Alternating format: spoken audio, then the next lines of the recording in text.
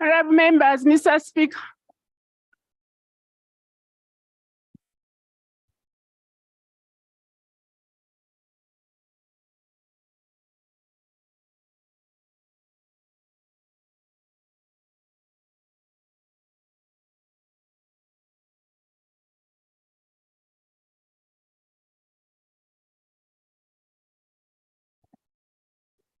Prayers. Almighty God, who in your infinite wisdom and providential goodness have elected officers and parliaments for the welfare of society and the just government of humanity. We beseech you to look upon with your abundant favor these your servants, whom you've been pleased to call to the performance of such important trusts in this land. Let your blessing descend upon them here assembled, and grant that they may, as in your presence, treat and consider all matters that shall come under their deliberation in so just and faithful a manner, so as to promote your honor and glory, and to advance the good of those whose interests you've committed to their charge. Amen.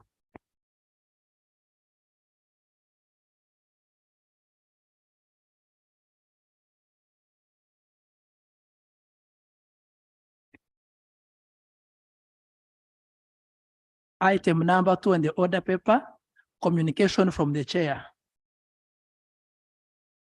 Thank you. Colleagues, I welcome you. I've seen Honorable Macho is here. He's done for us a great job. It's a mental health week or month? Month. Yes. Macho has been checked and has been found mentally fit. That's why we allowed him to organize this. Within my communication, I'll give him 1 minute as part of my communication to give us an update so that most of us can go there. But I've received some reports from my own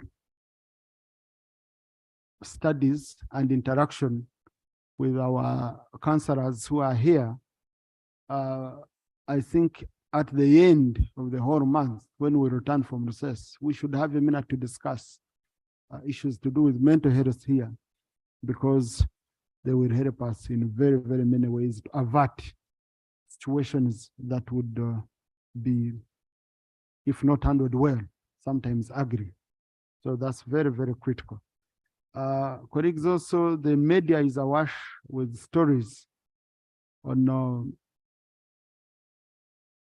universities teaching what is being termed as expired courses. And there is a very, very big scare. I've received very many messages from many student leaders in the country, from many parents, from some of you honorable colleagues on this issue. And I've taken my time off to consult a few stakeholders, from National Council to the Ministry to universities. It's an issue which needs to be given very, very serious attention. But it's not an issue which we can just handle and come here, everyone contributes. We won't get the real picture of what's happening. I think it is very critical for the Minister of Education tomorrow to bring a statement on this issue, updating the country about the situation, because some of the information I got was that the original statement on expiry, of course, is a fake one.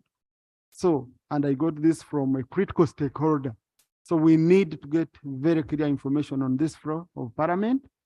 And also government tells us steps being taken to address the situation. Because what we need now is to reassure Ugandans that indeed those who are educated, their courses are okay. Their courses are okay. If they are not okay, what are you going to do about it? How do we make a declaration as a country that our courses are expired as a country? You know, it's so scary. So it needs to be handled seriously. Otherwise, I want to congratulate you upon passing the national budget. You showed very, very great levels of concentration. We tried our level best to balance the budget here and there. There might be some issues. I'm seeing the public discussing. We are following the discourse in the public. All that comes out, we follow. And it's a learning curve. We are running very, very many things out of this. Our colleagues in the VIP gallery this afternoon, we have a delegation from the county assembly. What did I say? Colleagues, I'm used to afternoon. Okay, I need to go for mental health checkup, I think. But I'm fine. I'm fine. We shall be doing morning sessions because on Thursday, I'm sending you for recess. And yet there is business we must complete that must be part of the State of the Nation address, but also as part of our performance targets for this financial year. We want to clear most of this business, especially to do with the bills. We have and motions that members brought. So this session, we have to finish the business from 10 to 7 p.m. We shall be doing business. I'll be here. Okay. So this morning, we have a delegation from the County Assembly of Bungoma, Kenya, on a benchmarking visit to Parliament of Uganda. The delegation comprises of Honorable Emmanuel Situma, Speaker of the Assembly, Honorable Joseph Juma, Leader of Majority, Honorable Ali Machani Mutoka, Leader of Minority, Mr. Simon Warukana, Principal Finance Officer, Mr. Abraham Wekesa, Principal Human Resource Officer, and Mr. Robert Mumbani, Sergeant at Arms. They've come to observe proceedings of this House. Please join me in welcoming them. Like I said earlier on, that I'm going to allow Honorable Macho a minute, just 1 minute on issues of mental health. But because we are in a mental health month, please allow me to give an opportunity to Honorable Macho. Then I have a few matters of national importance. I will take 5. I'm seeing they wrote 9 here, but I will take only 5. The rest will be spread over tomorrow. Honorable Macho, I'm still communicating. Mr. Speaker, sir, and my colleagues, I really want to thank you from the bottom of my heart for the support you have given for the mental health fraternity in this country. Mr. Speaker, we are in the Mental Health Month, and I want to appreciate Right Honorable Anita Mong yesterday, who came officially and opened up the mental health camp, which is taking place in the parliamentary gardens. I call upon my colleagues to make use of it because we have 90 partners who are in the mental health fraternity. We have counselors, and we have educators. I believe this opportunity, it can be great. Mr. Speaker, I have seen a lot of people being helped to an extent that a driver who had wanted to commit suicide with his boss, who is one of our MPs, was counseled and he came in order. Since you said you are going to give us time, I pray that that time comes because we have a lot of need and major legal gaps in mental health that we need to address as quick as possible. And majorly is the treatment of people with mental illness and establishment of mental illness clinics in all the district referral hospitals. Mr. Speaker, as a Ministry of Mental Health, I want to thank Dr. Hausa and Dr. Kenneth, but we call upon the leaders, more particularly the minister in charge of health, to upgrade the department or a unit of mental health to become a full department, because as a result of COVID-19, most of our people have been affected. In all deliberation yesterday, Mr. Speaker, our people requested that the law that was reversed by the High Court or the Supreme Court, recently concerning the narcotic law should be restated by Parliament as quick as possible to save our younger people in this country. With those few remarks, I really want to thank you for the support you give for mental health.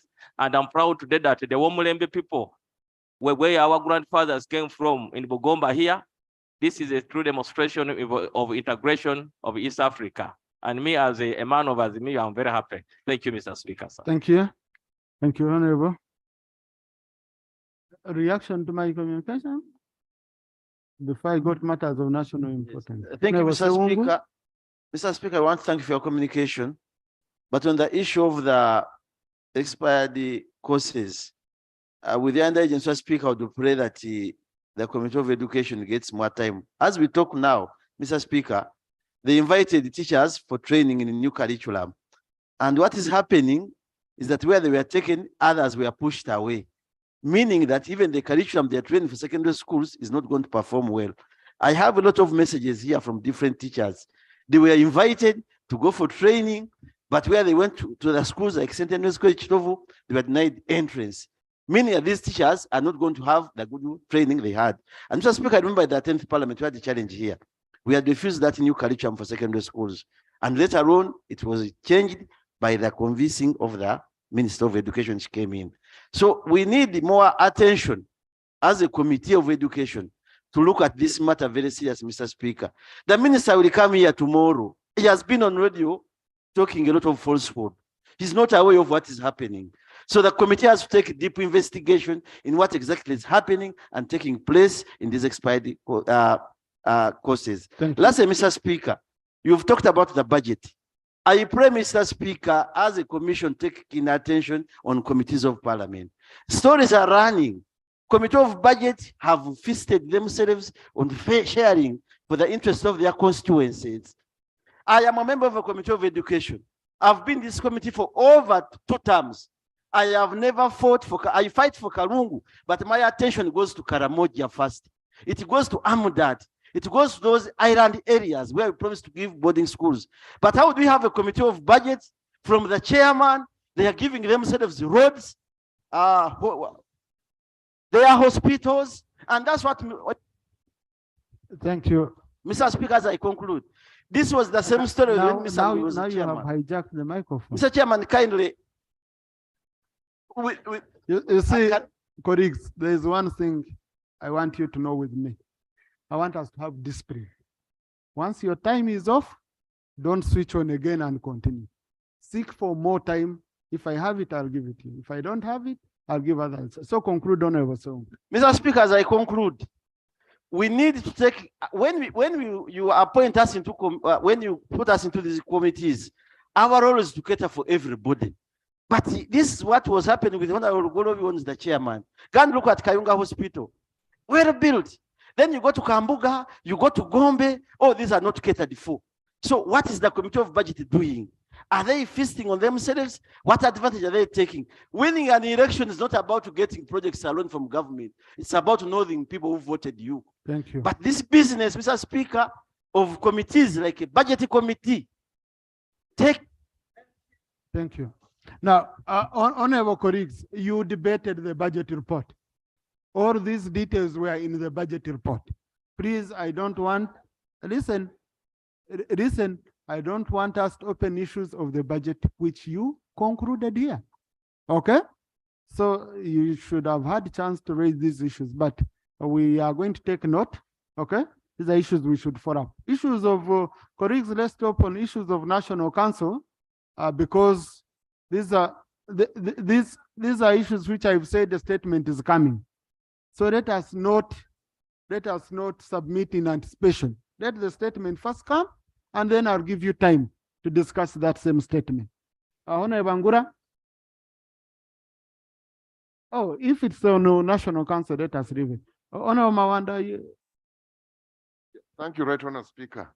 As the minister comes tomorrow, I wish you could also clarify on the fate of the vocational courses they introduced in lower schools, where students were supposed to sit for the exam, the senior series, as per the new curriculum. But after registering the students, they halted the program. So what is the fate of the senior series students who are supposed to sit for the vocational exams, and is government going to give 2 sets of exams the next year? So, Right Honourable Speaker, if she can also bring that statement, then we can be able to know the fate of the students. Thank you, Right Honourable Speaker. Okay. Now, honorable colleagues, there's a request I want to make to you. There's a request I want to make to you, honorable colleagues. When members are submitting, don't come talk to me here, because I have to listen to the member speaking. Now, sometimes when you're talking to me here, and the honorable Katabazi has done it for the first time, he has not been doing it. So I want, and he had a very serious issue, but I can't share my attention. I can't listen to 2 people at once. So please avoid coming to the speaker here. You can send a cheat, but I need to get the attention of the member holding the microphone, okay? So let's have it as a practice. Yes, Honorable Aisha, reaction to my communication? We on reaction to my communication? Thank you, Right Honorable Speaker. Right Honorable Speaker, last year I brought a motion here to do with mental health, and I pleaded to government to accept mainstream mental health in all government programs, which hasn't been done. Today we have had many killings by security persons, killing colleagues or seniors just because they are mentally sick. Right Honorable Speaker, I personally lost my personal assistant this January due to mental health. She was abused by her husband severally. When I checked her diary, she kept on writing the insults by the husband because she was very fat. So there's a lot of mental illness in schools affecting our children, in security services, the health workers. We really need to mainstream mental health so that each government department provides for the mentally ill people, attend to them. Otherwise, we shall all fall victims to mental health. It's my humble prayer, and I pray that the ministers will pick it up. Thank you. Thank you. Honorable Nakati, is it reaction to my communication? Thank you. Right Honorable Speaker, I wanted to put forward that much as they are talking about the National Council of Higher Education, some of us are parents in Makerere University. And last month, there was an ongoing rumor that they're disqualifying veterinary medicine from Makerere University. I, as an individual, have a daughter who is the second year. And when the Makerere committee came here to meet with the education committee, I did not know what exactly they ended up to do, because the girls are still in the university and others are being requested to leave. Right Honorable Speaker, I beg to know the fate. How does the university wait for us to educate our daughters up to second year, third year, and then they call it off? Honorable Nakato, in Parliament, we don't discuss rumors. So please, no, you're the one who said it was a rumor, okay? So yeah, please. You see, your own statements can make it difficult for me. Now, when you say rumor, now how do I, okay? So please don't access the microphone. So, Honorable colleague, is just very simple. When you have a matter, go research about it, get clear information, raise it as a matter of national importance. That will be more helpful, okay? Yeah, but I think they've taken note. I'm sure they've taken note. Now, Honorable Basarino, reaction to my communication? I thank you, Right Honourable Speaker. Right Honourable Speaker, you have guided that a statement is coming here from the Ministry of Education. I want to, through your guidance, to request that the Ministry of Education should, in conjunction with the Attorney General, come here over that issue. I say so, Right Honourable Speaker, you and I have been members of Makerere University Council. Right Honourable Speaker, the Universities and Other Tertiary Institutions Act came into place in 2001. We were students then. The issue of accreditation of courses and the effect of studying a course which has not been accredited is a legal issue. It is a legal issue that has been canvassed before the courts of law. I want to request, Right Honourable Speaker, that the Attorney General equally takes interest in that matter, so that as they come here, we have a comprehensive report in that direction. I thank you, Right Honourable Speaker. Thank you. That's good guidance to the minister.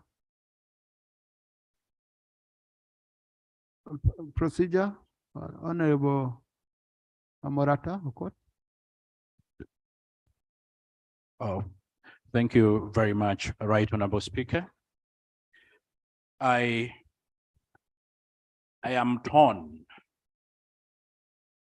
for acknowledging whether we are proceeding well, Right Honourable Speaker. I've had the opportunity to peruse through the order of business. Equally, I've had the opportunity to hear from the Speaker. But as I have come this morning, for close to 2 weeks, the northern part of Uganda is worried whether, and the nation at large, whether our security in this country is under control. So I am perturbed to see us deal with auxiliary matters when issues of security, national security, at the time when nobody is safe. Members of parliament are being threatened of daylight shooting, and this does not take the order of the day. Are we right to proceed? Are we proceeding well to discuss auxiliary matters, yet they are matters that must take precedence? I am thinking we're not right, Right Honourable Speaker. Thank you. Thank you, Honorable, for raising that concern. Honorable, you rose up under point of procedure, which is provided for under Rule 78, Sub-Rule 4. Number one, a point of procedure, it has to do with the conduct of a member holding the floor. Rule 78, Sub-Rule 4, over rules of procedure. Number two, when you stand up, you're supposed to first state the rule under which you stood up. Okay? Number three, if you have any issue which you feel is very important, it's an issue which you can raise as a matter of national importance, and you have not done so. Number four, we are talking about students, about issues of student degrees being considered to be expired, and you call it an auxiliary issue. You know, we don't know whether your degree which you used to come here is even valid. The one you got recently, we don't know. And you call it an auxiliary issue. So colleagues, I think when we are submitting on the floor, let's be humble and let's be easy. However, if you had come to my office and you raised it, you told me you have a matter of national importance to do with insecurity in northern Uganda, I would have given you space. I can guarantee you. Okay? So next time, just use that channel and I will allow you, Honorable. Chair, Those are issues which may I atone? Please, Honorable, we have a procedure of raising matters of national importance, which is known, whereby members come to the speaker, we look at it, and we know whether this is an issue that qualifies under national importance or a question to the minister or for the prime minister, depending on the matter. Don't mind, Honorable colleague. We take it to the Honorable Nambesha. Thank you, Right Honorable Speaker.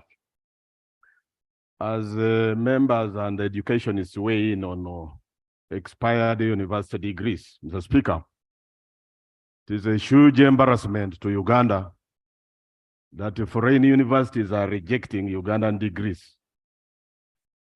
And much as a colleague, the Honorable Swalira, would require that the Attorney General comes here. There is no need. The culprits are known. The truth of the matter is that the statutory regulator of this sector is the Council of Higher Education. And it has been sleeping on job. Courses that are not duly required or accredited for teaching, their oversight role requires that they should be able to know. And even the university management systems have failed. So these two are the culprits, Mr. Speaker, sir. Much as we are still requiring a statement to be brought to this house. But Honorable, you're making my work difficult because you're speaking in anticipation. There is a statement coming. It's from that statement that you can judge that they are either culprits or not. But once we judge before they even bring a statement, then we've not given them a chance to be heard. So I would say we hold our guns, okay, until tomorrow when the statement comes, and then we shall be able. But we are really concerned, and I share your concerns, Honorable Semuju.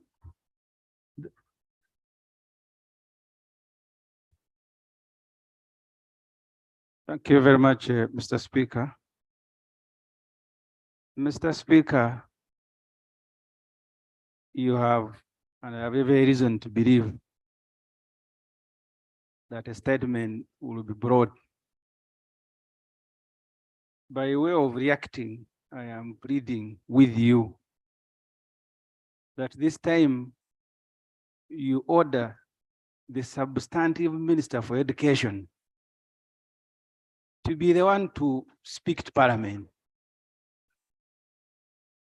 Because the Honorable Jesse Muyingo is a very obedient person, but he cannot be the one to bring statements all the time, especially on matters that are very serious.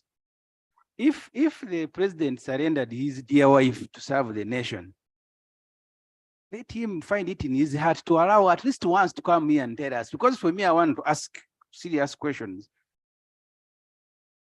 National Council for Higher Education is being accused of sleeping on the job. What about the minister herself? So these questions she will need to answer, because we are in a crisis. I also have a degree. I don't know whether I still have it or not. So can we ask the minister herself or the husband to allow her to come here and attend to this very, very serious matter, Mr. Speaker? Now, Honorable Semuju, even if the minister was ready to come, she's already threatened by. If I was, I would be scared by the reaction of Honorable Semuju. I would find a way of not even coming. But anyway, let's wait for the statement. We shall see who will bring the statement, as long as it's a statement from the ministry. Yes. Colleagues, I want to conclude on this. I want us to go on matters of national importance. Let me pick two, just two. Thank you, Right Honorable Speaker. Right Honorable Speaker, I want to request that when the Minister of Education is coming with a statement, that statement should include the veterinary doctors at the college. The Uganda Veterinary Board wrote a letter that they are no longer going to register veterinary doctors qualifying from Makerere University. And this has affected service delivery, but it has also affected those who are qualifying. I want to request that as you instruct the Minister of Education, come with a statement. They should come, that statement should include the veterinary doctors that are not being registered because of issues of qualification, issues of training at Makerere University. And I want to believe that that's what the Honorable colleague Nakato wanted to allude to. I thank you so much. Please, government, ensure that component is also captured in the statement. Honorable Kamba. Thank you, Right Honorable Speaker. My issue of concern regards those courses that were administered. For instance, Bachelor of Arts in International Business, but they do not exist in the structures of public service. Ugandans have spent a lot of money to educate their children and pursue that course, but they have never had an opportunity of getting a job because public service does not recognize such a course. How do we help such Ugandans that are holding such papers that are not recognized by service? So my opinion or my prayer is that you also direct the Minister of Public Service to come up with a statement on how such Ugandans shall be accommodated. Thank you. I think this, let's wait for the statement, colleagues. These are issues which the Committee on Education can look into, because Minister of Public Service does not accredit any courses in the country. They don't have any power to do with that. Maybe you can say they don't employ people. They don't consider those according to in the structure of the human resources requirements of the country. But the public sector, the private sector can need them, can. No, Honorable, let's just wait, okay? What we will do, this issue of courses shall ensure the Committee on Education follows up the way Honorable Seungu guided earlier, when the statement comes, so that we go into it deeply. Because National Council, so if you remember very well, they have their own challenges. Handling 4,500 courses, 4,500 courses in the country, okay? And you have only 12 staff under quality assurance. They have to study all the curriculum and all that. So the challenges are also there. But let's look into it deeply. We see what is hampering service delivery in as far as this sector is concerned. Matters of national importance, Honorable Saro Pendi. Honorable Katabazi will come under national importance.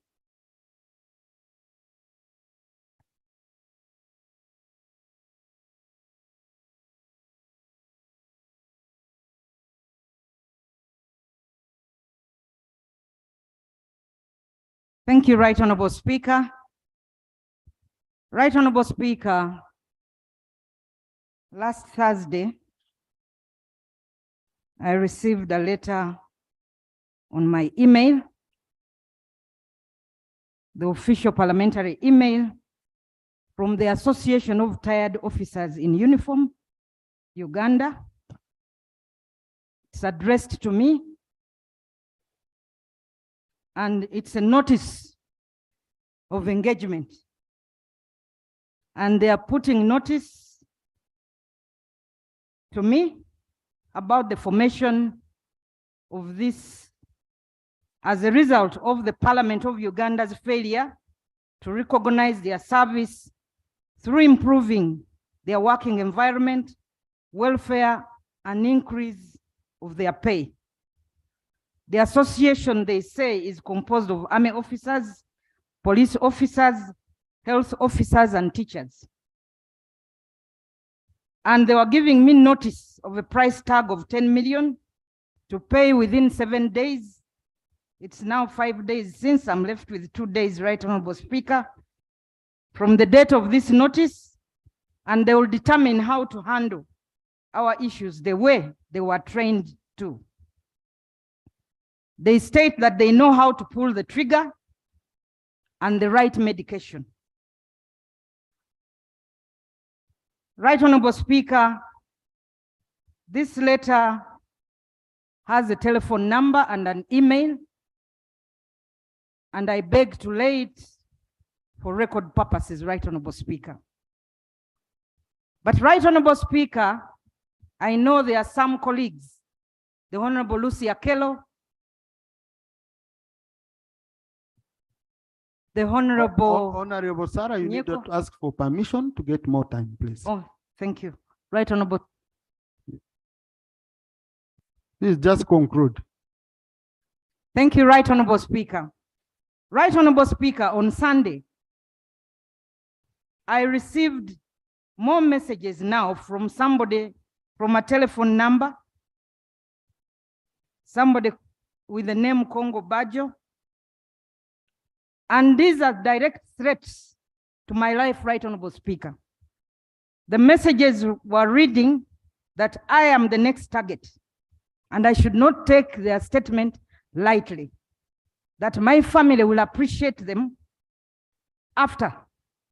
Yesterday, I took this and I reported to the police yesterday, Right Honorable Speaker. However, in the night, I received other messages. Sarah, Sarah, Sarah, Sarah. You don't know me, but it's not necessary for you to know me. Stay warned, you are the next target. Please stay warned and watch your movements. You will thank me later. Yes. Right Honorable Speaker, the telephone number where these messages are coming from is 075. Don't put it. Okay, I leave that. I leave the telephone number, the Attorney General has guided. But Right Honorable Speaker, I want to tell the people out there who are warning or want to kill members of parliament, a person like me, I am not regular. I am not regular, and I want to assure that person that death is for every individual in this country. By killing me, you are not going to solve your problem. You too will die. Saro Pendi cannot increase your salary as an individual. Every Ugandan is struggling in their own way.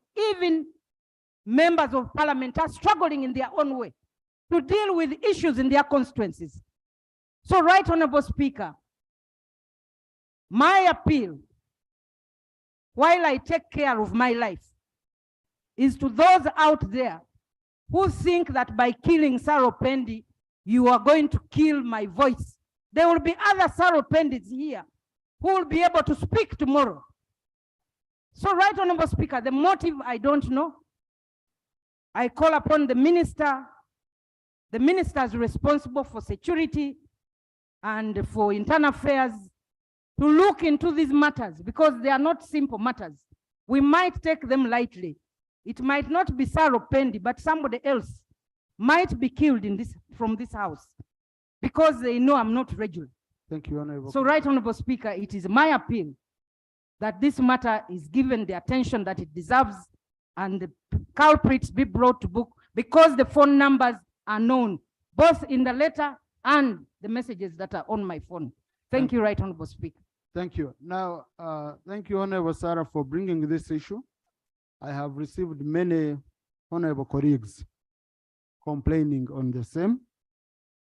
The one of Sarah, beyond the general way they were doing it, has been extended to an investigation ongoing in the sports, in the National Council for Sports issues. But also there are some members, people who are in the Sports Federation, who are threatening some of our members to go through on their investigation. And I don't know whether they don't know that oversight is part of what we do, because the money they are using is money appropriated by these same members. So if members cannot see what you're using that money for, it's very dangerous. Then, Honorable Minister, here we all know that we were told that all numbers which are not registered were cut off. So, meaning, if Honorable Sarah has brought the number, you will know the person. Or it goes on to say that numbers which are not even registered are still being allowed to operate in Uganda, because there are people who are cheating. Some people, I have very many cases in office, people have been extorting money from people in my name to meet me. During this public service, there are these jobs which they advertise. I have gotten cases I've handed over to CID. People collected money in my name. To say, no, you know, $1 million for the deputy speaker, it will take you, you will get this job. And people are stupid enough to believe that really I need 1 million. That Tayewa needs 1 million to go and help you to get a job. And people believe and pay. So, Honorable Minister, we are having these cases so much. So, no, Minister for Security. Thank you very much, Right Honorable Speaker. Our government is aware of some documents. I thank Honorable Sarah Opendi.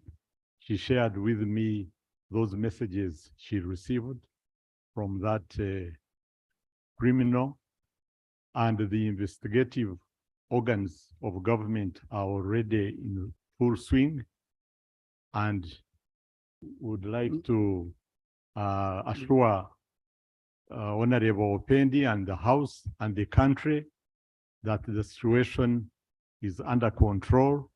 We will leave no stone unturned in order to get those culprits.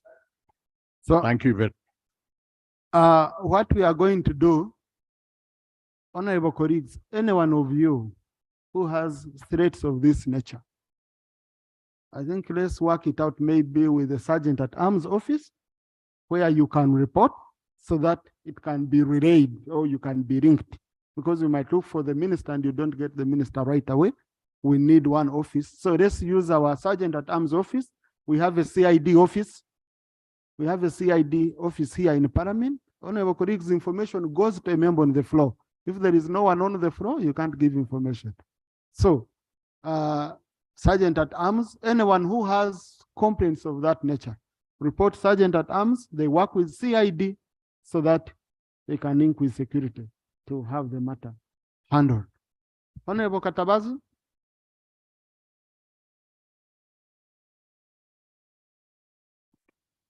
Thank you very much, Right Honorable Speaker. On the 12th of this month, Katonga Bridge was wiped away, and both ends from Kampala to Masaka Highway and the other side of Kabula Soke to Villa Maria. So right now, Karungu district is completely cut off from Uganda. Right, Honorable Speaker, at the moment, I have to do 220 kilometers to go to Lukaya instead of 110 kilometers. And so many people have suffered because so many people benefit. This is a highway that connects prayers, to... Honorable, because it's Okay. that road everyone All knows right. the issue. My prayers are, I'm happy the Minister of Works is here because he was directed to give a statement by the Speaker about what they have in for us to arrest the situation and also address the alternative route, which they've, information for... But Honorable Songu, you know, it's a practice on matters of national importance. We don't take information. Okay, let me finish we up the don't have submission. Maybe he will give me. Because at the moment, the alternative route is also being...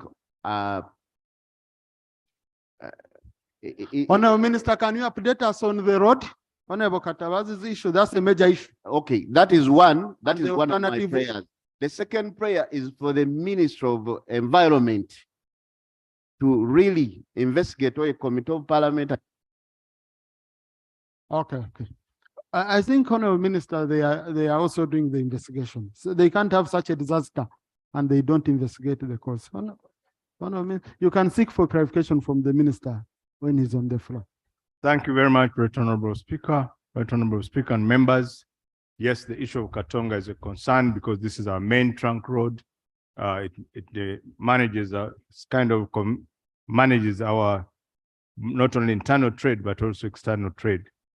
We have already put a contractor on site called Rossi, the contractor who did the Nambigirwa Bridge on the expressway. Is the same contractor who has done the Para Bridge in connecting Masindi to Moya. So, and the same contractor has done Lugogo Bridge in Ruero. So we are sure of his capacity and competence. And we have instructed him to do this in 3 phases. Phase 1, we will create an avenue to enable the small vehicles, bodabodas, and pedestrians. That is his first priority. After that, as he does that, we'll also create a bypass, and then we do a full redesigning of the bridge, so that it comes up with a more resilient bridge for that position. That is for the main road. For Kabula Soke Karungu, we also have another contractor.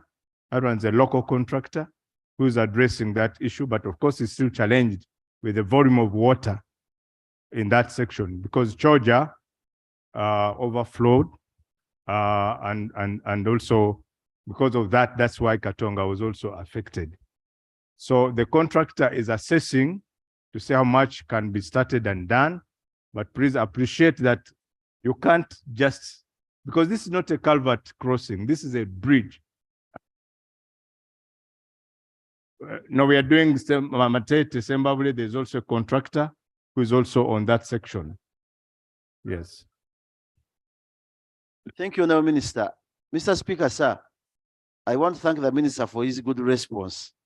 But the information, the clarification I'm seeking, yesterday I was talking with the Chairman, Committee of Infrastructure, Honourable Karubanga, and the UNRA, Madamu Kajina.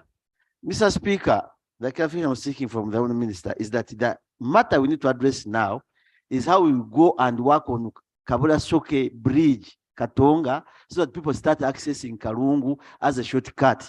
Otherwise, the people are spending a lot of money going to Zimbabwe. And when I talk to the ED and the engineers, they assured us that they can have a remedy briefly on that bridge of Katonga, as you have said that you are using a local contractor, Mr. Honourable Minister. So my prayers and my clarification, Mr. Minister, wouldn't it be okay for us?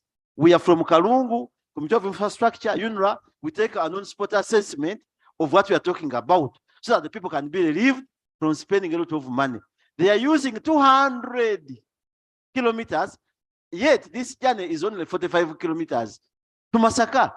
And you should note, Mr. Speaker, sir, that whether you like it or not, Masaka Road from Ruera, still the breakages will take place. But the main interest is in that road from Kabula Soke to Masaka, which is the shortest route. Honourable Minister, sir. Honourable Minister, how many days? I read in papers that in 5 days we shall be able to cross. So we want that clarification because I plan to go home over the weekend. Will I be able to cross? Right, Honourable Speaker, I totally appreciate the challenges faced by the people flying on that route. But I also want to seek your indulgence and also understanding. These are structures which we can't just rush to put back. Because tomorrow, if you have a big accident, it will be another problem. So, for example, there is no way we are going to wish away the water. If the volumes of water are there, until they subside, we may not be able to do much. So that's why we are taking caution. We are doing a study to see how much we can do in the circumstances. This is it's a natural calamity. It's not a wishing. In terms of trying to alleviate the transport challenges, we have put another alternative for people traveling from Masaka. You take Bukakata Road, which is just 25,000 shillings and 30 kilometers. You pick a ferry and it brings you to Nachuogo at 15,000. So you don't need to spend 100. And this one we are putting it up, especially for the children who are going back to school this weekend.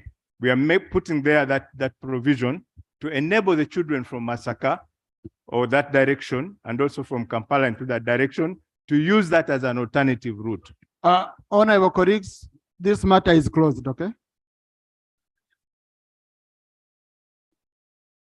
Honourable Mutoni Charis? Matongo, yes. Because I'm seeing here, I don't know who wrote Muton. Yes, Matovu. I wanted to know who this Muton Charles is. I've never seen in the house. Matov Charles. Thank you, Right Honorable Speaker. Honorable members, I rise on a matter of urgent public importance. Right Honorable Speaker and members, on 20th at 2 a.m. in Kajansi Village, Kajansi Town Council, Busolo South, Wakiso District. Kajansi Market caught fire and the entire market structure was destroyed, together with the stock, stores, and all the merchandise. Right Honorable Speaker, most of the victims or vendors in this market are single mothers whose entire livelihood depends on this market. Right, Honorable Speaker, the surviving sacks of sweet potatoes, bananas, and several hens were destroyed in the event of quenching, were stolen in the event of quenching the fires. Right, Honorable Speaker, I visited them on Sunday, and they are emotionally and psychologically traumatized. As I was there, Right, Honorable Speaker, Prayers, Honorable. one of the members collapsed and succumbed to death. My prayers, Right, Honorable Speaker, that government urgently restores this market with resilience infrastructure market that has piped water, sprinklers, and probably fire extinguishers and fire surveillance system. The other prayer, Right, Honorable Speaker, I want to request, with your indulgence, Conclude, Honorable. I thank you, Right, Honorable Speaker. I want to request the Prime Minister to come and visit these people, probably tomorrow.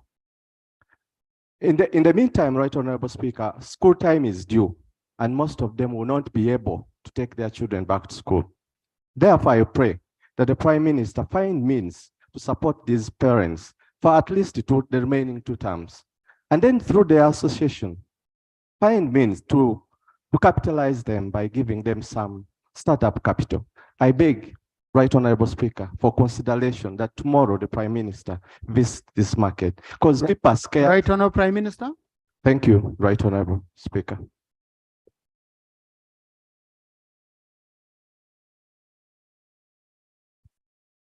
Right, Honorable Speaker, we take the concern of our people, and we are sorry that this happened. Right, Honorable Speaker, we are aware, and that area that got those problems is going to be used during the NAM and the G77. During this time of those meetings, it is going to be worked on. So we are looking for, there is an area where we want to go and reallocate those people until we finish these meetings. So they are being catered for. That's what I'm saying. We are going to put them somewhere as we work on this area. Thank you. Honorable Prime Minister, can you this afternoon hold a meeting with the affected members of Parliament? Please, okay? That's enough. Please, that's enough. The clarification is for a member on the floor. There's no one on the floor, Honorable, so no one clarify for you. Please, Right Honorable Prime Minister, meet the honorable colleagues so that you can work out a method. They even want you to visit. You know, it's very good to, yes. Yes. Right, Honorable, tomorrow morning, I'll go and visit the places. Very good. As we put this. Very good, Right Honorable. Thank you, Honorable. Thank you. Honorable Max Ochai. Thank you very much, Right Honorable Speaker, for this opportunity. I rise under Rule 54.1 on a matter of urgent public importance. And Right Honorable Speaker, the matter is regarding the delayed upgrade of the strategic economic road. Can you allow me, I pick Honorable Fred Oporot, the Minister for Transport, comes back? Okay? Yeah. Yes, Honorable Fred Oporot, as Honorable Katumba comes back. Thank you very much, Right Honorable Speaker, for giving me the opportunity. I do rise on the matter of urgent national importance concerning the heavy rainstorms that destroyed properties and affected the lives of many people in Serere district. Right Honorable Speaker, the heavy storms did destroy critical national infrastructure, lives and businesses in the whole of Serere district. These unfortunate occurrences have certainly subsequently affected the socio-economic well-being of many. Right Honorable Speaker, on the 17th of April 2023, winds blew the roof of a 3-classroom block in Arapo Primary School in Labor Sub-County, Pingire County. It also damaged the head teacher's office, thus destroying stationary equipment and a food bank contributed by parents under the school's feeding policy. Right Honorable Speaker, most schools in 2 constituencies under Serere District have suffered the same fate, including Otirono Primary School in Kasilo County that lost a roof to its 4-classroom block. Kateta Model Primary School and Jelel Primary School in Serere District that lost 4 classroom blocks respectively. This damage, Right Honorable Speaker, has affected a number of 1,485 pupils in the whole of Serere District. In addition, the storm compromised the walls of this structure.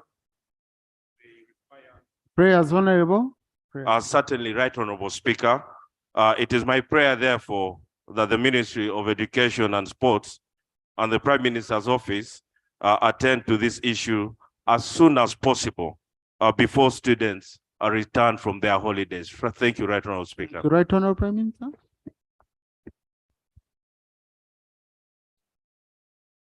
Right Honorable Speaker, we shall get a letter from the district concerning the same, and we handle with the Honorable Member of Parliament after getting that letter, because sometimes we get information here, but when you seek information from the district, it is not as it has been put on the floor. So I request that we get information from the district, then we sit with the minister, the Member of Parliament, and we see how we can conclude on that.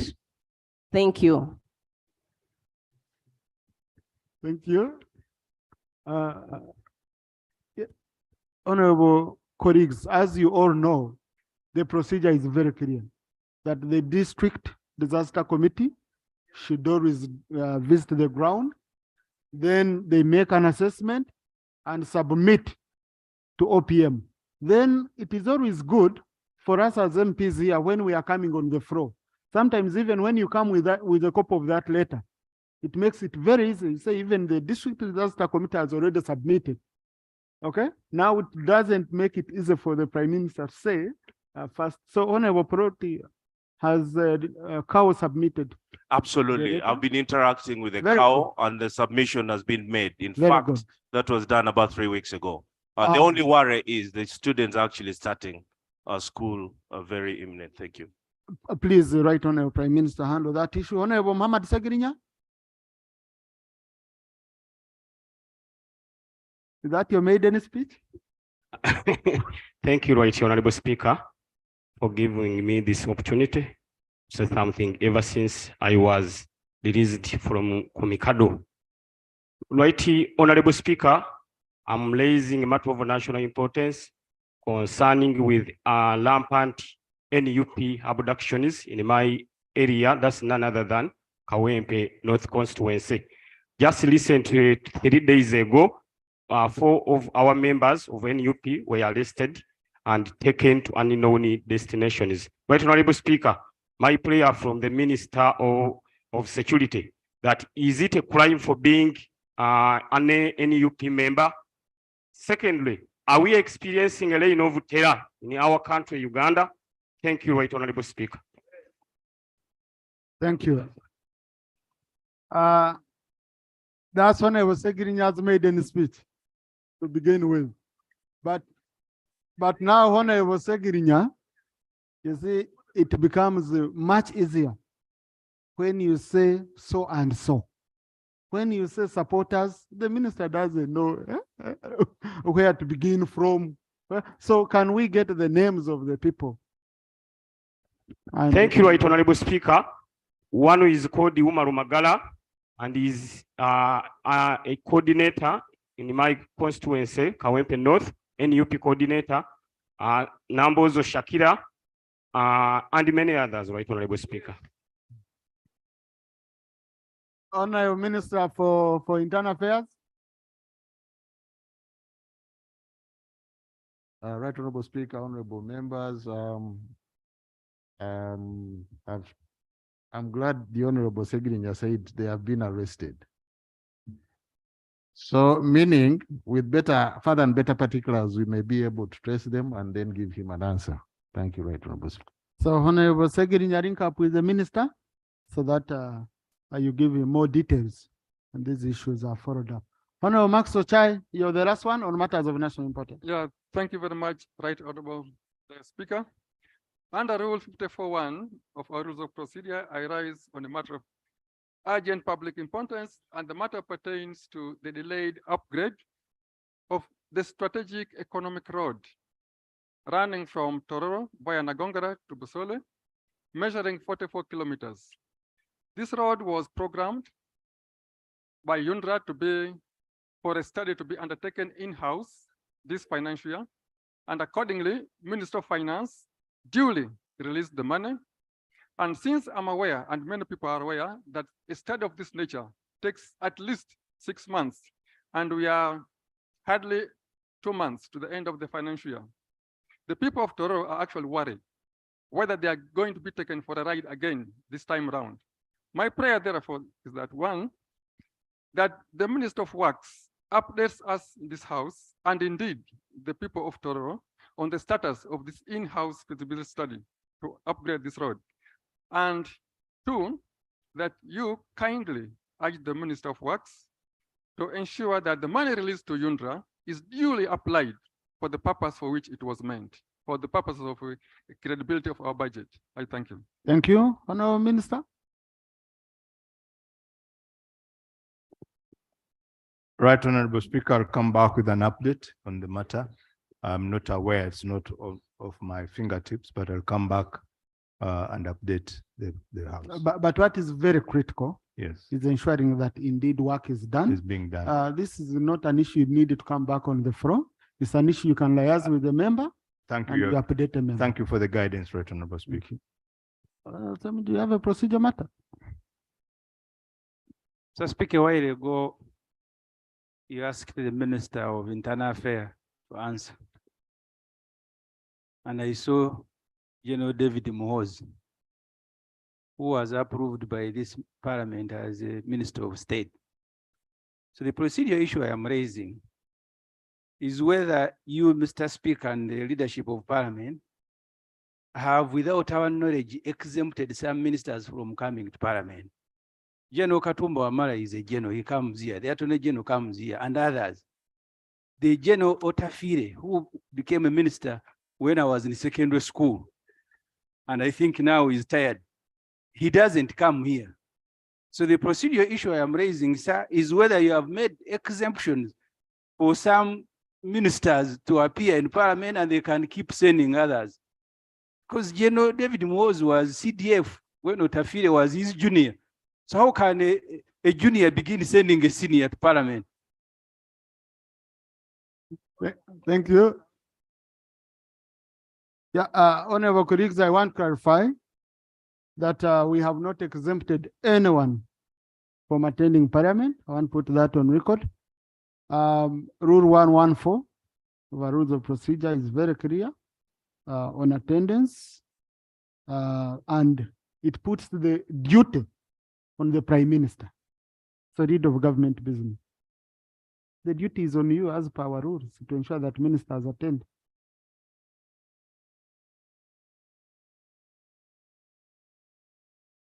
Ministers, some ministers who don't attend. It's not only senior ministers, there are also junior ministers who don't come here. Right Honorable Speaker, I'll ensure that all ministers attend parliament. But whenever you see that a minister is not here, is not in his home sleeping, but still on official duties. That's why we have state ministers and the ministers of cabinet. That is the reason we have those members. I thank you. But I will ensure that all the ministers attend. Thank you. Next item.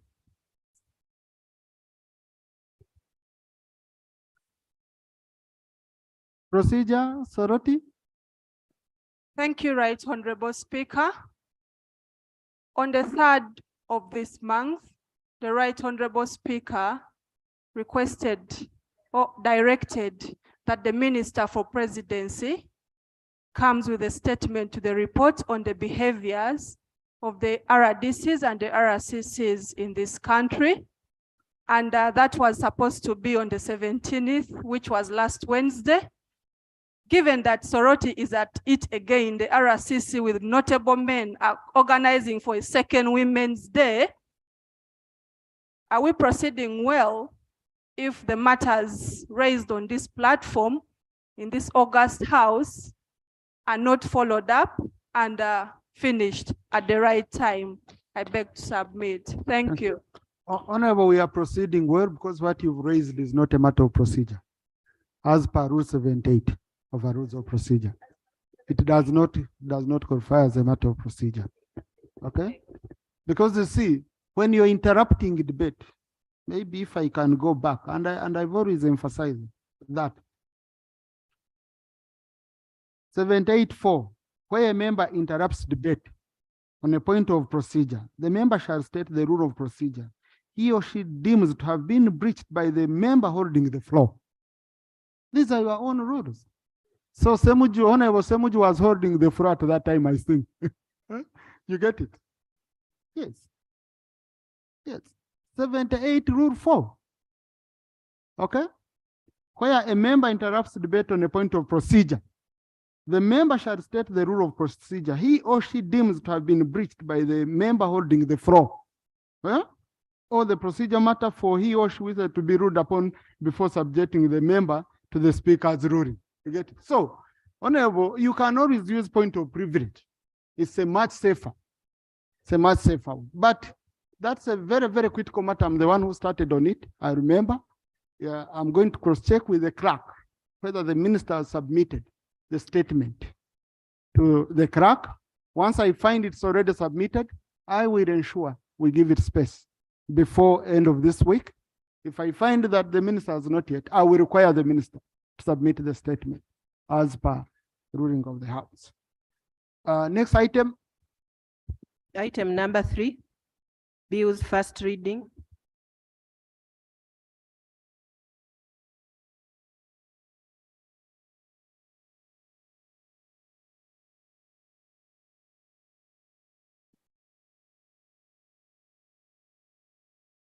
Right Honorable Speaker and honorable members, I beg to move that the bill titled the Narcotic Drugs and Psychotropic Substances Bill, Control Bill, number 14 of 2023, be read for the first time. The certificate of financial implication is available and accompanying the bill. I beg to lay Right Honorable Speaker and honorable members. The Narcotic Drugs and Psychotropic Substances Control Bill 2023. Thank you. The bill is accompanied by a certificate of financial implications as required by Rule 118 of our Rules of Procedure, and it stands referred to the Committee on Defense and Internal Affairs as per Rule 129 of our Rules of Procedure. Next item. Item number 4, motion seeking leave of the House to introduce a private member's bill. 4.1, the Law Revision Miscellaneous Amendments Bill. Honorable Asuman Natsariro.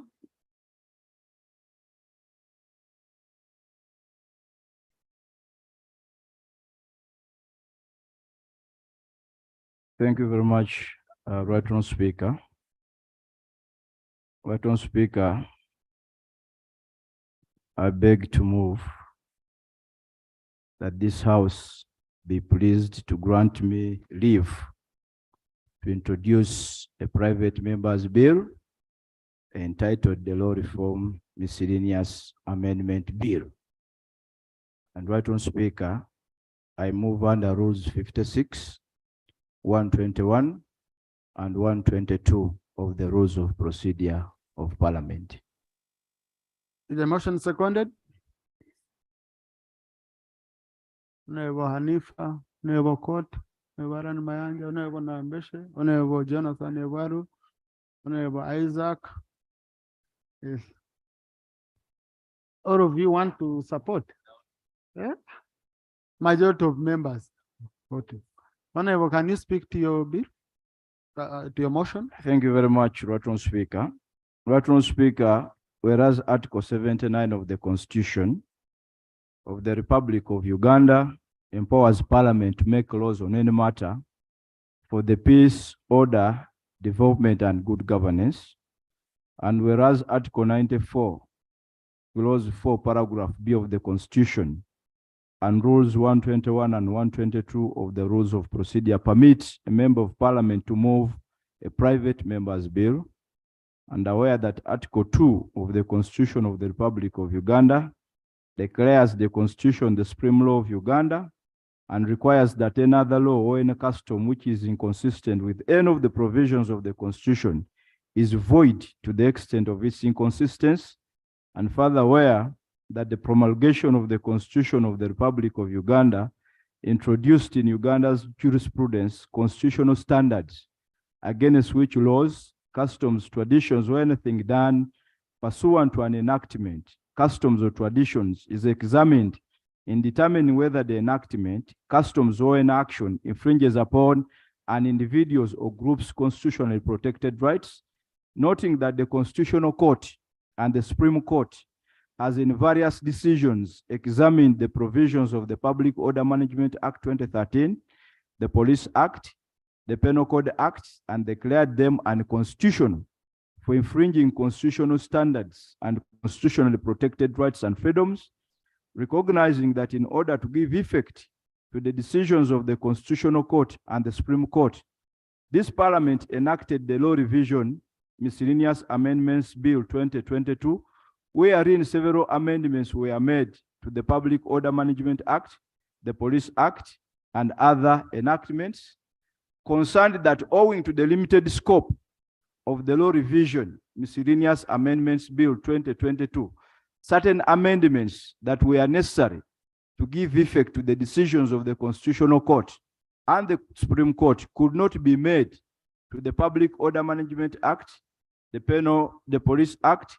the Penal Code Act, and other pieces of legislation, cognizant that in order to give legislative effect to the decisions of the Constitutional Court and Supreme Court, there is need for mentioned laws to remove provisions that infringe or adversely affect the realization of constitutional standards and constitutionally protected rights and freedoms.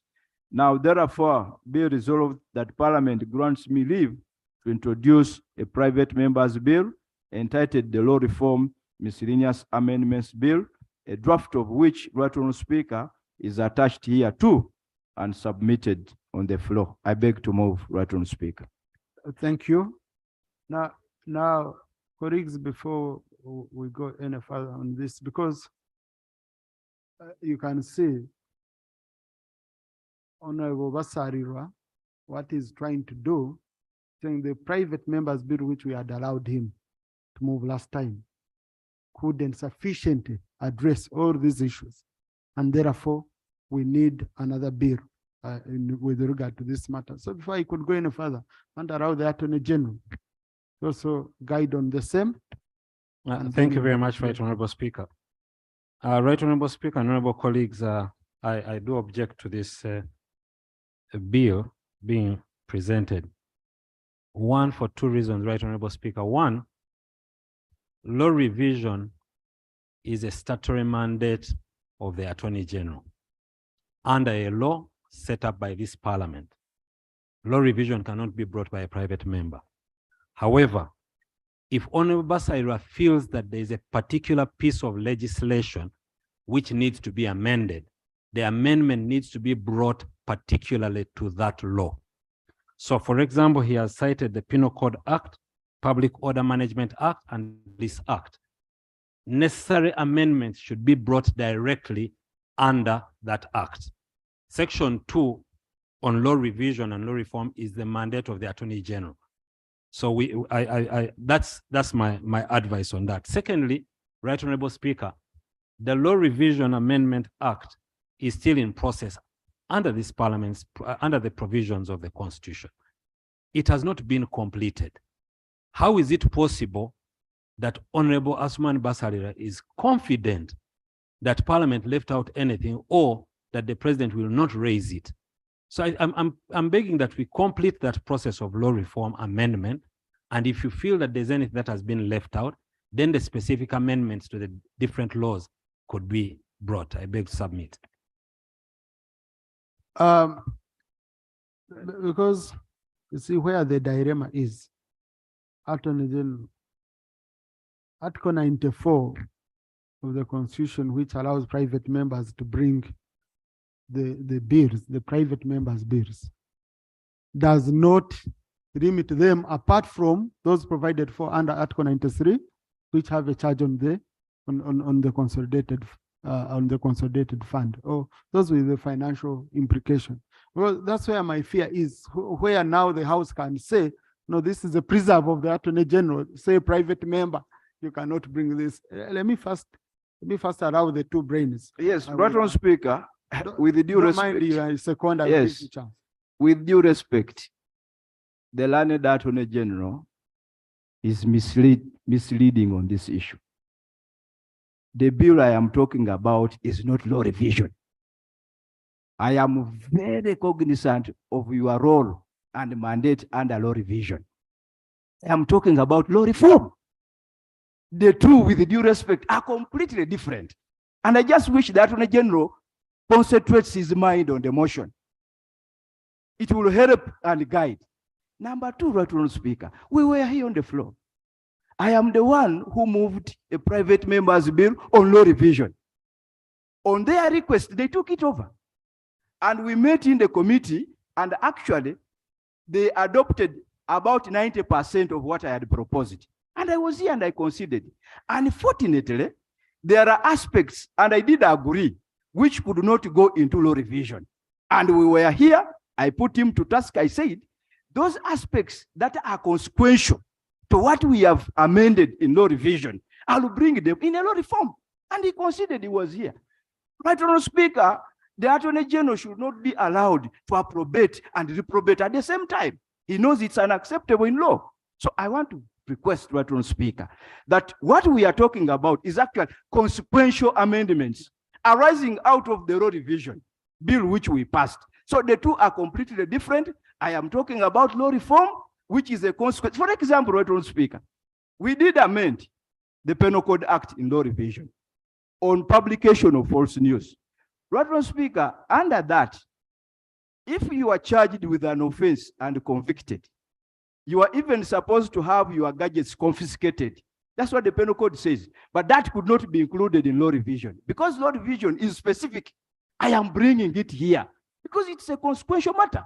So I don't know whether the Attorney General just wants to take a pride in objecting. Otherwise, this is a matter brought in very good faith. It has no impact on the consolidated fund.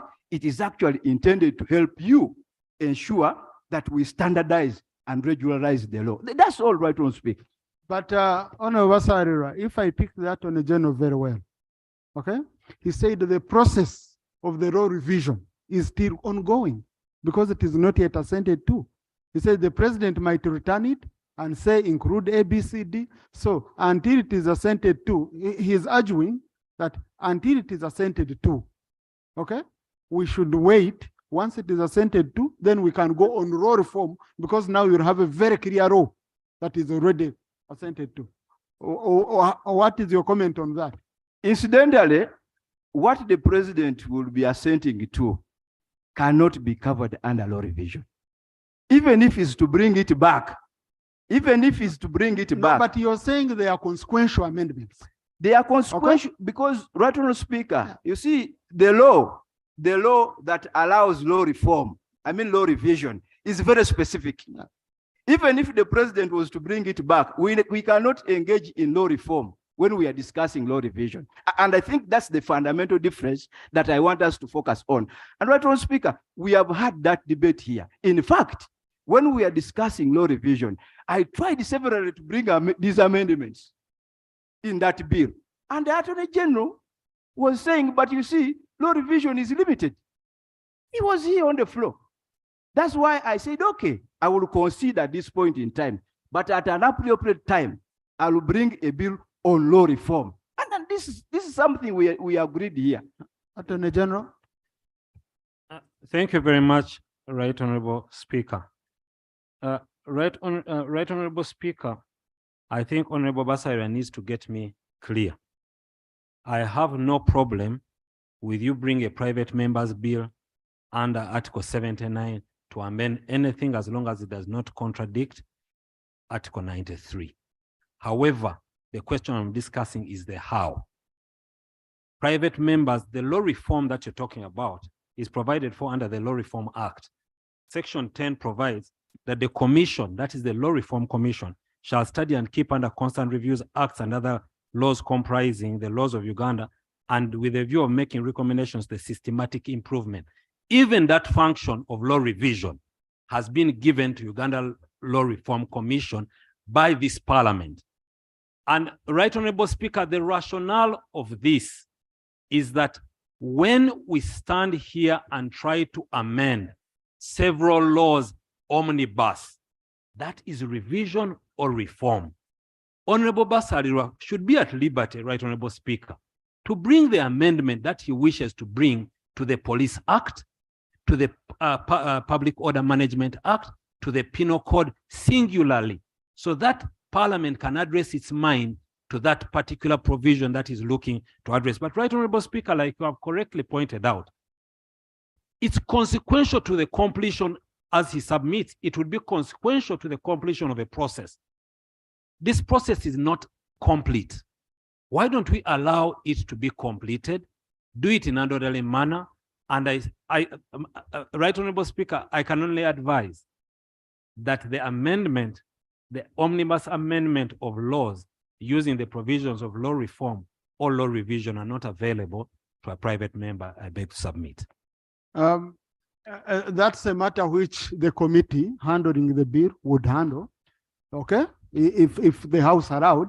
But the most important aspect which I picked, Honorable Basari and Honorable colleagues, is you have said most of these are consequential amendments, okay? Now, consequential to the work we've done here, which is not yet complete, Honorable Basari, do you think we would lose much if we waited for like a month, okay? Once the bill is assented to, okay. Right Honorable Speaker, again, with due respect, we should never allow the Attorney General to come on the floor and make conflicting statements. It is going to be very dangerous for this House. That the Attorney General comes, makes statement A, after 1 month he comes and makes statement B. That should never be allowed, because he's Attorney General. He's Attorney General, he's on record, and we can extract the answer. So for me, that is a very serious issue. The issues he's raising, Right Honorable Speaker, I raised them. And it was him who shot them down. He said, but you see, that is outside the purview of law revision. It's on record. Okay? And I did give notice at that time. And Right Honorable Speaker, the presiding officer, unfortunately, did not allow me to have to commit him, because I wanted him to get committed, because I know he changes sometimes. I had wanted him to commit here on the floor, okay? Because we are talking about matters of law. We are talking about Supreme Court decisions. Even the conclusion of that process will not cure what I am talking about. It will not. It will not. Because here, Right Honorable Speaker, even in that very same bill, he was talking about expired and redundant laws. I did raise the issue of Nachivubo, which there is even a separate law on it, which we have created, the Sports Act. He was reluctant to comment on it, and I brought it here. Thank you. This motion is holistic and cosmopolitan. I beg, Right Honorable Speaker, that you permit that we go and tussle it out in the committee with him. Honorable, it's the House to permit. This is very clear. Usually it's leave. The rest come later, so you shouldn't be wasting much time on it. I now put the question that the motion seeking leave of the House to introduce a private member's bill entitled the Law Reform Miscellaneous Amendments will be approved. Those in favor say aye, and to the contrary, no. The ayes have it. So congratulations, Honorable Sarira. Go start working on your bill. Work with the Attorney General. You know, lawyers usually agree. There is always the meeting point, and they respect each other so much. Okay? Yeah, so work together. I think on anniversary, it is at this stage that when you're working on the final bill, that you can even take some little time as you wait for the certificate. You also wait for the assent of the bill, so that again, those issues of consequential don't come in here. The time is on your side.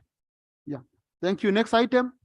Colleagues, I know I had secondal speaker and all that, but you see, on such a matter, it's usually for review.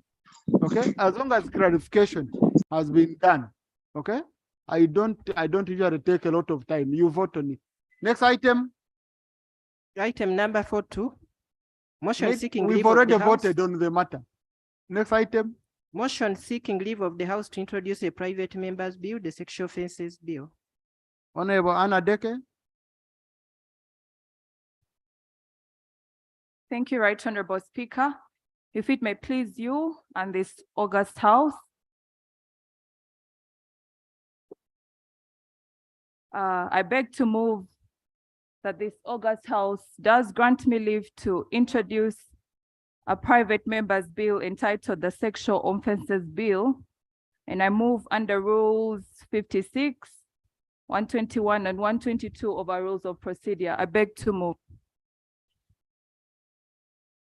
Is the bill seconded? Is the motion seconded? Yes, so Honorable Saro Pendi, Honorable Najuma, Honorable Amos Sokot, Dr. Rionga, Narure, Efravia, Kiboga, Frank, Sembabure, Wakiso, Ntoroko, Mbarara City. Oh, and workers. Thank you. Right Honorable Speaker, whereas Article 79 of the Constitution of the Republic of Uganda empowers Parliament to make laws on any matter for the peace, order, development, and good governance of Uganda, and whereas Article 94, 4B, and of the Constitution and Rules 120 and 121 of our Rules of Procedure permit a private member to move a private member's bill, aware that the sexual offenses in Uganda are mainly prescribed under the Penal Code Act Cap 120 and various other legislation such as the Prevention of Trafficking in Persons Act 2009, the Domestic Violence Act 2010, and the Children's Act Cap 59, noting that whereas Uganda has enacted various laws to curb sexual offenses and sexual violence against women and children, incidents of sexual violence are increasing, as was revealed by the 2016 Uganda Demographic and Health Survey, wherein 22% of women aged between 15 to 49 years old in the country reported having experienced some form of sexual violence, and that annually, 13% of women aged 15 to 49 report experiencing sexual violence. Please, can we have order, please? Can we have order? Well, let's have only one meeting in the House. The You can go to the 2021 corridors and you share.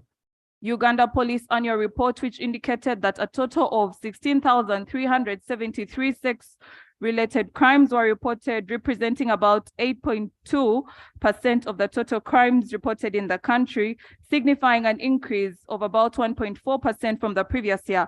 Concerned that due to the passage of time, some aspects of the Penal Code Act and various other legislation relating to sexual offenses have become outdated, especially in light of advances in technological, emerging international best practices, and the evolving current trends in sexual offenses, resulting in the non-prosecution of sexual vices that are prevalent today, such as child grooming.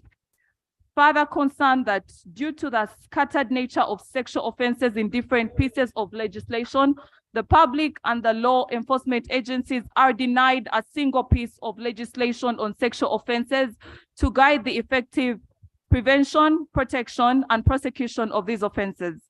Convinced that in order to ensure effective prevention, protection of victims, and prosecution of sexual offenses, and drawing from experiences of a number of Commonwealth countries, such as India, United Kingdom, and Kenya, and recently Rwanda, which have all consolidated sexual offenses into a single legislation.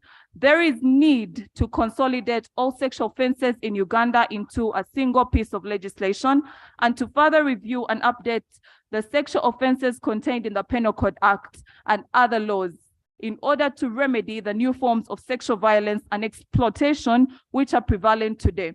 Recalling that this bill is a resubmission of the Sexual Offences Bill 2019, which was read for the first time on the 24th day of November 2019 and referred to the Committee of Legal and Parliamentary Affairs for scrutiny, but lapsed with a dissolution of Parliament of the 10th Parliament in accordance to Rule 235, Sub-Rule 1 of our Rules of Procedure, hence necessitating this motion to reintroduce the same.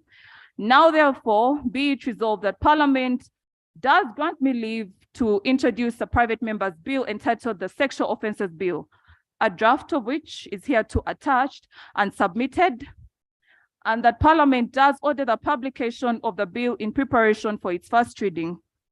I beg to move. Thank you. Thank you. Honorable colleagues, do we really need much? Attorney General, do you want to say anything on this? No, Right Honorable Speaker, I have no comment to this bill. I've not read it. Yeah. There was no legal issue for me to raise at this point. Thank you. So, honorable colleagues, in the interest of time, I now put a question that the motion seeking leave of the House to introduce a private member's bill entitled the Sexual Offences Bill be approved. Those in favor say aye, to the contrary nay. The ayes have it. Honorable Adeke, congratulations. You know, sometimes I want us to use our time to add value. When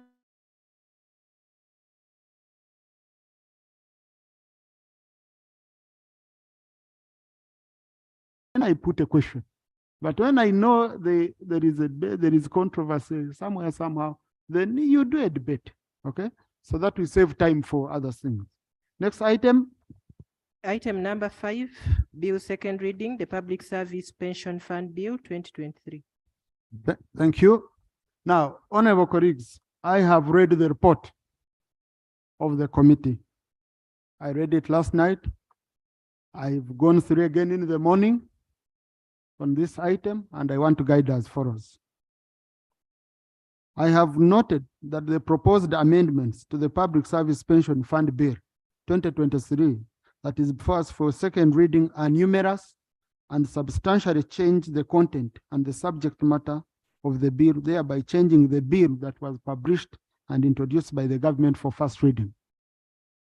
I have gotten in touch with public service. I couldn't get the ministers, but I managed to get the permanent secretary, who told me that they agree with most of the changes proposed by the committee, meaning the committee did a very tremendous work. I have also discovered that over 60% of the clauses in the bill have been amended. Now, what this means, colleagues, is that the bill we gazetted and we put out to the public to consult on is different from the one we would be processing here.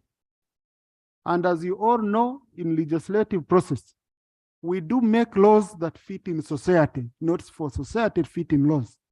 That's why it is very important to do consultations on a bill clearly. I have studied various precedents, including the Hansard of 19th February 2019, where the presiding officer then, the Right Honorable Jacob Oranya, guided on the magnitude of proposals for amendments to a bill. In reference to the Sexual Offences Bill 2019, which had been substantially amended, the Right Honorable Jacob Oranya guided as follows. Any amendments to this magnitude would require the minister to withdraw the bill and incorporate the proposals in the bill and reintroduce it for first reading. In view of the fact that there are numerous proposed amendments, the Public Service Pension Fund Bill 2023, I guide that if the minister agrees with this, with the majority of this amendment, then the minister should move under Rule 140 of the Rules of Procedure of Parliament to withdraw the bill and incorporate the proposed amendments and have the bill introduced for first reading. So the minister, I will give, I don't know, the Attorney General can act on behalf of the minister on such a matter, if he agrees with us, so that we withdraw this bill. It is, they incorporate the proposed changes, we gazette it, we reintroduce it to the public, we consult the public on matters. I have read there are very, very critical amendments made in regard to this bill. And then it is presented again for first reading. Attorney General? Thank you very much, Right Honorable Speaker. Right Honorable Speaker, we actually had an opportunity to have a conversation about this with the Minister of State. And it actually had some real heavy changes in the financial implication of this bill in its current form. And we did agree that it was important that the executive does go back to scrutinize this bill. But the committee has done a good job, I must say.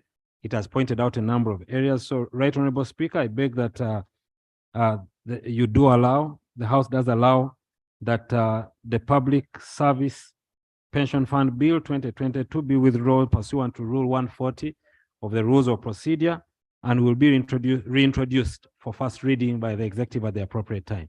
After further scrutiny, I beg to submit. Procedure. Mr. Speaker, much as I'm in agreement with your observation and eventual ruling, this same report is accompanied with a minority report pursuant to Rule 205 of our Rules of Procedure. And Mr. Speaker, if you were to give the minority report an opportunity to submit, given your observations, particularly pertaining to the contributory pension scheme, Mr. Speaker, it is in compliance with your observations. And the House therefore would adopt the minority report rather than withdrawing the report. Whose opinion? Thank you. Whose opinion was in tandem with your observations, Mr. Speaker, sir? Thank you. Now, Honorable Opposition Whip, here we are not withdrawing reports. It's a bill. And you see, a minority report and a majority report are one report. That's why it's always part of the report. So that the minister, once we allow, the minister would go back, okay? Would go back and incorporate both issues in the minority report and issues in the majority report. We again subject them to the public. You see, the biggest legislators are the public because we take their views and we reduce them into laws. So, Honorable Sarah. Thank you, Right Honorable Speaker. Right Honorable Speaker, this is a very important bill. And time and again, members come to the floor to raise issues of pensioners not being paid. And that's the reason why the contributory pension scheme would be a move in the right direction. Right Honorable Speaker, we processed this while I was in cabinet way back, I think in 2015. It is now 2023, Right Honorable Speaker. And when you look at, I think they even gazetted it much earlier before it was even brought here. So, Right Honorable Speaker, I want to propose that, yes, we agree that the minister comes with a motion to withdraw, but there must be a timeline within which they should return. Otherwise, they might take another 5 years to return with this bill. So, Right Honorable Speaker, I propose that once the minister comes, he should even be given timeline to come and withdraw. No, the Attorney General is doing it on behalf of the minister, so he can tell us about the timeline. Okay, so Right Honorable Speaker, that's what I wanted to state. Sure. That there must be a timeline given to the executive to reintroduce this bill, and I want to propose 3 months. That's a long time because the principles are already approved and everything. Attorney General? Right Honorable Speaker, yeah.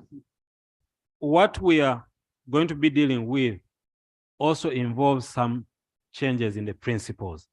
Like, for example, what he was raising on the contributory scheme was not in the principles. So if the executive, if the minister feels that it is a good idea to address that, then it requires us to amend the principles. Right, Honorable Speaker, this is a government bill. Government is interested in this bill. But like you rightly pointed out, this is not a bill we can make a mistake on. We must be absolutely clear, both on its financial implication and even its social implication. So, Right Honorable Speaker, we pray that you allow us to withdraw this bill and allow the executive to work on this bill and return it. Much of the work has been done, but I wouldn't want to commit the public service now on how long it will take them to bring it back. Right Honorable Speaker, we undertake to do it expeditiously and have this matter dealt with at the earliest. I beg to submit. Thank you, colleagues. I now put a question that leave be granted to the minister to withdraw the Public Service Pension Fund Bill 2022. Those in favor say aye, and to the contrary nay. The ayes have it. So, Honorable Minister, please go on and work on the bill expeditiously. We shall give it on our side as presiding officers. We shall give it utmost attention once you bring it. And Chair and members of the Public Service Committee, thank you for the good job. Really, thank you. You did. For those who haven't read the report, I request you read the report in detail. You'll find the proposed, and also the shadow minister. Thank you for the good job. Yes. Honorable colleagues.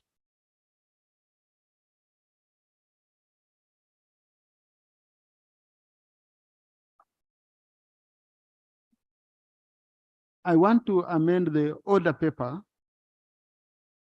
I want to amend the order paper to allow one item which has been pending over time, because members have been asking so much. The report is ready. The report is ready.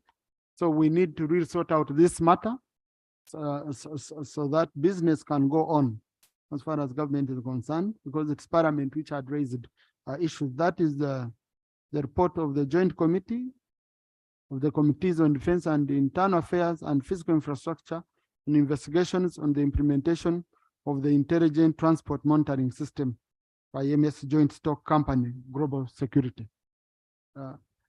Clerk, you can call that item, and we handle that matter urgently.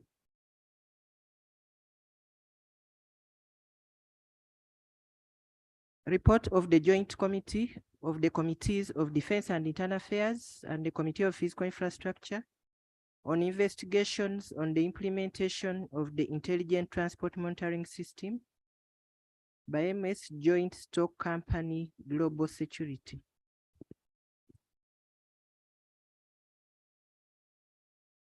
Honorable Chair, you will focus mainly on observations. Let's use 20 minutes.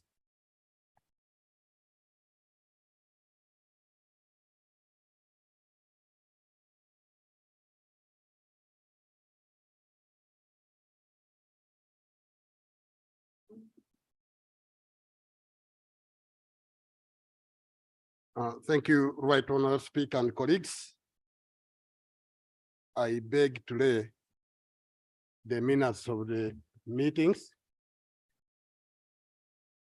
I beg to lay the original report of the committees. Right Honourable Speaker and colleagues, I beg to report. I beg to present a report of the Joint Committee of the Committees on Defense and Physical Infrastructure on investigations on the implementation of intelligence transport monitoring systems by MS Joint Stock Company, Global Security. Like the Right Honourable Speaker guided, I will go straight to observations.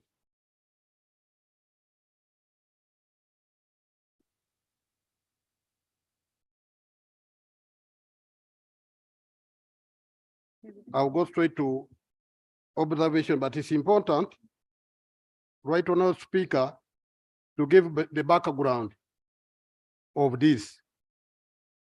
Following the gruesome killings committed by criminals around the country moving in unidentified vehicles and motorcycles in 2018, His Excellency the President of the Republic of Uganda addressed Parliament and presented 10 measures that government was going to undertake to fight the escalating crime, among which including smart number plates and smart tracking system for motor vehicles and motorcycles countrywide. He requested for parliamentary support in this endeavor. Subsequently, government of Uganda identified the Intelligence Transport Monitoring System project to develop the implementation of a smart tracking system in Uganda that would improve crime management, security, traffic management, and revenue collection. The ITMS is an intelligent safe city system based on software that stores information about motor vehicles and owners, analyzes the traffic flow through special equipment, and checks vehicle legitimacy. The project's overall goal is to improve security and reduce crime committed against innocent Ugandans by criminals who have made it a habit of shooting people and getting away, mainly on motorcycles. Subsequently, the government of Uganda, represented by the Ministry of Security and the Ministry of Works and Transport, entered into an agreement with a Russian company, MS Joint Stock Company Global Security, on 23rd July 2021 to set up an intelligent transporting system, ITMS. The presidency is coordinating the project specifically under the docket for security, working together with relevant security agencies and the office commence preparatory arrangement to implement directive above. Terms of reference. The committee considered the petition under the following terms of reference. 1, to establish whether implementing the ITMS projects and preserves people's right to privacy. 2, to establish whether value for money would be achieved during the implementation of the ITMS project. 3, to establish whether a demonstration of the effectiveness of project by installing the ITMS on government vehicle, motorcycles, and passenger service vehicles, including taxis, before rollout was done. 4, to establish whether government would meet all the costs required for installing the ITMS in all vehicles. 5, to carry out an exhaustive investigation into the existence and operations of MS Joint Stock Company Global Security. 6, any other incidental matter. Methodology, we interacted with a number of agencies, security, whoever. That one you can go through, including the mover of the motion. Honorable, your 5 minutes are gone and you've not yet known to what you found.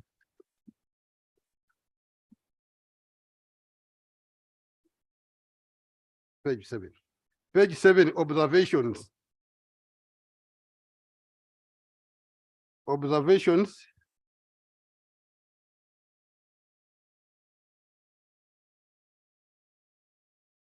Observation, page 7. Our 881, terms of reference 1, to establish whether implementing the ITMS protects and preserves people's right to privacy. The committee found out that privacy is a fundamental human right enshrined in numerous international human rights instruments and the Constitution of Uganda.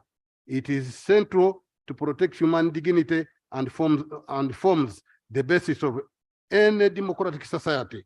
The committee understands that the petitioners concerned were premised on the fact that a foreign firm will manage the ITMS architecture and the extensions, the data collection, because the system is inherently vulnerable to state surveillance due to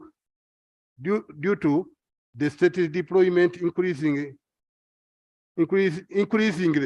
sophisticated and coercive means to prevent crime. The likelihood of subjecting citizens to surveillance disrupts its imminent. Whereas the petitioners concerned reflected the fears that installing the monitoring and tracking system would result in intrusion into people's rights to privacy, the committee found that the ATM's contract is well closed within the law.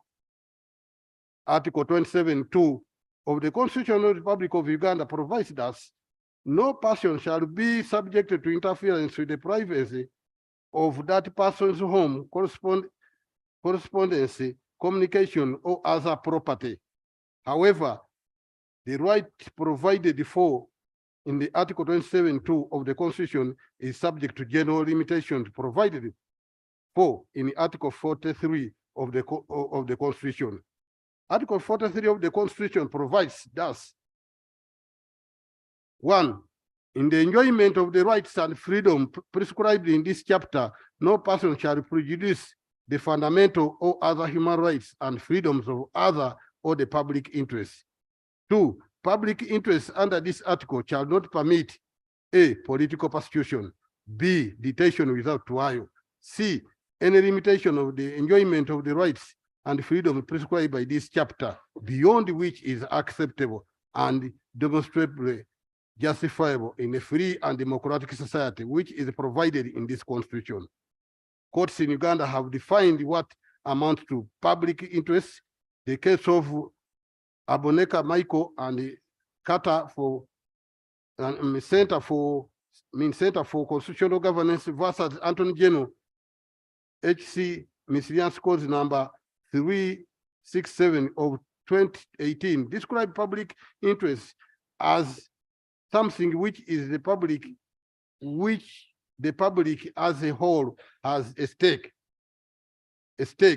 It further appreciated the definition of public interest in the case of R versus Bedfordshire 224L JCB 84, as it does not mean that which is interesting as gratifying curiosity or love of information or amazement, but in which a class of community have a peculiar interest or some interest by which their rights are or their abilities are affected. Further, the Supreme Court in the case of Amot Godfrey Nyakana versus Attorney General and other constitutional appeal number 5 of 2011, the court held that while our constitution permits limitation on enjoyment of the rights granted under it, these limitations are only permissible to prevent the prejudicing of the rights of others and to protect the public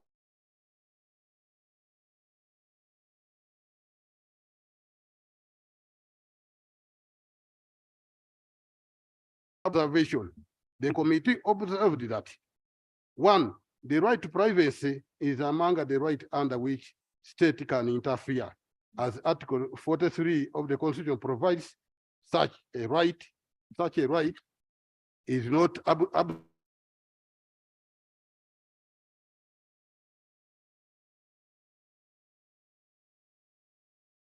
public interest within what is acceptable and demonstrable, justifiable. The gruesome killing by hit and run gun-wielding motorcyclists recorded in Uganda pose a great danger to public security if undeterred. Through the Data Protection and the Private Act 2019 under Section 7(2) B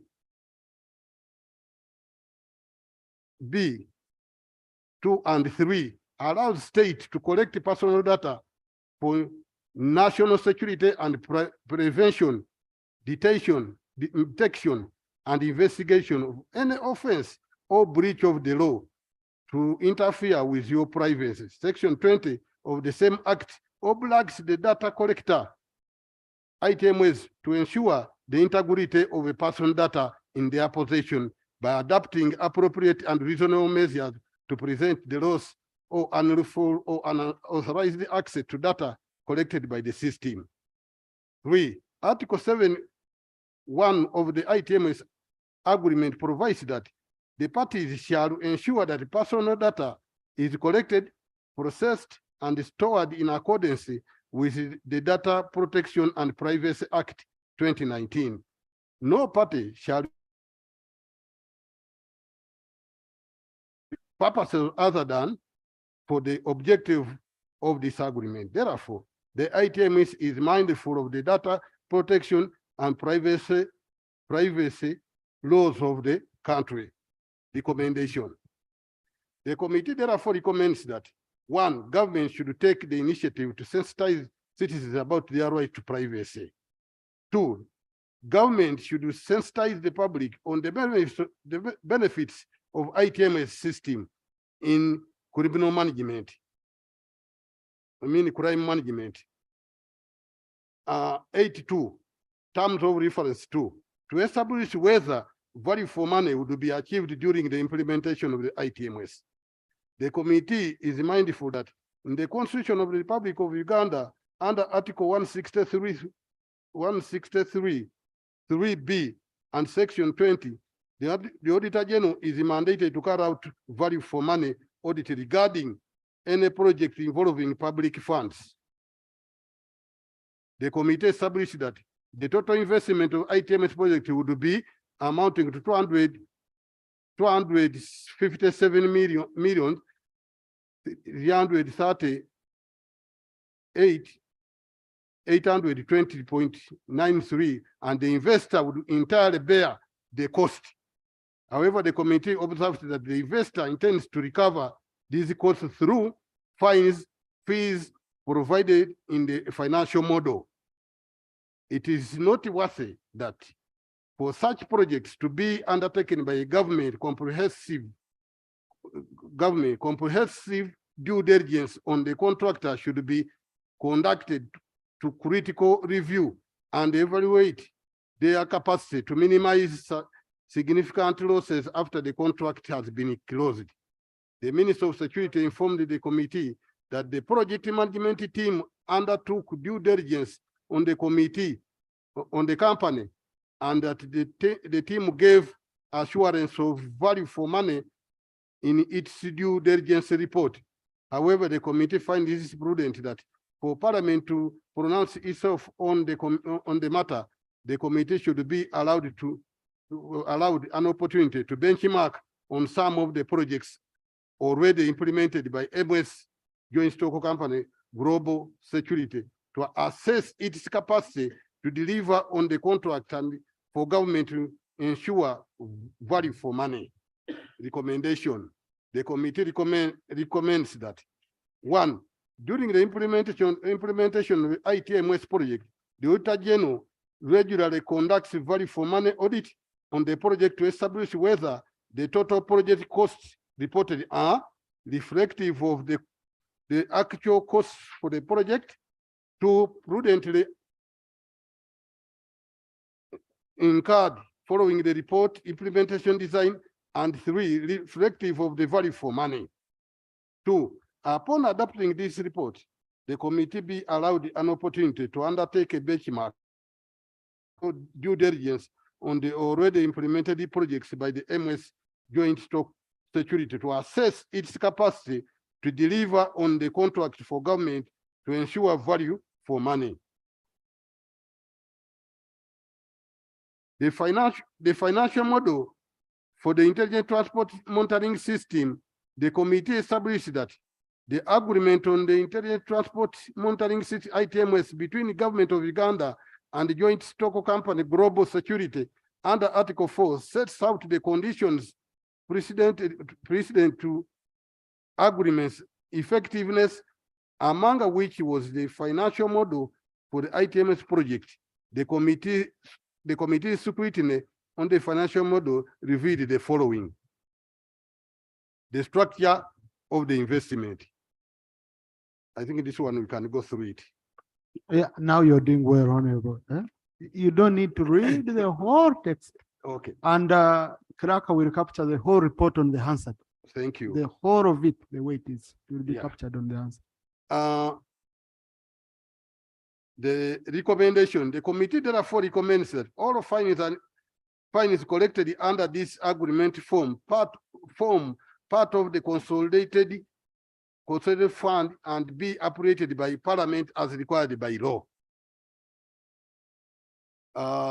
There is this one about tax incentives. I will not read it. I'll go to recommend another recommendation.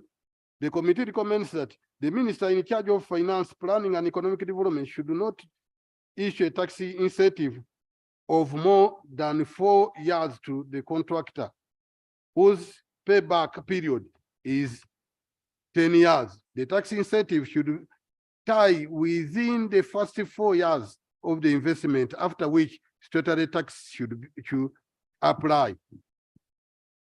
That's to do with the financial model. Let me go to 8.3, terms of reference 3.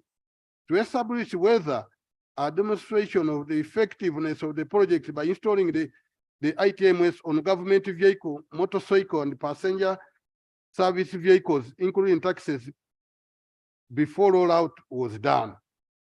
The committee, this one I'll read it. The committee found out that the PMT visited the Ministry of Works, Stockholm Regional Station, and the Police Command Center from February 20 to 8th, 2022. To establish space requirements, the team adopted a general report during the meeting on 18th February 2022. The Minister of Security informed the committee that the contractor had piloted the installation of the trackers in different vehicles. This exercise began on February 2nd, 2022, and installed the trackers as follows. They installed on 80 cars, private-owned vehicles. They installed on 4 buses, each applying each region. They put on 3 taxis, minibuses, and 5 motorcycles, border borders. Additionally, this one I will not read it, but the other one was very important. Observation. The committee observes that the system will be implemented in phases, starting with the capital city and rolled out across the country over a 3-year period. This covers 238 boundaries and over 83 major road intersections. The new registration plate will be started with replacement of government plates plus first-time registrations.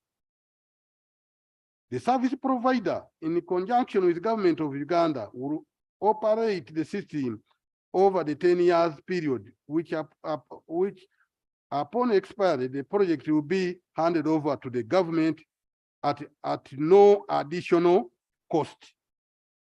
3, piloting the ITMS will help build confidence in the project by demonstrating how it will create a centralized transport monitoring system for all motor vehicles and motorcycles in Uganda, based on the tracking device installed on all motor vehicles and motorcycles, synchronized with the digital number plate, enhanced with security features as suitable mechanism identifying criminal elements in public will be simplified. By the time of drafting this report, the committee had not received a report on the pilot study from the ministry. Recommendations. The committee therefore recommends that the Ministry of Works and the Ministry of Security implements the ITMS project based on the findings and recommendation of the pilot study report. 8.4, terms of reference 4. To establish whether government would meet all costs required for installing the ITMs on all vehicles. This one we can read it. There is a table. There is a table which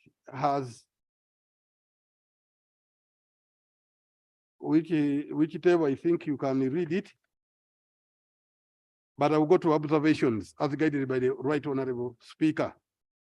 The committee observes that registering the motor vehicle and the motorcycle with the new number plates and tracker is intended to facilitate scrutinizing the owner's details with the new system. This will impose a considerable cost on already registered owners of vehicle and motorcycles, given the inherent cost of acquiring a new number plates and trackers. However, the committee notes that it is standard practice to incur a fee while replacing or renewing a document required by law. As such, passports and driving permits upon loss or expiry. Therefore, the requirement to pay for the new digital registration plate would not be a new phenomenon. However, the committee deems it.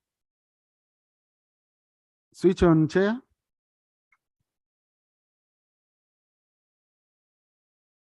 However, the committee deems it prudent to harmonize the fees for on-body device to replace old number plates with the Traffic and the Road Safety Act and the regulation thereunder. 2, foreign vehicles in transit and these temporarily in Uganda are not provided for in the model recommendation. The committee therefore recommends that for the purpose of enhancing security and surveillance, the proposed fee to be charged for first-time registration and the new digital plate are sufficient to recover the cost of investment and therefore should be approved. The fee for the on-board device has been already registered vehicles and motorcycles be harmonized with the Traffic and Road Safety Act and the regulation thereunder. 3, the model should be reviewed to include vehicles in transit and those temporarily in Uganda.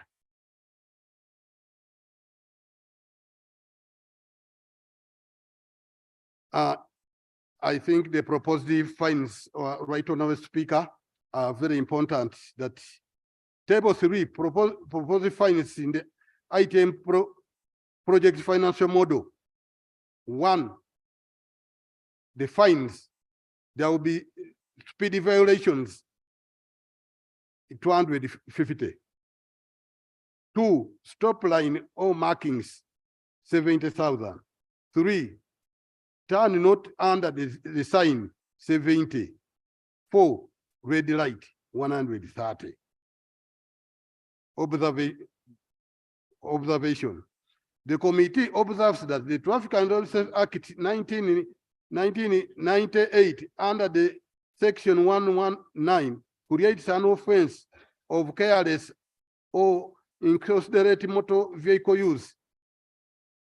Section 1087 defines recklessness driving as a disregarding of the rules of the road or driving without proper caution. It includes driving over the prescribed speed limit, failing to use signals, disobeying traffic signs and signals, and drafting into another lane.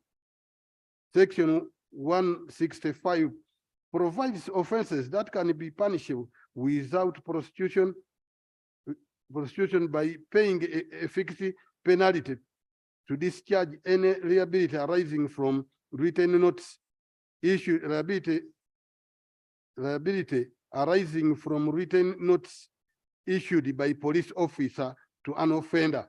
Such offenses are prescribed as minor offenses, and section 165(13), the minister may make regulation to provide for minor offenses which will attract a fixed penalty not exceeding 100 currency points in statutory instrument 34 of 2004.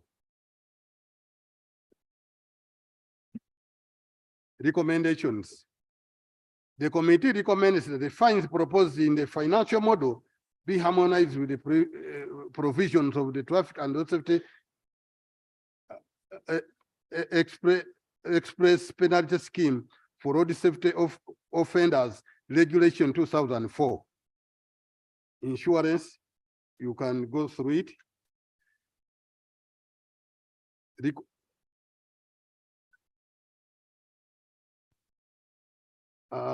I think, let me go to terms of reference 8.5.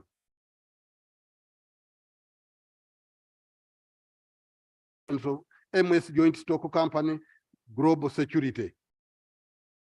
That were the terms of reference. You can go through them. Let me go to observations. The committee observes that Global Security Company Limited is registered in Uganda with MS Joint Stock Company Global Security being the majority shareholder as subsidiary company that can legally act on behalf of MS Joint Stock Company Global Security. Whether MS Stock Company Global Security is undergoing bankruptcy, you can go through them. Let me go to recommendation.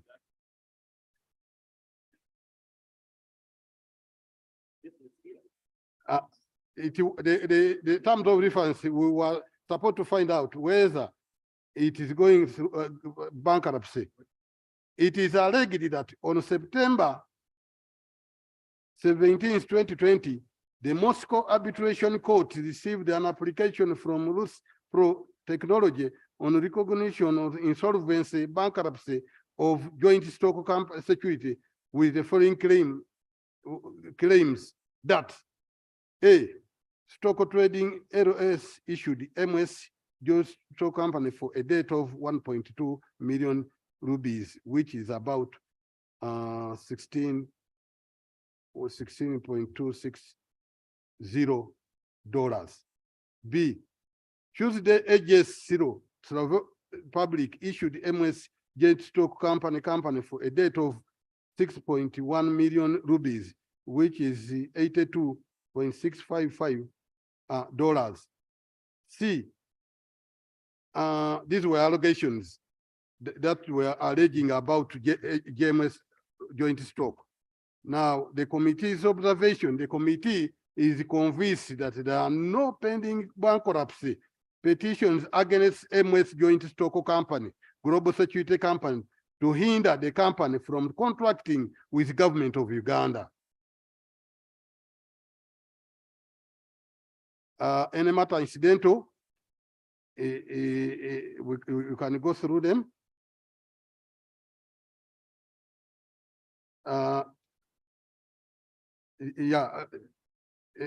The committee observes that, one, there were no solicitation documents since the government used the unsolicited proposals as provided before under the section under section 34 of the Public-Private Partnership Act. Two, having ascertained the restricted security nature of the transaction of the ITMS, the ministry ought to have first developed the solicitation documents, clearly spelling out what they wanted. Then the contractor would develop interest, if any, in taking up the project with clear expectation. Three, contracting an solicited service provider for the ITMS project limits the government to develop the feasibility study and procurement documentations. Subsequently, competition for the tender during procurement, ranging from directly negotiating the contract to organizing during procurement, ranging from directly negotiating the contract to organizing competitive tender with no explicit advantage for the unsolicited service provider is unlimited, and in this case, MS Global Security was single solicited. Recommendations. The committee therefore recommends that the government contracts service provider in accordance with the law.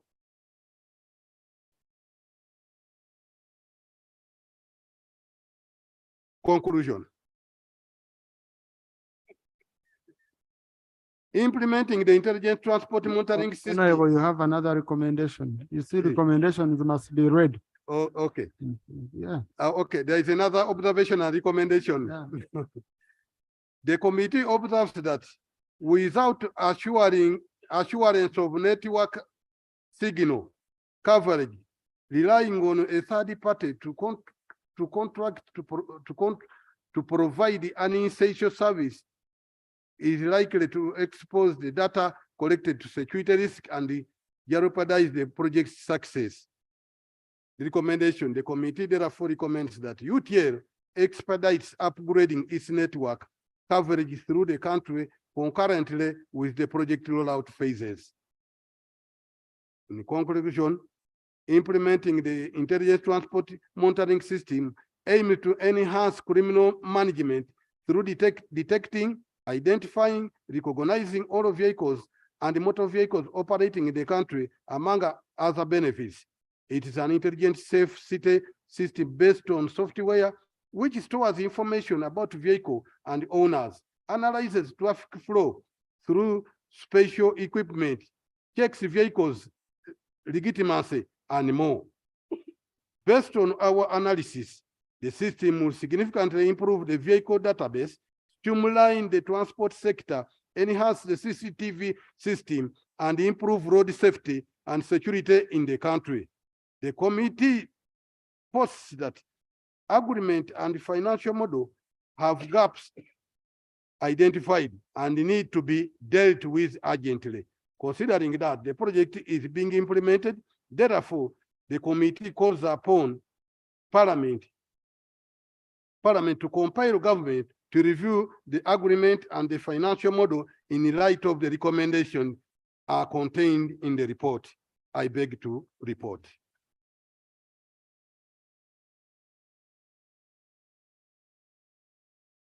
Thank you, Chairman. Anything else to say? You're done? I'm done. Okay, Chairman, I understand there is a minority report. And the notice was given and received on 12th of May, 2023.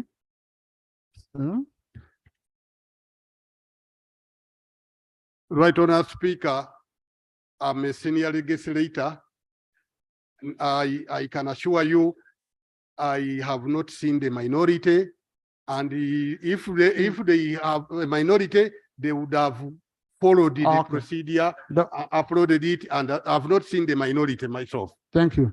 Now, this was correct. This was a joint committee. Okay. And when the opposition chief whip told me there is a minority report, I insisted on a notice. Because you see, notice is very, very important as per Rule 205 or rules of procedure.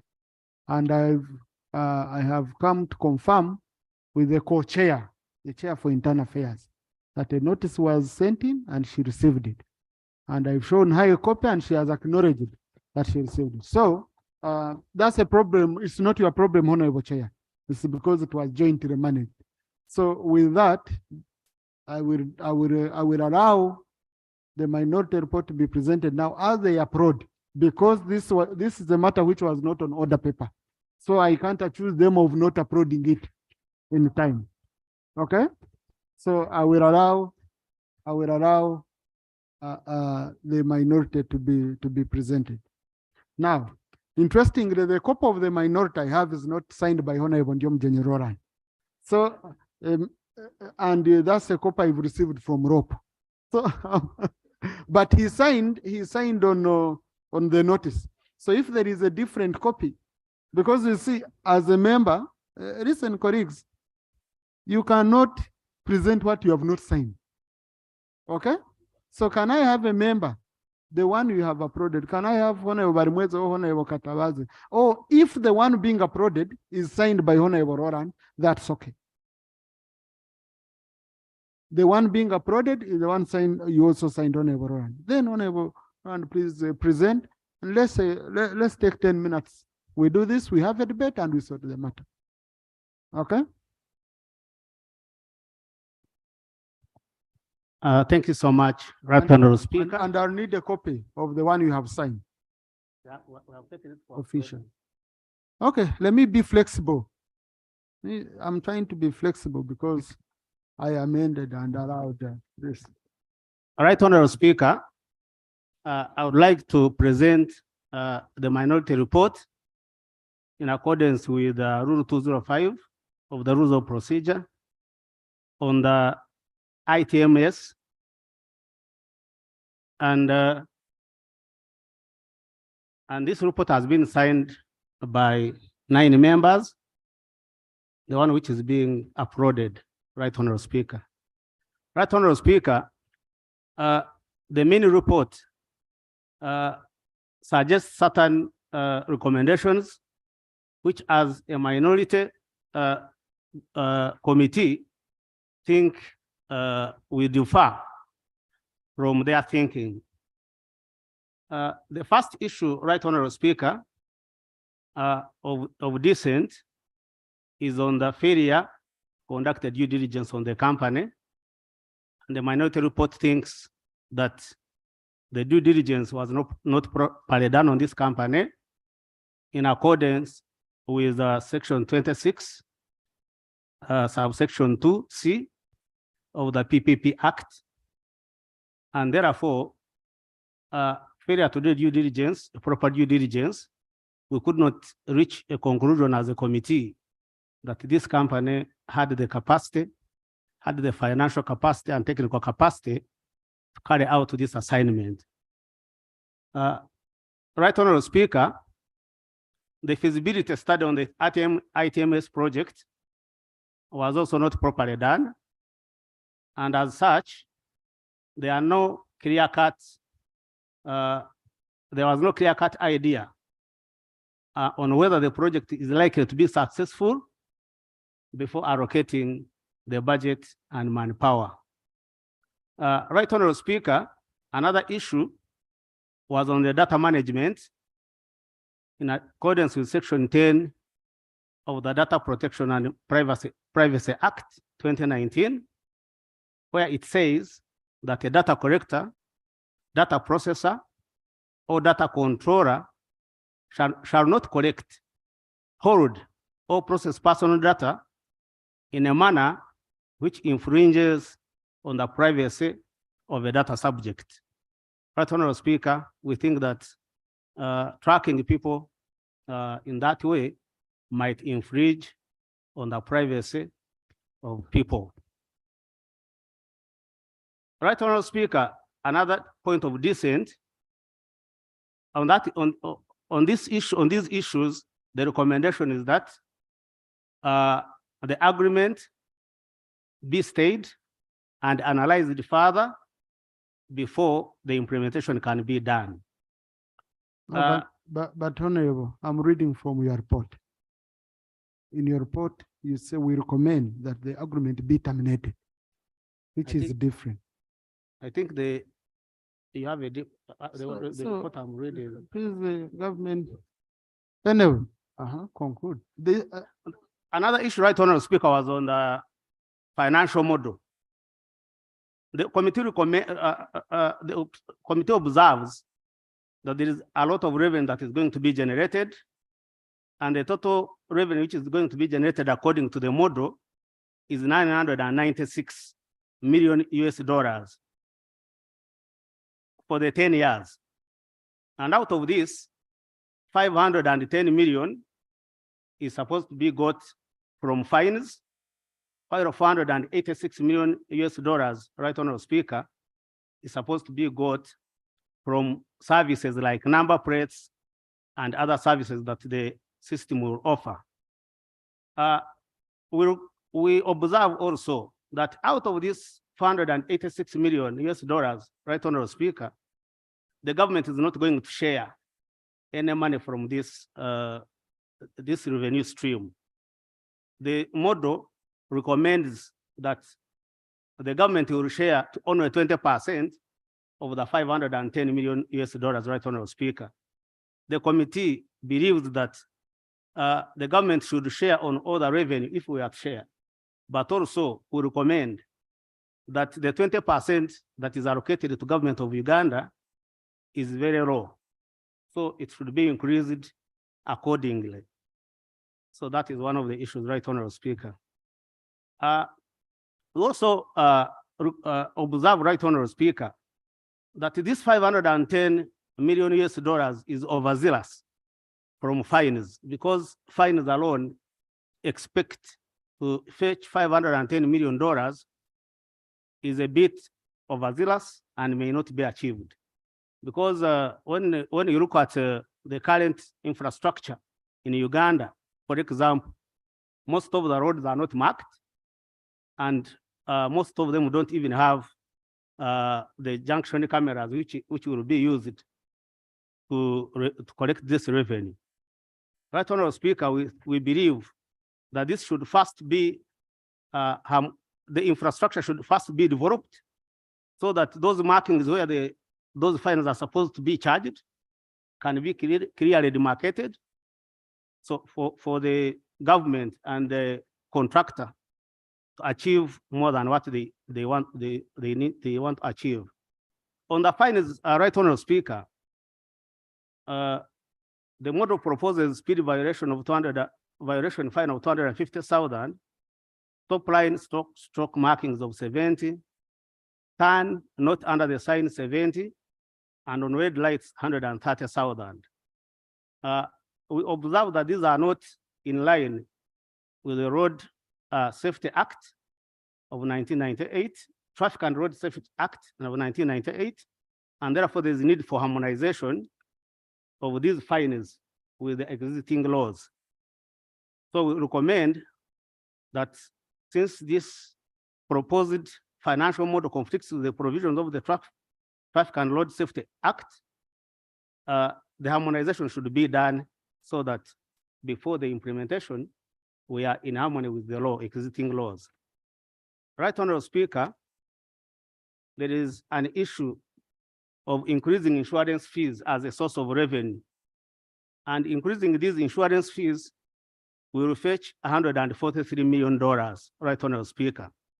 Our observation is that according to the motor vehicle third-party and third-party insurance, Section 3, insurance fees do not go to the contractor. They are supposed to go to the insurer. So saying that you're going to increase the insurance fees by $6 so that you earn money from it might be counterproductive, because an insurer has a contract with the insured, and therefore us saying that we want to increase the insurance fees to generate $143 million is far-fetched. Right, Honorable Speaker,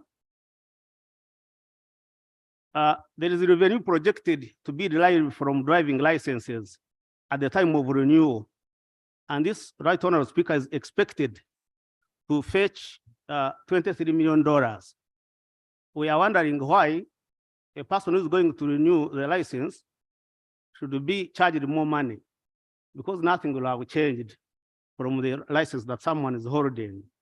So recommending that this source of funding should be removed from the model, because it is not sustainable and it's not necessary. Right, Honorable Speaker, as I said earlier, the revenue sharing agreement of 80 for the contractor and 20 for the government is a bit rough on the side of the government. I think as a committee, we are recommending that this one be, we should increase the percentage, but also include the 486 from services, which is going to be generated from services. The government should also get a share out of it. Otherwise, we would be giving out a lot of money to the contractor. When we look at the projected expenses for the ITMS, there were some items, Right, Honorable Speaker, which we found that they were so high. For example, the initial expenditure is expected to be $257 million, and they are saying within 5 years, this capital expenditure will increase from $257 million to $540 million. As a committee, we think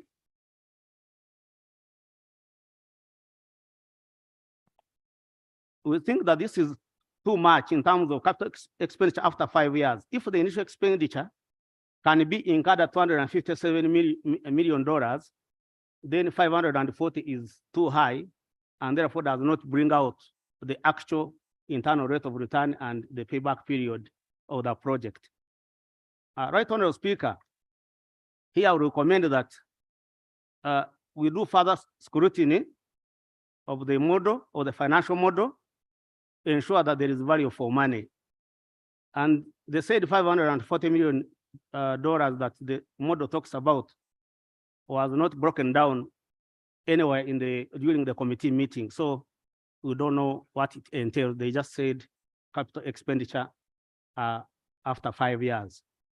Right Honorable Speaker, we also have an issue of fees to be charged on the trackers and number plates. The fees proposed are 150 plus 42. Then these are for existing number plates. So that's $192. But later we were informed that the $150 has been dropped, so it will stay at 42. Our issue is on a payment of the onboard set of $200, which is going to be charged on the vehicles, the new motor vehicles which are coming in the country, the $200. In addition to that,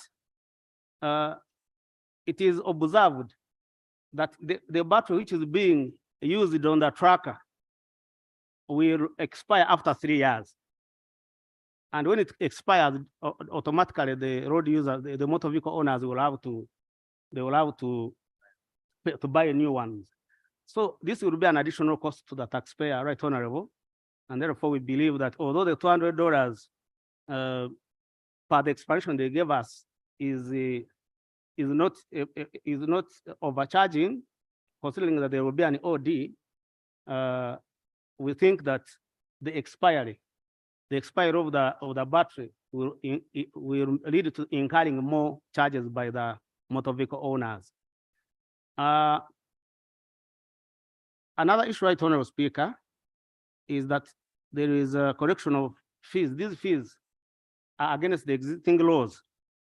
For example, we already have the Uganda Road Fund Act 2008, which was where the correction of these fines was embedded, and therefore creating another channel that collects this money where there is an existing law that is supposed to help us collect this money would be like a duplication and also infringing on the already existing law. Right, Honorable Speaker, there's an issue on the procurement of the company whereby we think that should have gone through a competitive process, whereas not. And therefore, as a committee, we recommend a proper due diligence be undertaken and a detailed value for money audit be done before the implementation of the project. Right, Honorable Speaker, the issue of privacy, issues people's rights to privacy as enshrined in Article 27(2) of the Constitution of the Republic of Uganda needs to be taken into consideration when we are handling this implementation. The committee recommends that the cost-benefit analysis be conducted and the effect of infringing on people's rights to privacy is analyzed, because we think that the right to people's privacy is much higher than the benefit we might accrue from this, the implementation of this system. Right, Honorable Speaker, in conclusion, because there are some issues which I think they are not so pertinent, but in conclusion, we have identified some of the weaknesses of carrying out, of implementing this project.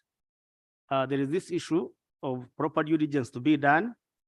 No proper consultations were done with other stakeholders, and the entire process of procuring and signing the agreement with the company, which we think could be having some issues unless we do a proper due diligence.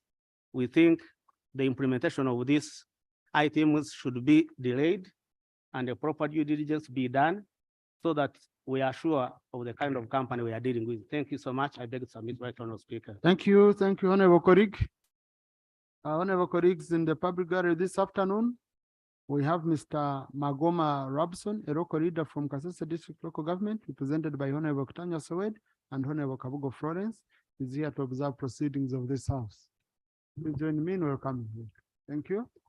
Also in the VIP gallery this afternoon, we have Honorable Leandro Komakechi, former MP of representing Guru Municipality. He's accompanied by his master's students. He went to the academics field now from Makerere University Department of Political Science. They include Mr. Taremwa Michael, Mr. Mhozi Pius, and Mr. Karibwende Vivian. Please join me in welcoming them. Thank you. Now, thank you, Honorable Roland. I think it was very important, for us to allow all sides to be, but for the record to be clearly corrected, the minority is signed by 8 members, not 9.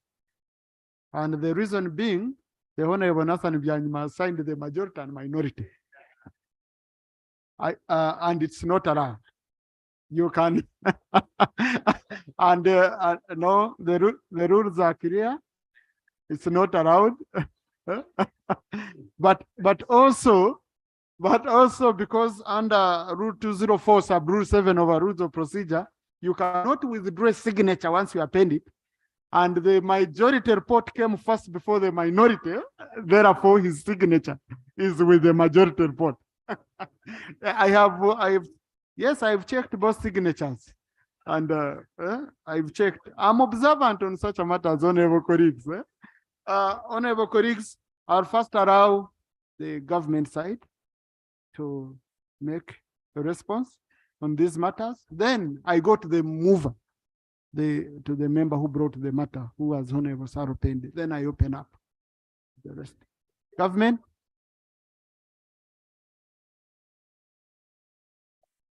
Thank you very much, Right Honorable Speaker. I would like to thank the members of the 2 committees, the Committee of Defense Internal Affairs and the Committee of Physical Infrastructure for a job well done. Right Honorable Speaker and honorable members, as you know, when the mover of the motion, Honorable Sarah Opendi, raised this matter is some time back. We have had protracted discussion all this time.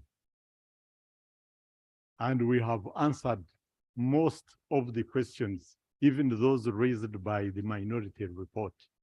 In fact, I was taken by surprise because we had really interacted exhaustively. And I was confident that there was no minority report. However, as you know, the main purpose of this project was security, because the president guided that we should deal with this matter after preliminarity had taken place, mainly using gateway transport, almost in all cases. So he suggested that we use what is called artificial intelligence. And this is how this company came about, reported to government that they have got this capability. And a team was sent to Moscow to do due diligence, which they did. and which we discussed with this committee exhaustively, except many times we discussed it, we made a report, and I'm glad most of the issues raised by the minority were actually presented here by the majority report covered. Therefore, Right Honorable Speaker, as I said, this discussion has been going on for a long time. Meanwhile, the project is going on. Is going on in Uganda. The committee is aware. We cannot sit back. We have responsibility for security. If the committee has not completed, we cannot leave security being, we cannot compromise security. It is going on. So in our view, we welcome all the issues raised by our colleagues, including the minority report. We shall continue to interact, and those matters which are useful, we shall take them into consideration and complete this project, but guarantee the people security. Regarding the fines, Right Honorable Speaker, regarding the money,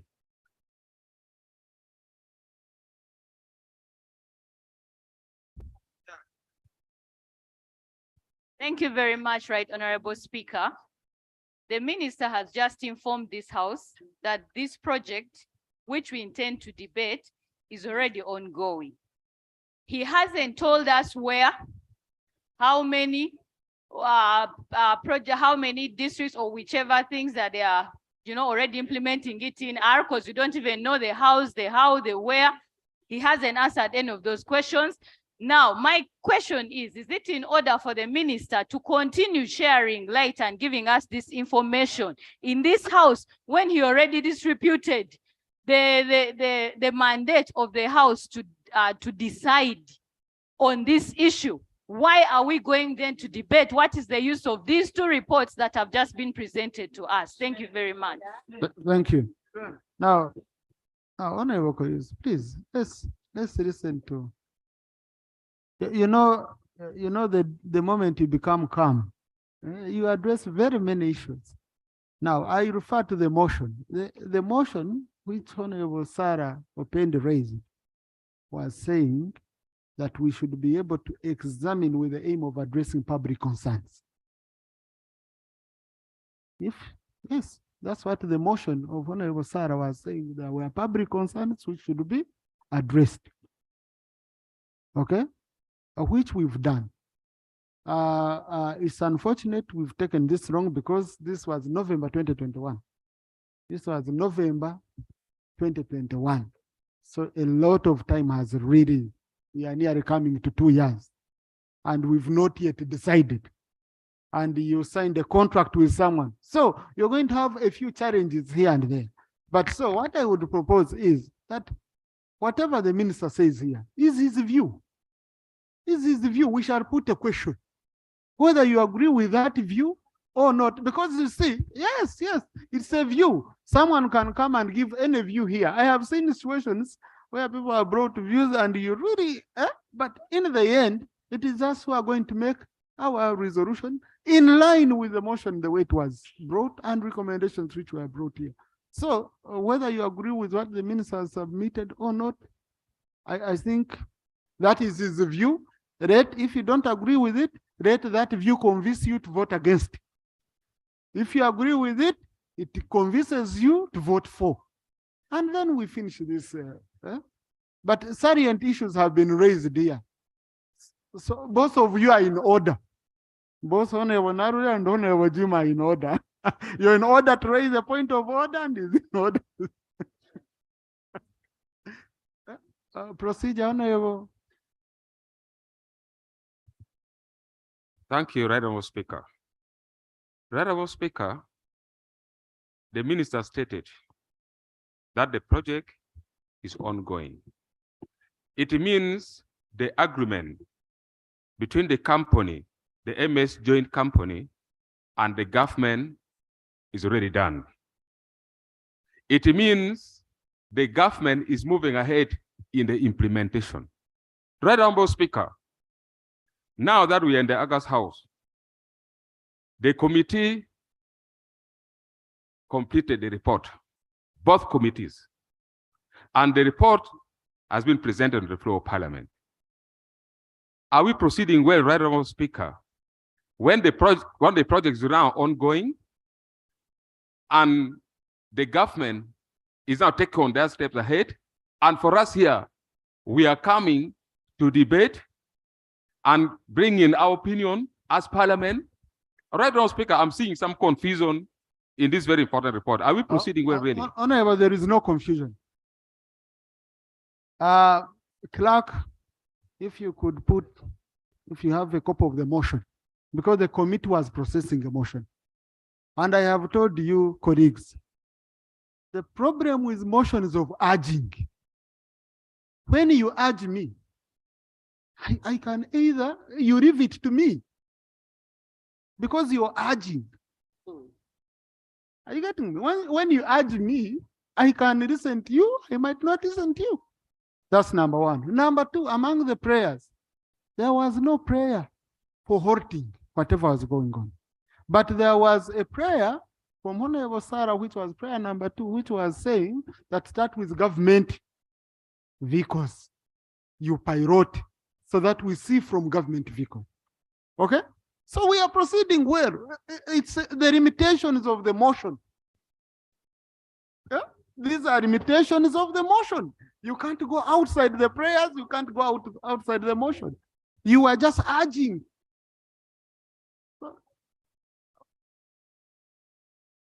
Thank you very much. Right, Yes, but Honorable. let him finish. I open up to you, honorable colleagues. I want to Yes. open up to you. Yeah, let the minister conclude. I open up to you, honorable. Thank you very much, Right Honorable Speaker, for your wise ruling.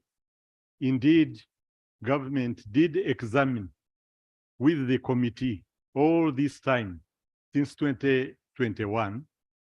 We did examine, and indeed, as the report said, we are going to start with the government vehicles as the mover requested. So we have obliged. And that's why I think that as we continue, even the matters raised by the minority report, we shall continue to consider them. And in the interest of the security of our country, collection of revenue, protection of people's vehicles, which will never be stolen ever again. And the investor is putting in 100% money. In case he fails, he's the loser, 100%. And I think the project will go very well. Thank you. I submit. Thank you, honorable minister. Thank you. The mover of the motion, honorable Sarah Pendi.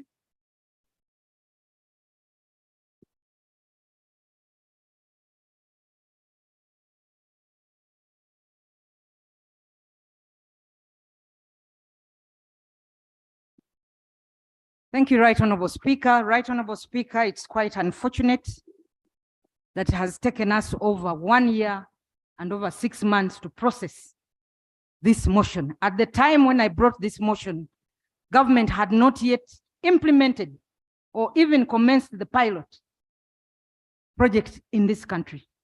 And if that had been the case, my motion could have had halt until we have really examined this whole entire process. Right Honorable Speaker, I want to appreciate both the minority and majority reports presented, and all of them raise fundamental issues which need to be taken into consideration. Right Honorable Speaker, first and foremost, the majority report speaks about a comprehensive due diligence that was done. Right Honorable Speaker, this report for due diligence has not been presented. As the mover, I requested to even look at the agreement. Everything was kept away and secret. And this also explains why the report,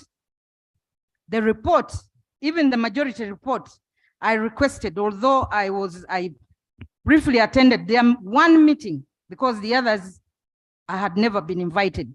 Yet the rules say that whenever the committee is sitting to discuss these reports, the mover of the motion must be informed and is either present or represented. So the issue of the due diligence is unresolved, Right Honorable Speaker. If we are talking about value for money, we need to know where this company has ever implemented this project. It is not just about the existence of the company, but where has it implemented this project? Uganda should not be a trial ground for companies to come and do their projects here, and at the end of the day, after wasting time and resources, these projects collapse. Look at the current cameras which were installed on our roads. How effective, Right Honorable Speaker, are these cameras? Even if it is a security matter, Right Honorable Speaker, you can still do direct procurement, but solicit for bids from competent companies and then choose one where you are completely convinced that they have a track record of implementation of this project. So that still remains outstanding, and I'm glad that the committee did indicate that the due diligence by this parliament needs to be undertaken, Right Honorable Speaker. Secondly, Right Honorable Speaker, in my motion, I did indicate that if government is to go ahead with this, to see its effectiveness, we have the vehicles or the crimes committed in this country are majorly, it's either border, not your my cars that you have. And therefore, Right Honorable Speaker, my motion, I did indicate that why don't we install this in public service vehicles, government vehicles, and borders? For now, Right Honorable Speaker, and then maybe once we have seen how effective it is, we can see how to roll it out. Additionally, Right Honorable Speaker, I did indicate the agreement was kept a secret. I wish I could have looked at it to appreciate what is in there, but the committee does state that government needs to revise. I don't know what exactly, review some of the conditions in that agreement. Right Honorable Speaker, the issue of the cost. We must be proud of our country. We must be proud of our currency. Why do you bring a report here talking about dollars as if we don't have a currency as a country? So, Right Honorable Speaker, yes, when I'm paying for my vehicle number plate, I pay in shillings. So why do you come here to bring us costs written in dollars while aware that the dollar keeps fluctuating, Right Honorable Speaker? So, Right Honorable Speaker, I am saying we need to be proud of our currency. And whenever we are speaking on this floor, we must speak in our currency. When I go to Kenya, the first thing, even you go to a hotel, they will tell you the cost of the room in Kenya shillings. But here, it is a shame that you go to hotels, even in Fort Portal, and they tell you the dollar first. So, Right Honorable Speaker, I think that is something. That is something. I am a public servant who moves to do oversight, and therefore, when we are doing oversight, we sleep in hotels in different parts of the country. Right Honorable Speaker, I do appreciate the security concerns that the minister is talking about. However, Right Honorable Speaker, I want to state that while we do appreciate the security concerns, crime cannot only be committed using these vehicles. Crime can be, we just lost a minister, it was at his home. So, Right Honorable Speaker, there is a lot that needs to be done regarding security. People are now shooting themselves with guns. You know, a police officer shoots another. A police officer, you know, we've seen this. I don't want to go into details of that. But Right Honorable Speaker, For me, the costs, while we are saying it is going to be incurred by the company, at the end of the day, Right Honorable Speaker, this will be different. It will completely be a different issue, Right Honorable Speaker. And therefore, Right Honorable Speaker, while I appreciate that this is the way to go to track vehicles, but the capacity of this company, this specific company, I am not quite convinced, because I request that the minister lays here the due diligence report so that we can look at it, Right Honorable Speaker, before we actually completely, before this house pronounces itself. Let's look at that due diligence report, and we also know who did the due diligence, because we have seen before, Right Honorable Speaker,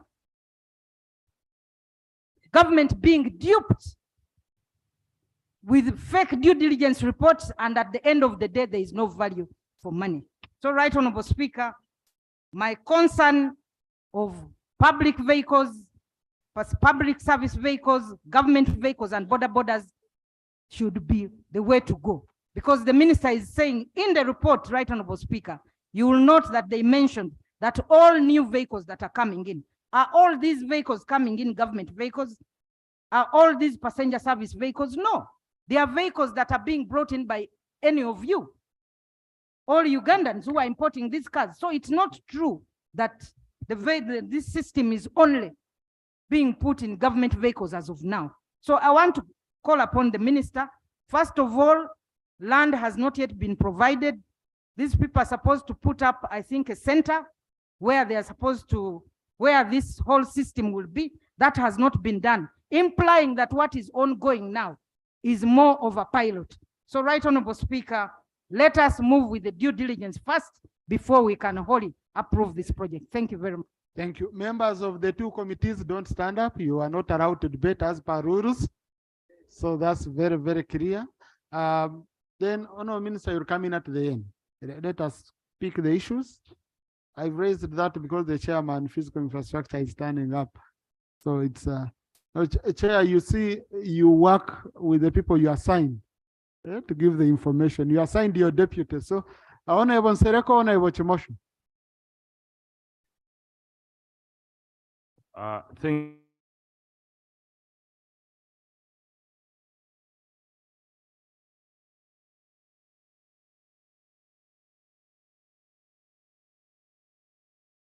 us for the compilations and the job well done. Right Honorable Speaker, the questions that we have to pose as this August House are very simple. One, and these are the issues, as to whether we need the intelligence transport monitoring system in this country. Okay, the whole House unanimously says yes. I'll pose the questions, then we resolve. Please, as to whether this country. No, colleagues, sorry. Honorable Nsereko does not have power to pose questions in the House for voting. No, listen, for voting. But for purposes of you processing in your mind, he can. But for voting, so Honorable Nsereko, don't give answers there because you've not Right Honorable Speaker, I've not moved a motion that a question be put. So I don't know where my colleagues are deriving the point that I'm asking them a question in order to put a vote. It's reality. It's lunchtime. So the issues to be resolved are as to whether this country needs the intelligent transport monitoring system. In my opinion, it is desirable. And as to whether the intelligence transport monitoring system, as a system used in artificial intelligence, shall help reduce the following. One, the cost of tracking and surveillance with a view to deter crime and also to help in the criminal justice system in order to shorten the process in which to process those that have committed crimes and arraign them before justice. Yes, Honorable, we don't have much time today, so please conclude. Honorable colleagues, I want to do the debate this way.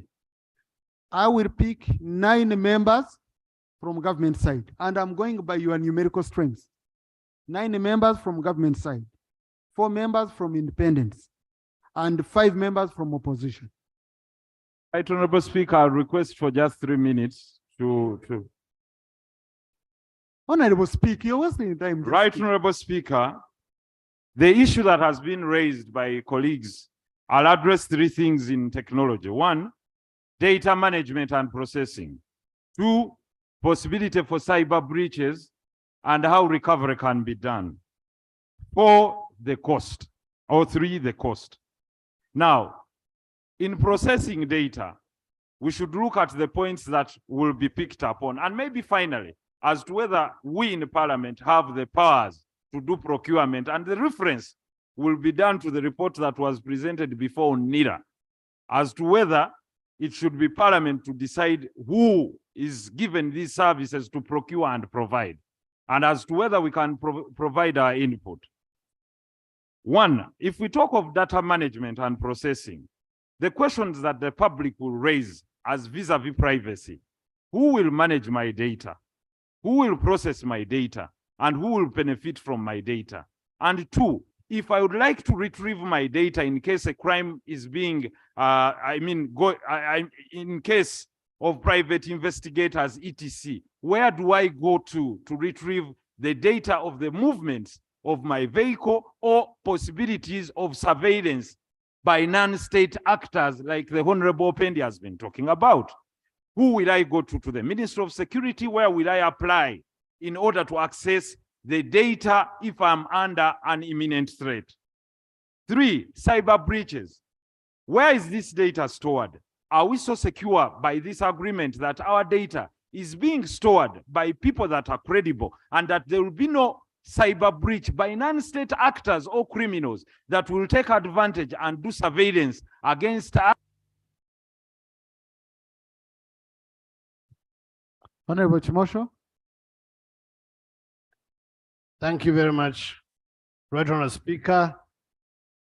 Right Honorable Speaker and honorable colleagues, the issue of intelligence transport monitoring system, I don't think anyone would object to it. I would personally support it.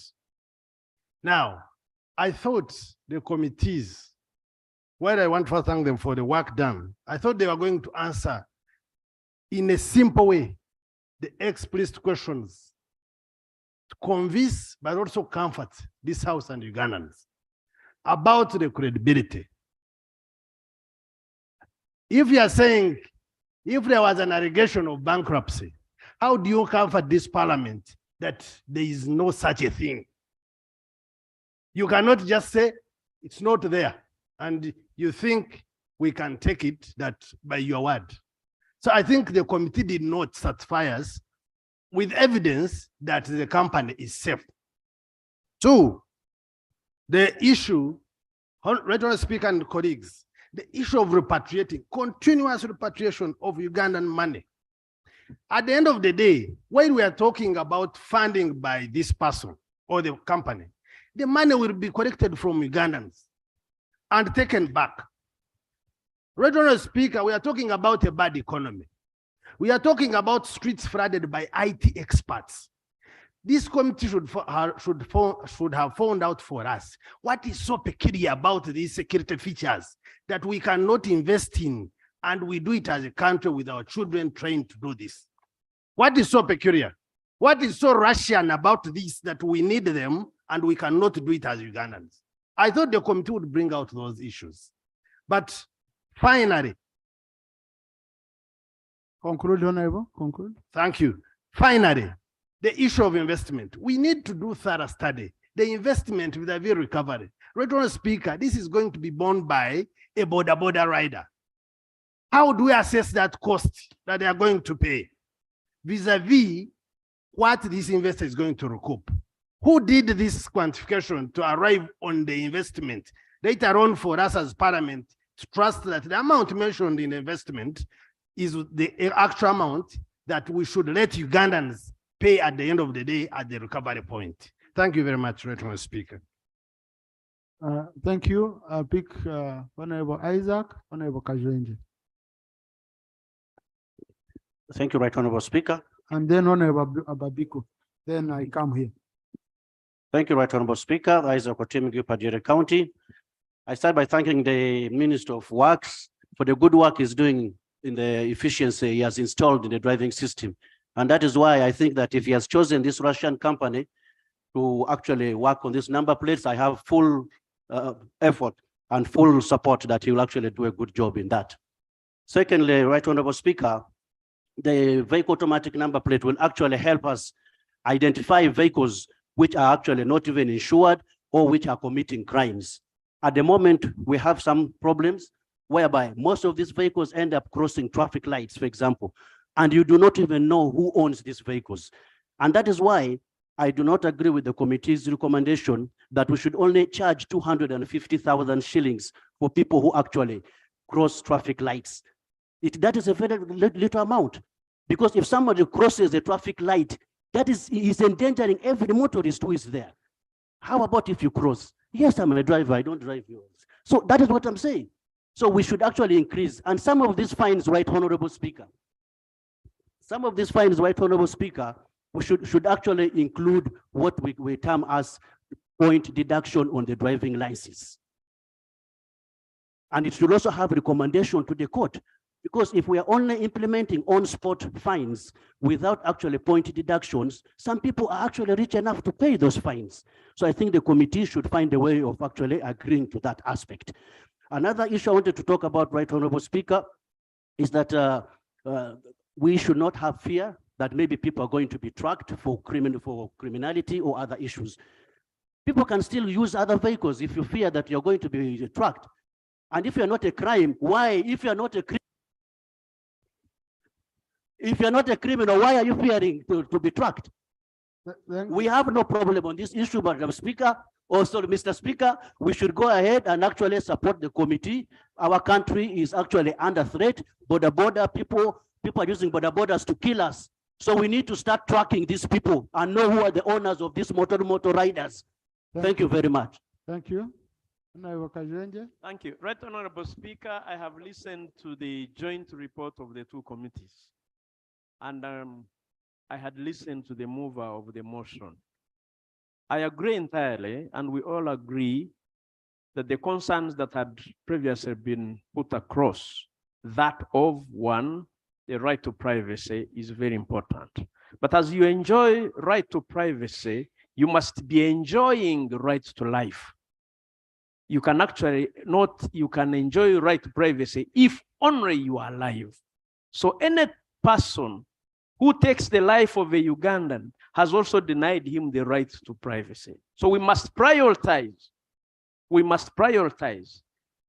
that we deny criminals or criminal-minded personalities to take our lives. So the intelligent transport monitoring system is therefore a welcome idea. I support it.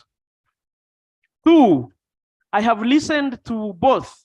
It is in this country, Right Honorable Speaker, has developed some considerable capacity in IT revolution. We therefore should not deny our young IT experts in all ministries, including Ministry of Works, including we must allow them to also own part of that project. We should not give all of it to foreign expatriates and deny the opportunity of our own young people that we have developed. Universities are churning out IT experts. They must be included in this project. I submit, Right Honorable Speaker. Honorable Babiku.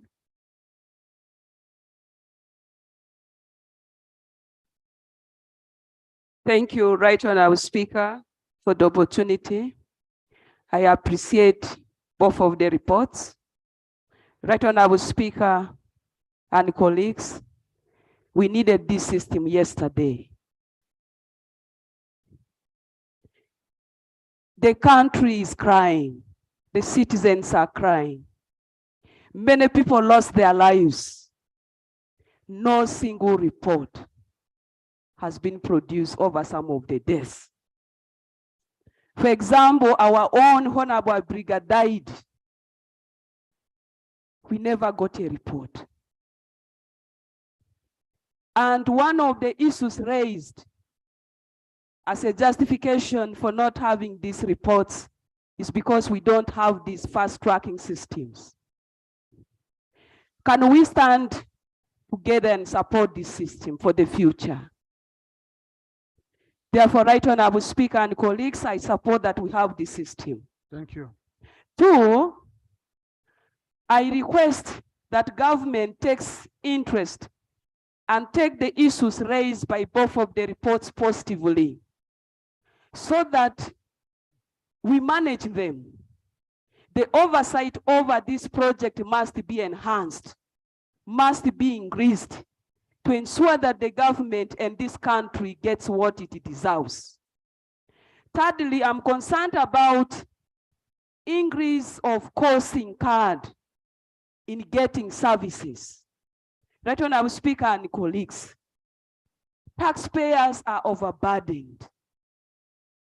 Vehicles, motorcycles are going to take people to work. And we are talking about putting another cost. Thank you. Now, honorable colleagues, I see a lot of fear among you. I think I'll call some of you, you visit me. We have a cup of coffee on how to live a public life. Like some of us, we no longer have any private life. I have a friend of mine, whenever he meets me, he says, right on whatever, government knows what you are doing. Because you're surrounded all the time. We've run to survive. So I know there is a very, very big fear on that private aspect. But all of you, your potential ministers, potential presidents, where we shall be, government knowing what you are doing all the time. So Honorable Santa Room, then Honorable Kor. Honorable colleagues, I'm repeating. 9 government side, 5 independent, 5 opposition, and 4 independent. That's where I'm stopping. I'm basing on numerical. So. Thank you, Right Honorable Speaker. Right Honorable Speaker, as a country, we are in a very tricky time. A time where people are just being killed like animals. But Right Honorable Speaker, I get disturbed when I read this report. First of all, the committee is saying on page, I can't read well, but on term 2, where they are talking about value for money. They are saying upon adopting the report, the committee be allowed to, on opportunity to undertake benchmarking stroke due diligence. Right Honorable. That means the committee itself is not sure whether as a parliament, we must adopt this report, Right Honorable Speaker. And yet we are talking about security. We are talking about the lives of people. We are talking about people being killed left and right. But when I read the report, it's more of talking about revenue generation. Are we sure we are after revenue?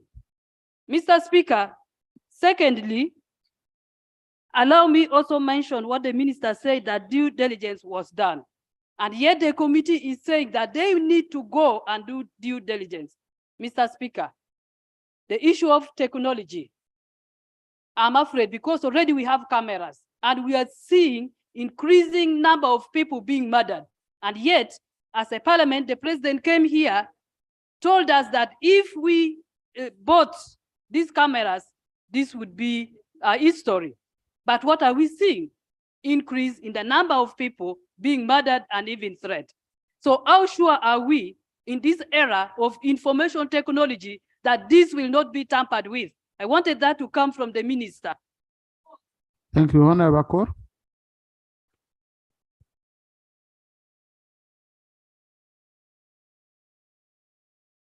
Right Honorable Speaker, I thank you for this opportunity.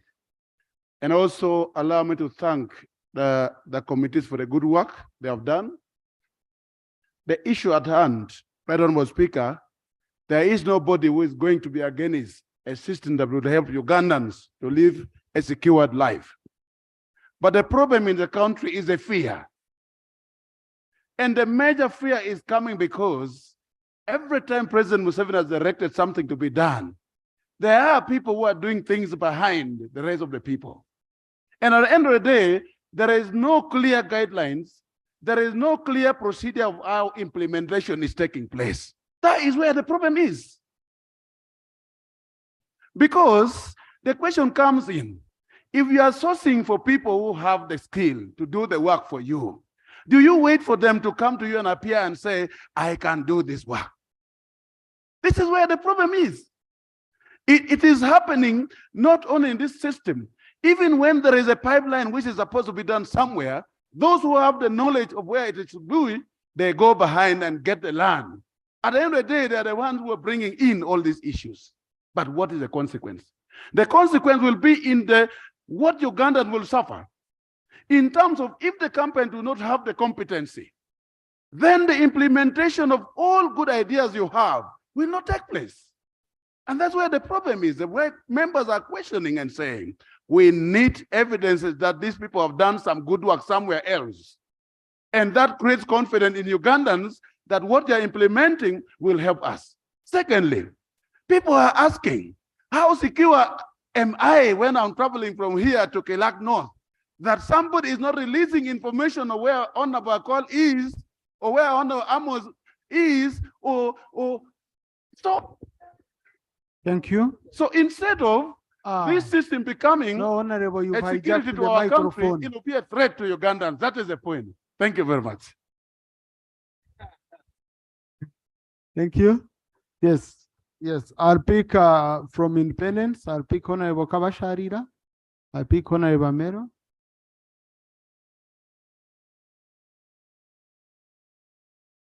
Thank you so much, Honorable Speaker. I also like to thank the members, the committee members on the two reports. Mine is just simple. I'm asking a question. You mean in these countries who are good in technology, we could only identify this company which was heavily indebted, which have some data history, and then we try to clean it here. Can't we look for another one which is good, which has a good record? Because, Mr. Speaker, we really want this intelligence transport monitoring system because of what has been going on. But at the same, on the same side, we really want also to protect our small economy, which is really squeezed, not bringing us these people whom we are not sure. Even the committee could not do the due diligence, much as you are giving us a report, but it seems you have not gone ahead. Find out. You also just rewrite on what maybe the cabinet wrote. I think we have been tested so many times. We have been duped so many times. Let's this time get a better company which does not have bad record. Bankrupt for all this. Now you say now they clear themselves. How shall we be sure? But Mr. Speaker, I want to be clarified on that. I'm not. Thank you, Honorable Mero. Thank you, Right Honorable Speaker. Right Honorable Speaker, I want to thank the committee, especially those who have presented the minority report for the concern that they have raised. Right Honorable Speaker, the biggest challenge we have had in this country is that we have good plans that never come to materialize. We were duped in this house with so many companies that are doing good jobs and they have something to show, but our government could afford to go for a briefcase company. One of them is the Standard Gauge Railway. We left the ECC and went for check. Today, we are going in for this company. I don't know whether we have to do due diligence after it has started working, or we normally have to do due diligence before we put in effort and resources. We are really putting our people at stake. The issue of saying that we have done due diligence, can we just have the report here so that we look at it? And the committee going ahead to make a report on this without also carrying out due diligence on what they have done. Because even the one I'm talking about, the standard gauge railway, the due diligence was done in the office of some people in Ministry of Works. I take your information. Thank you, Right Honorable Speaker. The information I want to give to my colleague in the House, I remember very well in the 10th Parliament, Honorable Speaker, a team led by Honorable Rubunda went to China to do a benchmarking on some company. When on the SGS, when they reached China, the company had nothing on ground. If members of 10th Parliament remember what happened to that trade committee. So the issue of not doing benchmarking is very crucial. Me, I'm so worried about the company because it has ever happened in the 10th Parliament when members went to China to do a benchmarking on the gauge railway and the company was not in existence. Thank you so much, Right Honorable. That is the information I wanted to give to my colleague. Conclude. So, Right Honorable Speaker,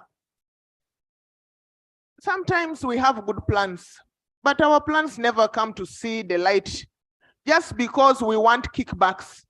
Because I'm not sure why someone can go in and accept a company that is bankrupt. So is Uganda becoming a training ground? Is Uganda going to be a place where everybody can come and dump? We have been here with Penet. Now today, this one is another company which is bankrupt. They're bringing it to enforce on us. How much are we going to keep losing? We are bleeding. Thank you. Honorable Aisha Kavanda. Thank you so much, Right Honorable Speaker. Then Honorable Waran Mayanja. Very quickly, Honorable Speaker, let me inform colleagues that this country did some marking on guns. I don't know they call it also DNA, that the government would be able to track every gun by the bullet it makes. And I want to regret that despite the marking of guns, we've not been able to trace very many Ugandans that have been shot by the guns that have killed them. Yet government registered the guns and was able to put a mark to each gun that would release a bullet. Number two, Right Honorable Speaker, we are not only worried of security being tracked. No. What government has not done and the committee was not able to satisfy us about are the security, the guards. The guards you have put against being misused as a system. The system could be misused. We've seen many people tracking our bank accounts for funny reasons. So having a surveillance system is okay, but the abuse of it is a very big issue. Right Honorable Speaker, what has been the result of the cameras we put in place? We have sniffer dogs, Right Honorable Speaker. We have sniffer dogs in the communities, in the regions, many of the regional police they have sniffer dogs. Have these sniffer dogs helped anyone, any Ugandan? What's regrettable, Right Honorable Speaker, that I should inform this committee, Honorable, I'll give you just a minute, is that the minister is informing us and the committee here that we are not appropriating money different to help this committee. But in this budget that we passed recently, we appropriated 86 billion shillings to construct housing of this, to house this security system. So it is a big lie that we say that we are not going to spend money over it. Another important thing that we should know is that this measure is a minute to conclude, Right Honorable Speaker. I beg. Yeah, but when you're asking for a minute, you don't switch on. I apologize. Thank you, Speaker. I haven't allowed you. Conclude on. Thank you, Right Honorable Speaker. Honorable colleagues, this is a deterrent measure. It means we want people to stop. Now, when they stop, where are they going to get the money to use? Because if you peg money on the fines that they're going to collect, now, once they stop, if people behave and they stop, where will you collect money? Also, remember that we said that all money collected in road fees should be used by the road fund. Now we are here again saying, now part of it should go to this. Are we now changing the decisions we did earlier, right, Honorable Speaker? Thank you. Honorable and Mayanja. Thank you so much, Honorable Speaker, for the opportunity. Honorable Speaker, when the minister was at the floor, he said that they sent a team to Moscow to do due diligence. And I wanted him to clarify which team was sent.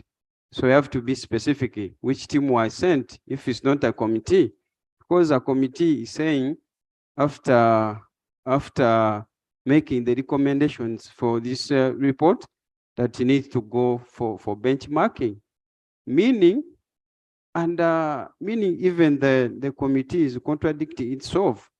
It is approving the joint stock company that it is fine, yet in terms of reference number 2, it is claiming that it should be given a chance to go for benchmarking. And lastly, Honorable, without interrupting you much, I want to make this very clear, and I want it to go on the record of Parliament.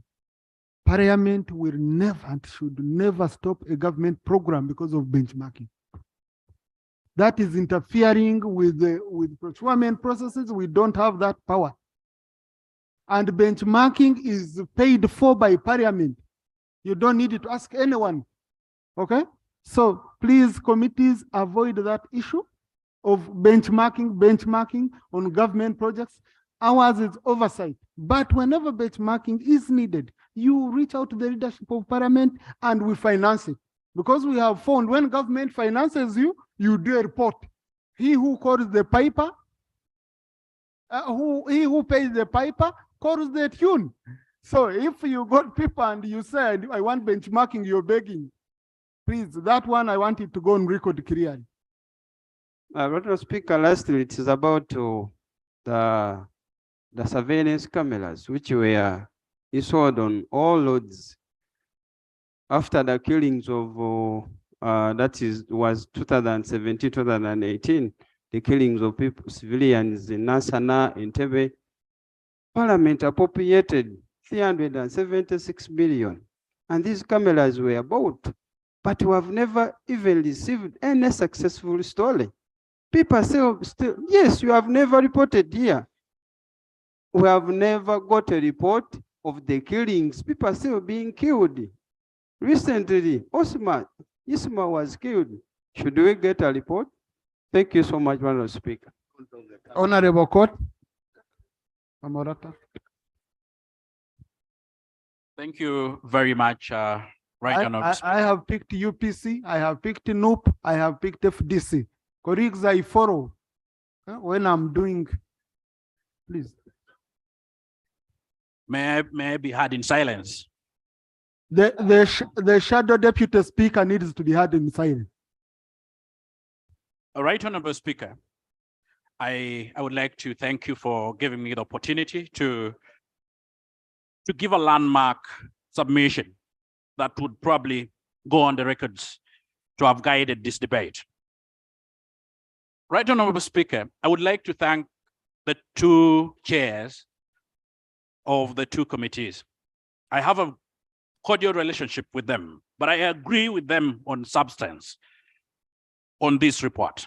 And I want to go to my areas of disagreement with them. When the principle of corporate governance requires you to do opening of the veil. Honorable Koti, a member of the committee? Oh, please.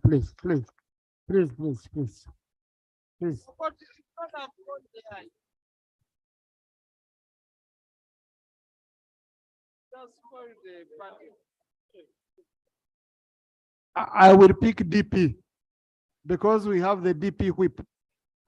We had not picked DP whip. Yeah. DP whip. Thank you, Right Honorable Speaker.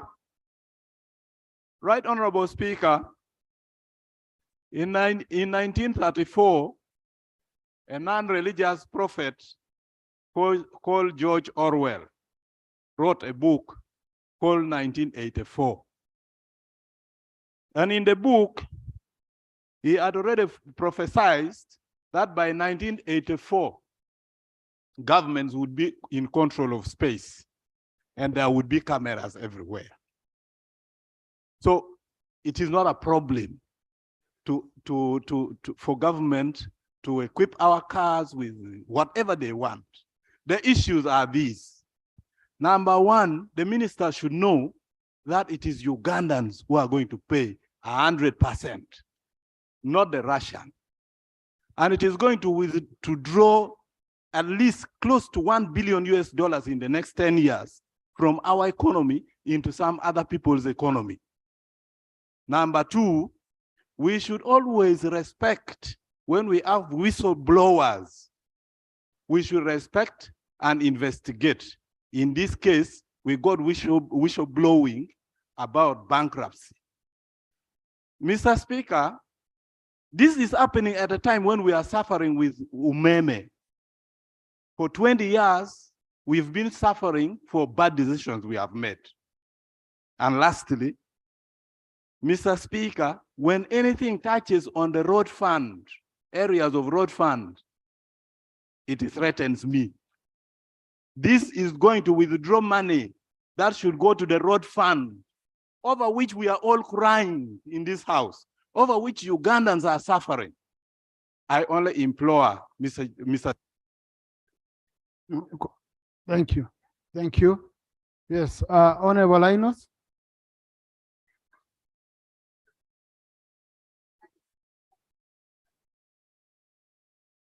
Procedure? Thank you, Right Honourable Speaker. Wait, no. Linus, not Oranya, but I have a procedure matter.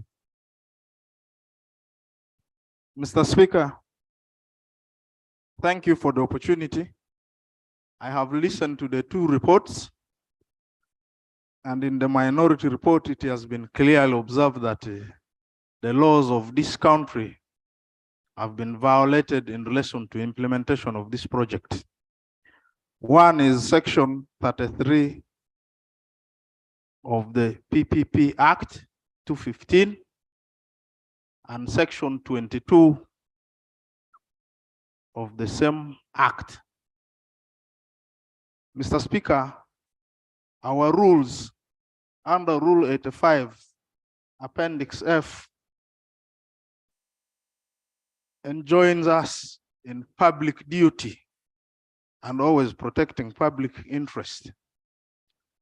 Now that it has been established beyond reasonable doubt that laws of this country have been violated by implementing this project, wouldn't it be procedural right that the Attorney General guides this House whether such a project can move on when the laws are blatantly being violated?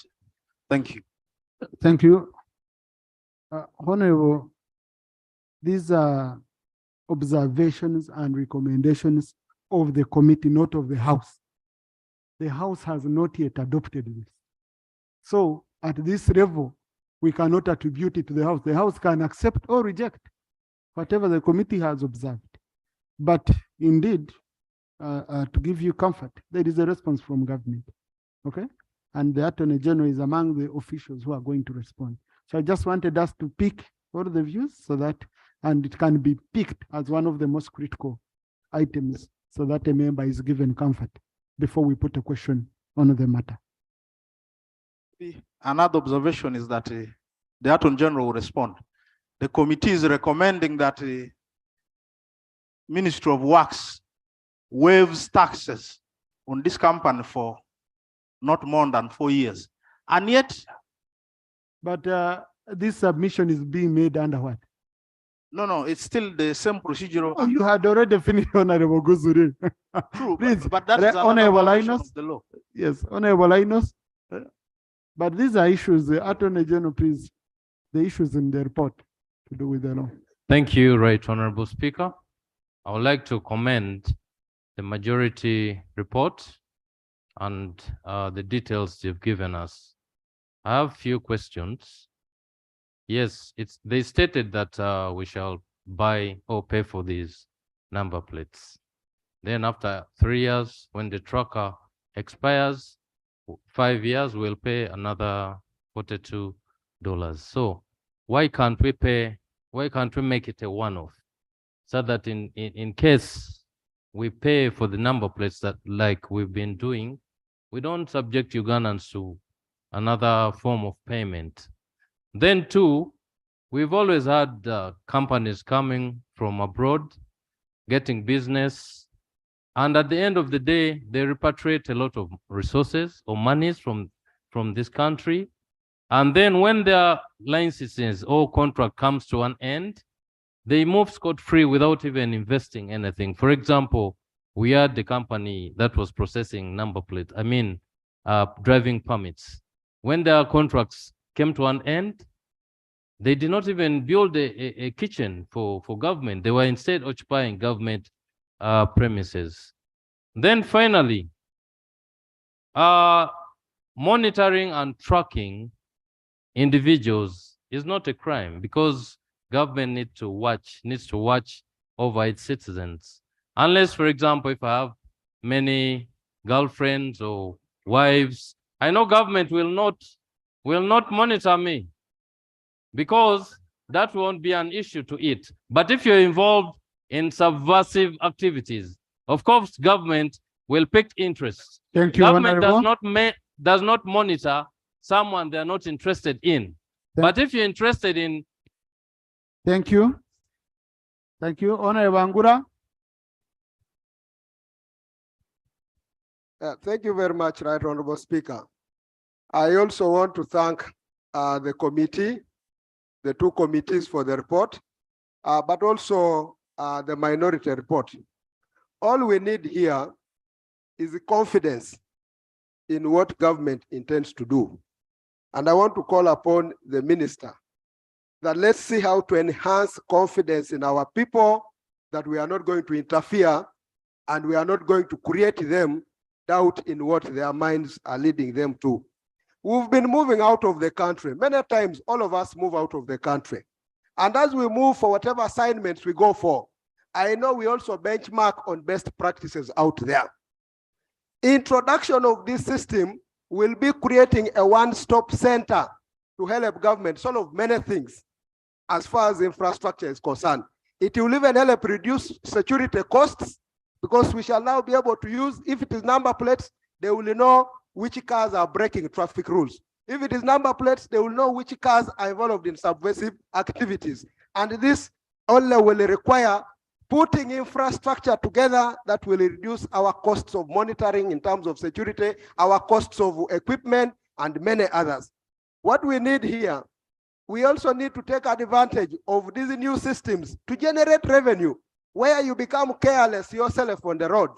Out there, countries are collecting revenue from careless people, maybe road users, and that is a plus for the government in terms of widening of revenue. So we need to support the government position on this, and I want to request the Honorable Minister that what has been raised by the minority report are equally important issues. Handle and attend to them on a case-by-case basis, and we shall be able to enhance and live comfortably. Thank you, Honorable Oseko. Is Oseko, are you a member of the committee? Yeah, they are not members of the committee. Honorable Angura is not a member. Yeah. Thank you very much, Right Honorable Speaker. My emphasis is that as far as the progress and development in a country is concerned, security is number one. That one is undisputable. Number two, Right Honorable Speaker, I want to emphasize, whereas we talk about murders here in the cities and the towns, out on the countryside, the use of transport to commit crimes is so high. Theft of motorcycles, livestock, right from Karamoja through the eastern areas, people are crying every day. So there is need really to have this system in place. Otherwise, even the parish model we are talking about, implementing parish model is going to be a total failure if we are not going to curb the rate at which crimes are committed using the transport systems, because even cows are stolen and borders will carry a heifer. They will put them on a taxi in a small car. This is what is happening. You will get it from the reports outside there. And that is a fact. So indeed, first principle is we need to curb this crime being implemented using transport systems. Secondly, Right Honorable Speaker, the issue is that there are modality problems that have been discussed here. The report has clearly highlighted some of them, including the minority report. So for me, this house is in tandem with this program. And therefore, what we need is harmonization. Honorable Minister, I am sure you are taking the note. What have been pointed out here are things that need to improve the system. So for me, this is a very... Thank you. Rebiambu. Then Honorable Waza. Thank you, Right Honorable Speaker. I want to join my colleagues and thank you for your contribution and see how best we really need the security within our country. My interest here is, what does the law say about the visiting vehicles or vehicles in transit? We have so many relatives and friends in neighboring countries. We have seen vehicles here with South Sudanese, South African numbers, Kenyan numbers, number plates of vehicles from Rwanda, you know, visiting relatives and friends and diplomats that have these vehicles here. So if we put security into the vehicles that are with Uganda number plates that are owned by Ugandans, how are we catering for the visiting vehicles? We all know that vehicles come here and they even secure certificates to be here, the Canet certificate to be here for more than 10 months, paying $25 per month, getting revenue from those vehicles. How does the law cater for the visiting vehicles and vehicles in transit? I beg to submit. Thank you, Honorable Waza. Thank you very much, Right Honorable Speaker, for giving me the opportunity.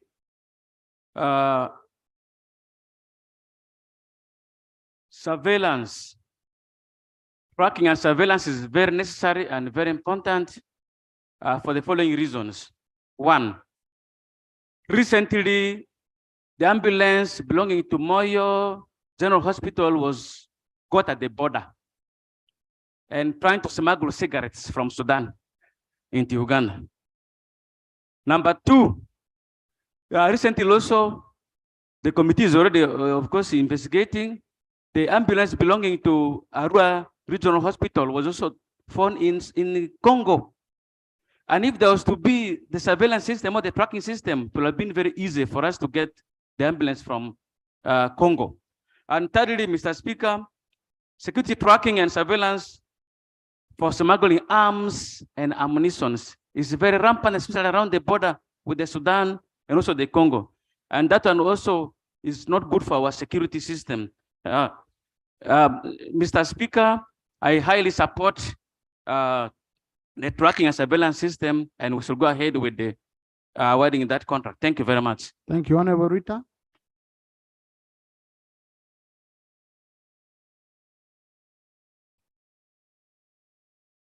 Thank you, Right Honorable Speaker. I do support the implementation of this project precisely because the digital revolution is unstoppable. It didn't just start today, but that is where we are heading. But my concern actually points to the security agencies. And I'm proud of the UPDF because they usually constitute the best of the intelligent Ugandans that serve in that sector. But my wonder is, as we move towards this digital revolution, as we have struggled to manufacture drugs, what is the government planning, or what is the security agencies planning to make sure that we move forward with sustainability? We have offered all our data, we have offered for them to come and do this project here. Wouldn't it be something of thought that there should be partnership with universities earlier on a colleague submitted, that all these students who are on the streets, who are being built capacity in this sector of digital enhancement, how are we going to utilize them? Wouldn't it be now, so that we don't wait for tomorrow? Because this is going to be another form of health that we live every day. You see how people are being shot at every day. And that's the Right Honorable Speaker. I think the issue about the costs should not be underrated. Every town, every city council imposes taxes on borders, most specifically. And I would want to kind of request the member who submitted to say that we pay lump sum. This amount should be broken down in small amounts as much as possible. Otherwise, we are reversing the gains that the government has been able to achieve, where you find borders are owned by other people. So we should be very mindful that this cost is broken down, and I do sub. Thank you, Attorney General.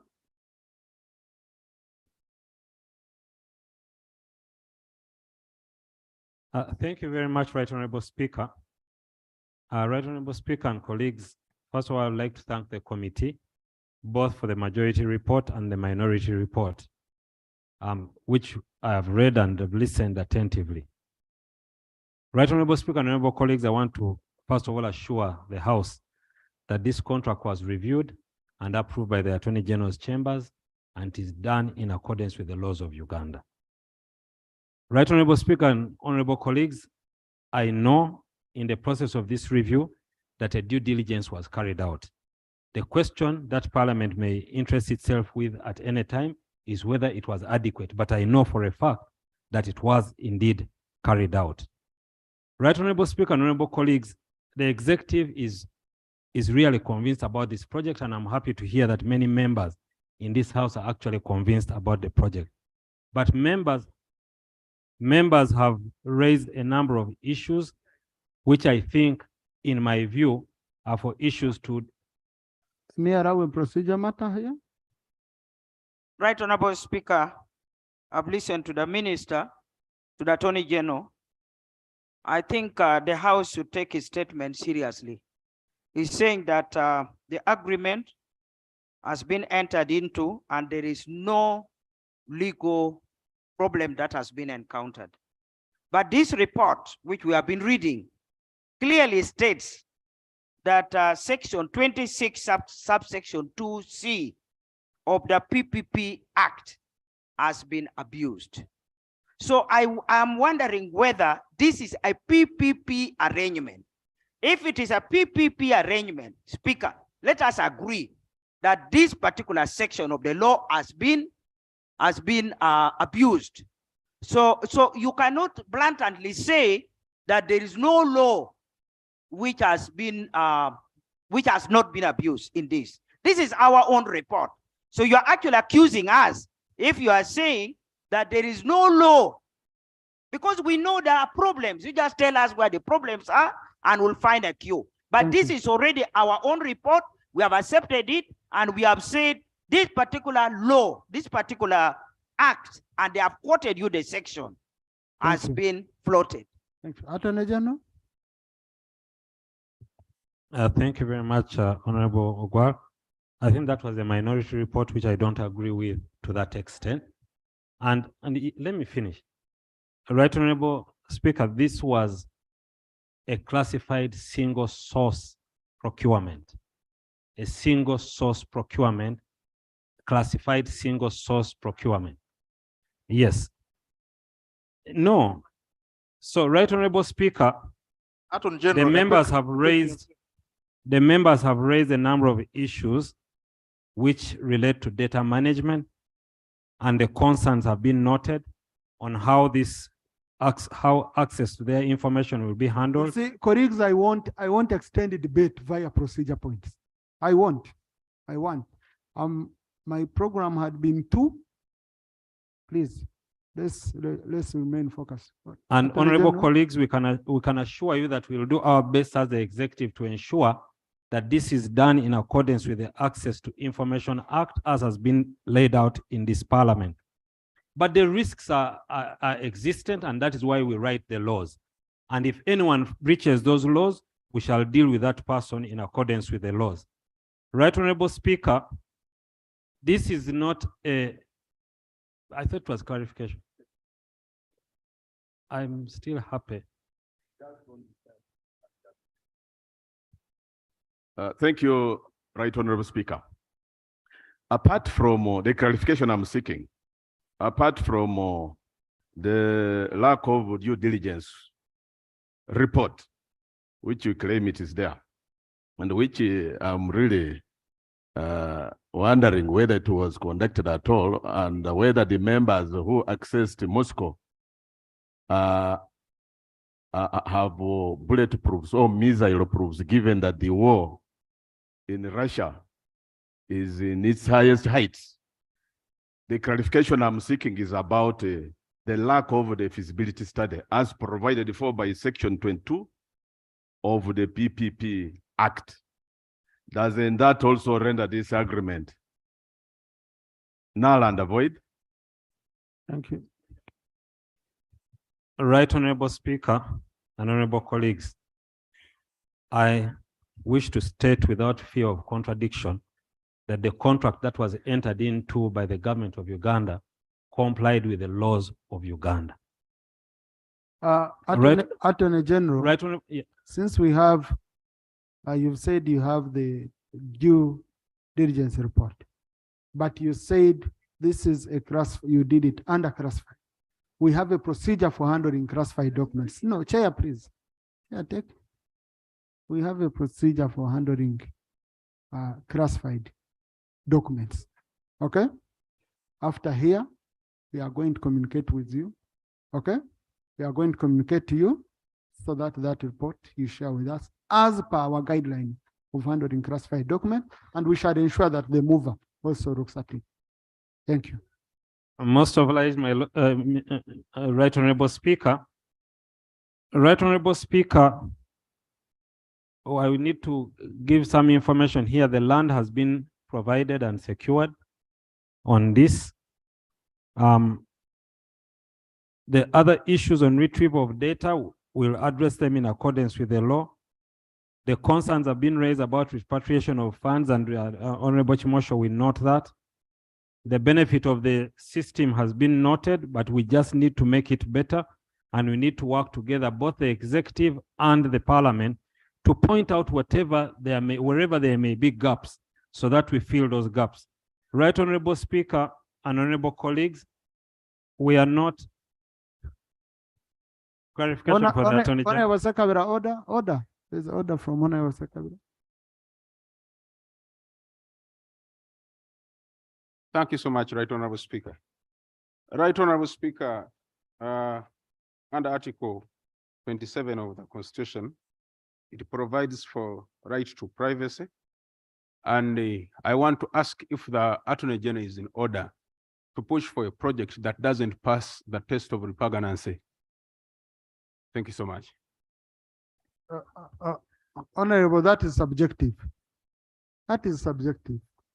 He says it passes. You say it doesn't. Are you getting? So this is, it depends. There are very many remedies of how you can handle such issues. So really, I cannot rule out someone because of his opinion. This is the place of opinions.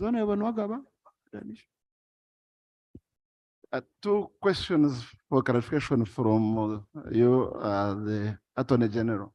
One, in the implementation of this particular agreement, I foresee a number of levies and charges to be levied, which may invite you to bring bills to amend some of the laws, particularly the Traffic and Road Safety Act. Two, there are issues of privacy, and it may invite you to bring a law to amend the Data Protection Act. So when can we expect government to bring those laws before you implement, because you cannot implement this particular agreement in the vacuum? Honorable Attorney General. Right Honorable Speaker, thank you, Shadow Attorney General. The issues on the Traffic and Road Safety Act were actually brought in this cycle, and they were addressed by Parliament. The issue of the Data Protection Act, we don't intend to make any amendments at this time. We have looked at the law, we have looked at the project, and we do not see any breach of the Data Protection Act. But if the need arises at any point during the implementation, we shall definitely come to Parliament, but we don't anticipate that. Right Honorable Speaker, there is no waiver that has been given by the Minister. The issue of tax waiver is a preserve of Parliament. And if that is to happen, it has to come here through finance for Parliament to pronounce itself on that. Right Honorable Speaker, the bankruptcy issue that was raised was checked, and we are sure there is no pending bankruptcy against this entity. Right Honorable Speaker and honorable colleagues, we request that members will support this project. And wherever we have issues and gaps, those areas can be raised. I do not know how we will do this, but Right Honorable Speaker, I'll take both reports and adopt them and take both of the recommendations that are good from both of the reports and make this project better. I thank you very much, Right Honorable Speaker. Thank you, honorable colleagues. This is an issue which we can't say is conclusive. We still have our own committees, and we are still empowered under the law to do oversight, to monitor under the sectoral committees. So no one will say that, look, this is done and dusted and Parliament's role has been taken away. I've read both reports, and I think that on a general, that's a very honest admission, which I rarely hear. Because even the minority report has critical issues it has addressed, even the majority report. It's a really good middle ground for both reports to be adopted so that they can both be acted upon. Because what you need is acting on these reports. So colleagues, I now put the question.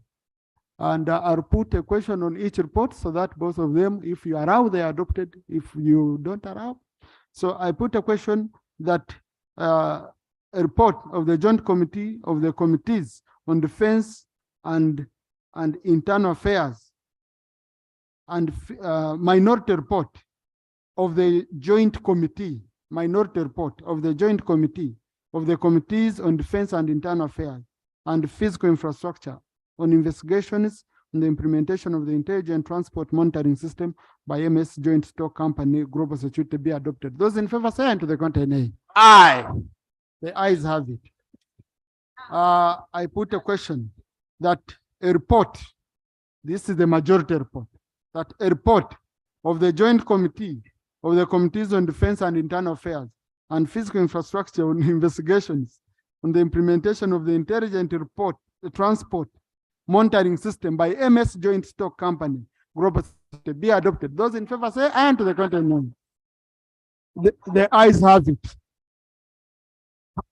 House suspended for 30 minutes.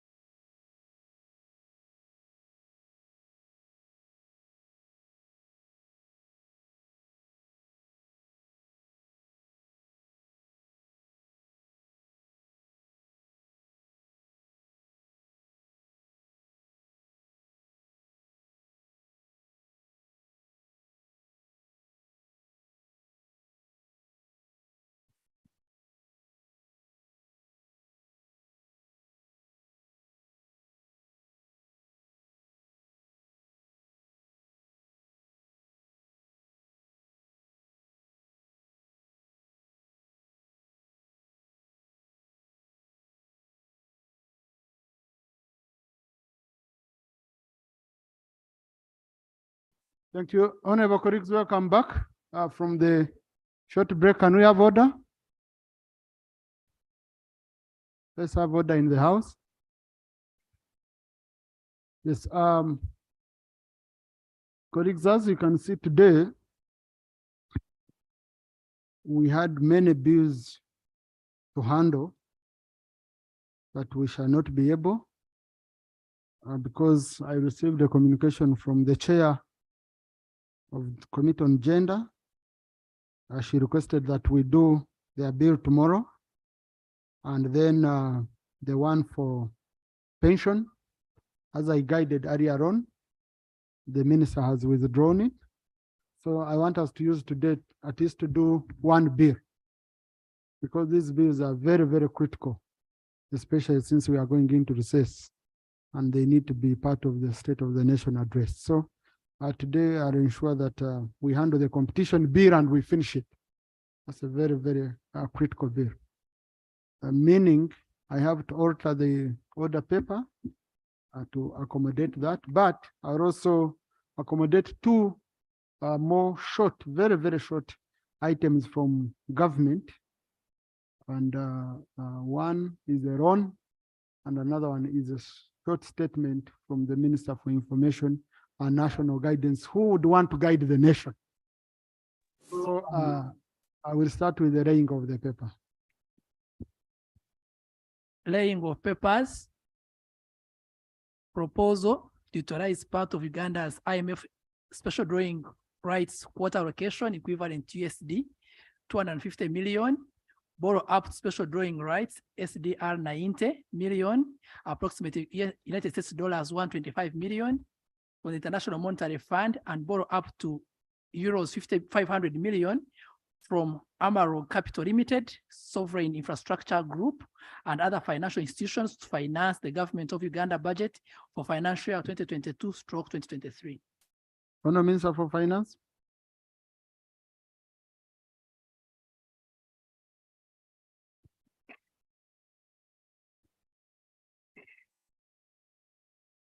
Mr. Speaker, sir, I beg to lay on the table the proposal to utilize part of Uganda's IMF special drawing rights quota allocation equivalent to United States dollars 250 million, borrow up to special drawing rights 90 million, approximately US dollars 125 million from the International Monetary Fund, IMF, and borrow up to euros 500 million from Amaro Capital Limited, Sovereign Infrastructure Group, and other financial institutions to finance the government of Uganda budget for financial year 2022-2023. I beg to lay right, Honorable Speaker. Thank you. Thank you. Their own proposal stands referred to the Committee on National Economy for consideration and report back to the House. Now, colleagues, this is a proposal to finance the budget for this financial year that is ending, including, I think, some components of the supplementary. This is money which we already appropriated. This is money which we already appropriated. So now what is very critical is looking mainly at the terms. Otherwise, during the processing of the budget on sources of financing, we had a component for borrowing, and these are some of the wrong. So please, Honorable Guzuri, the Speaker is speaking. Yeah. So the Committee on National Economy and the Sector Committee for Finance, I'm giving you tomorrow. Yes. You see, colleagues, it doesn't help for you. We are going into recess on Thursday. It doesn't help for you to entertain around here. You come back in June with 1 week, you approve, and you deny yourself services. I want us to live in a real world. Okay? So I'm giving you tomorrow. Please go, study their own, look at many of the terms of borrowing, and report back on Thursday. Thank you. Next item. You had the clarification you want? Mr. Speaker, I sit on the Committee on National Economy. I'm aware right now that committee is processing a loan and they are supposed to report on it tomorrow. Now that if you rule this committee must process this loan tomorrow and report on Thursday, I'm very, very worried the committee may not be able to achieve that. And the clarification I wanted the minister to clear here is that we approved the ceiling for borrowing. The minister needs to come out clearly on whether we have not exceeded that ceiling. Those are issues which the committee should look at. Because Please- it would seem to me. Please. Colleagues, let the committee go, look at the loan and say we have exceeded our limit for borrowing. Okay, this is what you're supposed to do. Timeline, I'm in charge of the order paper. I have not given a Committee of National Economy space tomorrow, so they are not reporting anything here tomorrow. Yeah, I'm in charge of the order paper, honorable colleague. Please. So if you have finished your work, you bring it to me and I decide when to put it on order paper. So no need for panicking.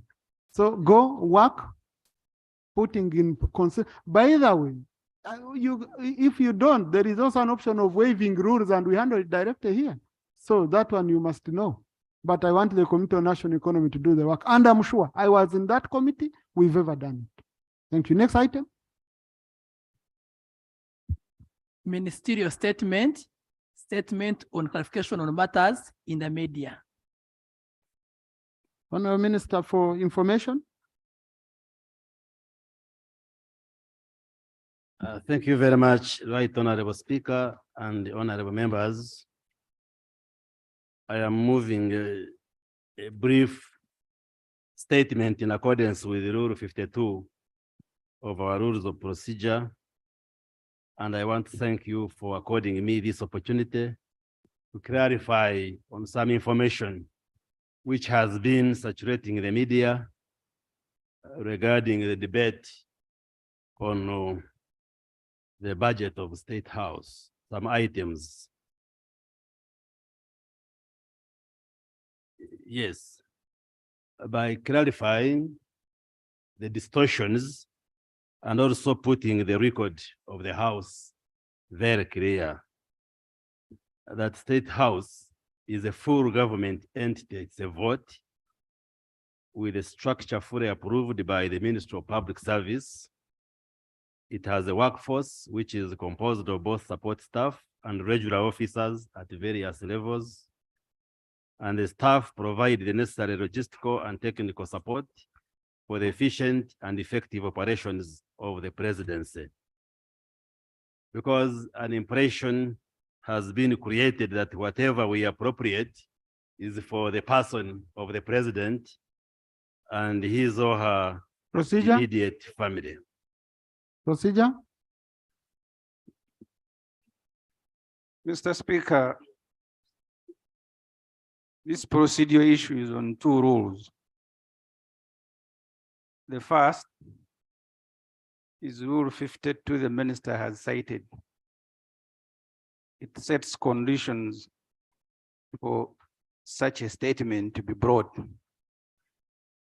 Rule 222 forbids reopening or reconsideration of a matter that has been handled by Parliament. And that reopening, if it must take place, it must be on a substantial motion moved with a notice given of not less than 14 days. That's the only way you can come to ask Parliament to reconsider a matter, because we dealt with the budget here, we finished it. There were ministers here of finance, of everything. This matter can only be reopened under Rule 222 on a substantive motion with a notice of not less than 14 days.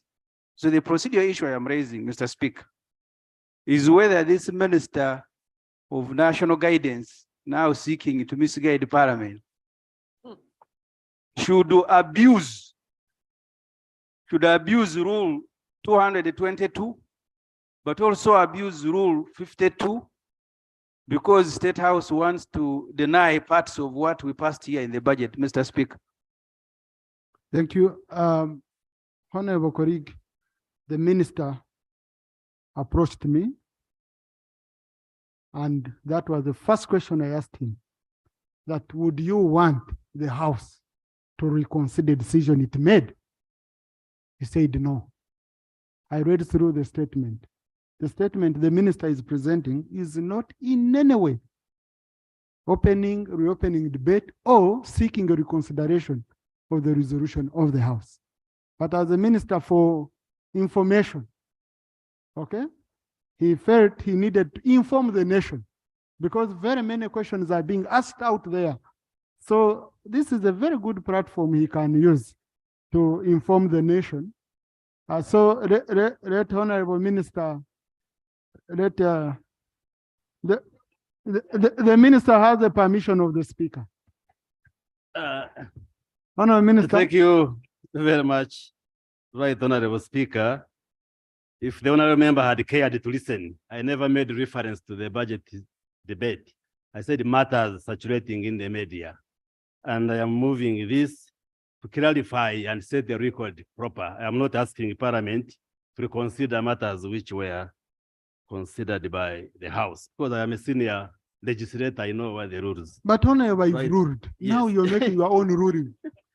So, Right Honorable Speaker, reading from where I had reached, the staff of the State House provided the necessary logistical and technical support for the efficient and effective operations of the presidency. And the State House in turn provides the necessary facilitation for the staff to carry out their responsibilities effectively. And this is the mandate which informs the budgetary allocations across the various items.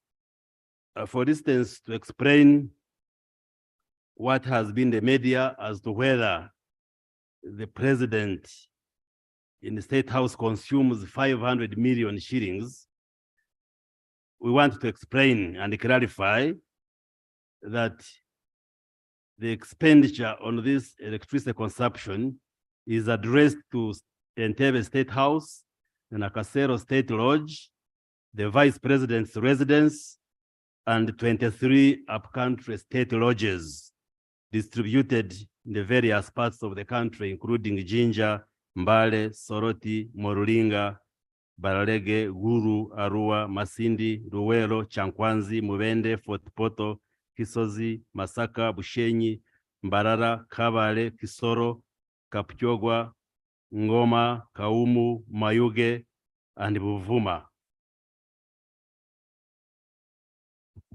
5 administrative office blocks that support the State House and many other forms of infrastructure. In the media, there has also been a discussion as to whether the president spends 350 million shillings per year to buy clothing. Our president is one of the smartest presidents, but yes, but to clarify, according to us who see him regularly, I just want to clarify that the item that appears under the State House budget on beddings, clothing, and footwear is meant to cover the protective gear for support staff, beddings for the state lodges, which I have read about, the curtains, the various linens for furniture and State House functions, as well as uniforms for staff as need arises. And the categories of staff include drivers, housekeepers, caterers, kitchen staff, cleaners, and the regular office staff. As well, the State House supports skilling programs where you have seen young people who are skilled in various vocational skills and usually provides uniforms. So this is to dispel the misinformation that that budget caters for clothing the president, but rather it facilitates all these functions that I have explained. I could go on, but that's the point I wanted to make, Right Honorable Speaker. I hope this information clarifies the issues to do with the budgeting for State House and sets proper the record on the Hansard of this House. And I want to appeal to all of us that we should resist always from raising sensational and unsubstantiated information which misleads the public. I beg to move, Right Honorable Speaker, and I thank you. Thank you. Thank you. Please, Honorable, take your seat.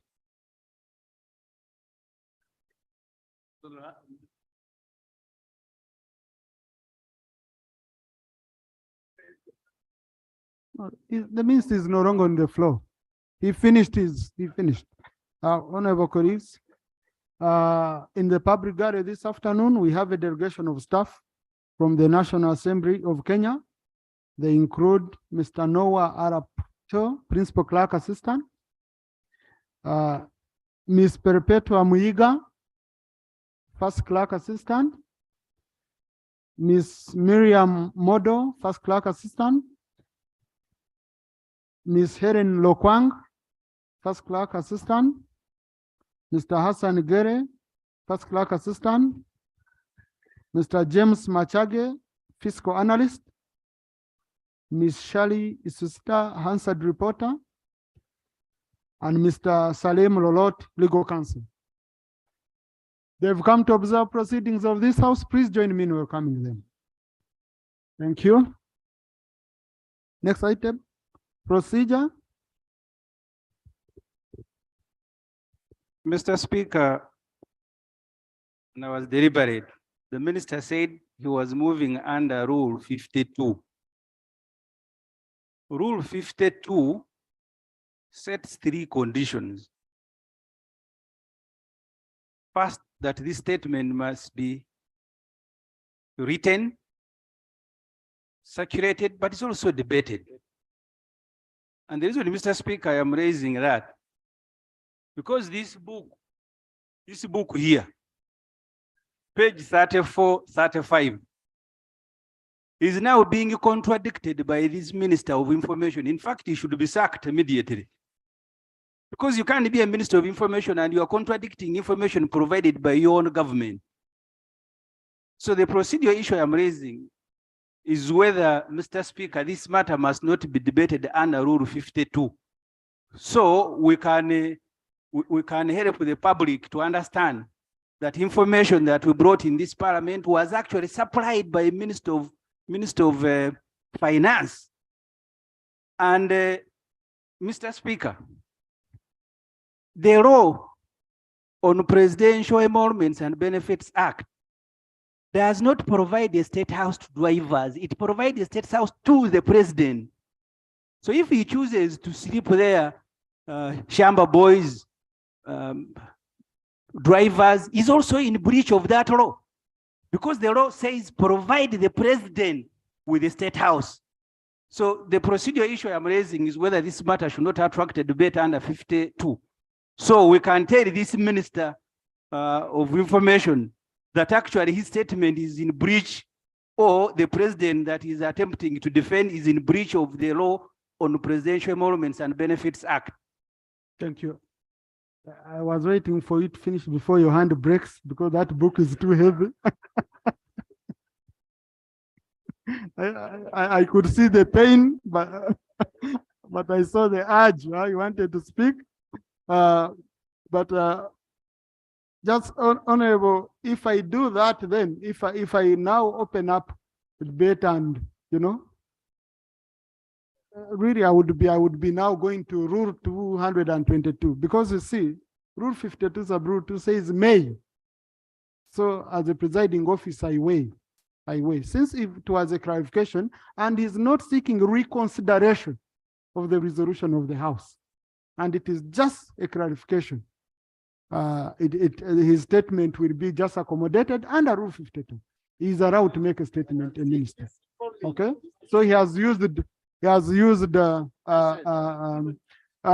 are some people who feel have been misinformed. There are others who feel have been informed. So you choose the category you want to belong to. I just leave that to you, honorable colleagues. I can't. I want to go into your head to choose which side. Next item. Bill second reading, the competition bill 2022. I have requested the Attorney General, Minister for Trade, Chairman of the committee, and Shadow Attorney General to first consult Rito. So let them finish the consultations. For now, let's get legal aid. We're going to report on legal aid. It was a short one, I think. It is a short. Is chair committee around? Ah, yes. Let's do legal aid as they finish consultations. Item number 7 on the order paper, bill second reading, the National Legal Aid Bill 2022. Chair, legal.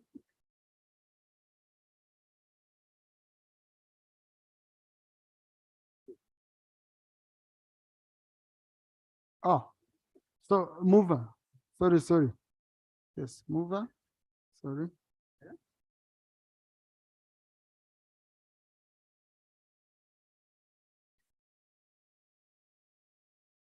Thank you so much, Right Honorable Speaker.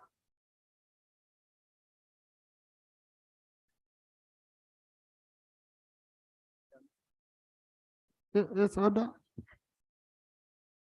So Speaker, in the morning, you chased people who crowd your chair because they take away your attention from matters going on in Parliament. Is the Honorable Bahati and Honorable Mpaka in order to breach the order that was issued by the Speaker in the morning, never to crowd his chair? Are they in order? Thank you for protecting me, Honorable Semuja. I wish all of you were protecting me this way. Then I would do my business very well. Yes, Honorable Algon. Thank you so much, Right Honorable Speaker. In accordance with the Rule 130 of the Rules of Procedure of Parliament, I beg to move that the bill entitled the National Legal Aid Bill 2022 be read a second time. Is the motion seconded? Honorable Muuma, Honorable Gilbert Oranya, Honorable Anifa, Honorable Mricha, Honorable Nyamtoro, Honorable Rita, Honorable Paparu Uopa. Majority of the House. Yes, Honorable, would you love to speak to your motion? Thank you so much, Right Honorable Speaker. And this can be very, very brief. Very brief indeed. Yeah. The National Legal Aid Bill 2022 was read the first time on the 28th September 2022. And pursuant to Rule 129.1 of the Rules of Procedure of Parliament of Uganda, the bill was referred to the Sectoral Committee on Legal and Parliamentary Affairs for scrutiny.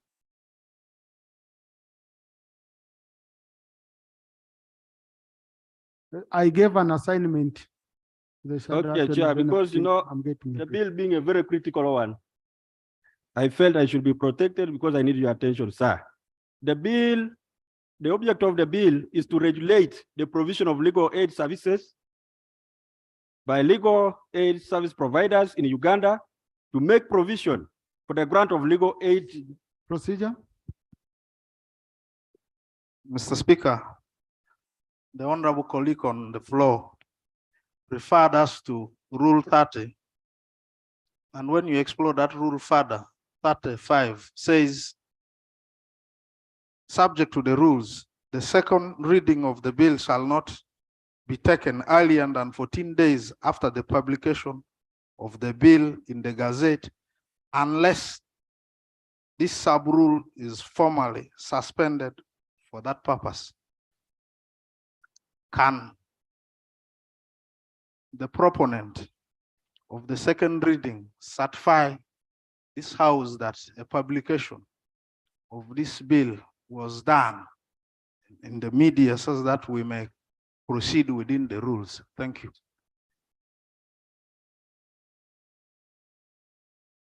Right Honorable Speaker, that is the reason as to why the public gazette, the National Gazette, is public. All those people who have interest in getting to know what is happening in the House in terms of legislation, go to that House.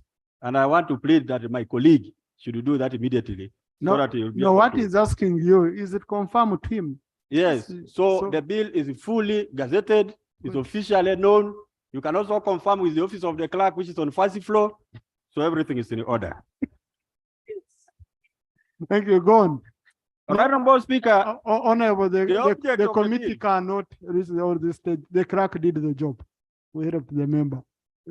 Honorable Speaker, the object of the bill is to regulate the provision of legal aid services by legal aid service providers in Uganda, to make provision for the grant of legal aid services to the indigent, marginalized, and vulnerable persons, to make provision for eligibility for the grant of legal aid, to make provision for termination of legal aid, to make provision for the payment of court fees, costs, and damages by unaided person, to create a legal aid funding account, to recognize legal aid service provider schemes existing in Uganda, to continue in existence Justice Centers Uganda, and to amend the Poor Persons Defense Act.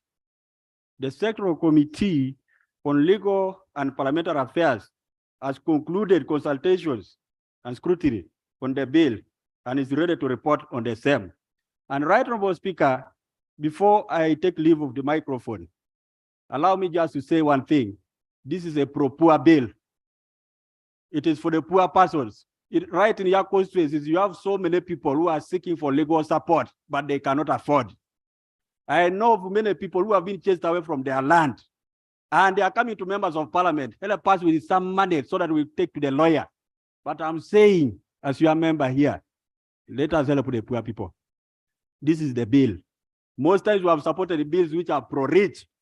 When they say this non-aligned movement, we push money. But when it comes to legal aid, they say, you wait. The time has come. Right Honorable Speaker, I beg to report. Thank you. Honorable Chair.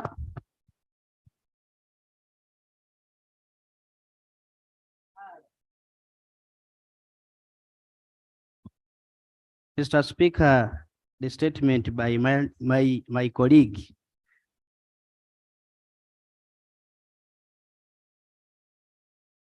Mr. Speaker, in accordance with the Rule 31, I beg to lay both the report and the minutes.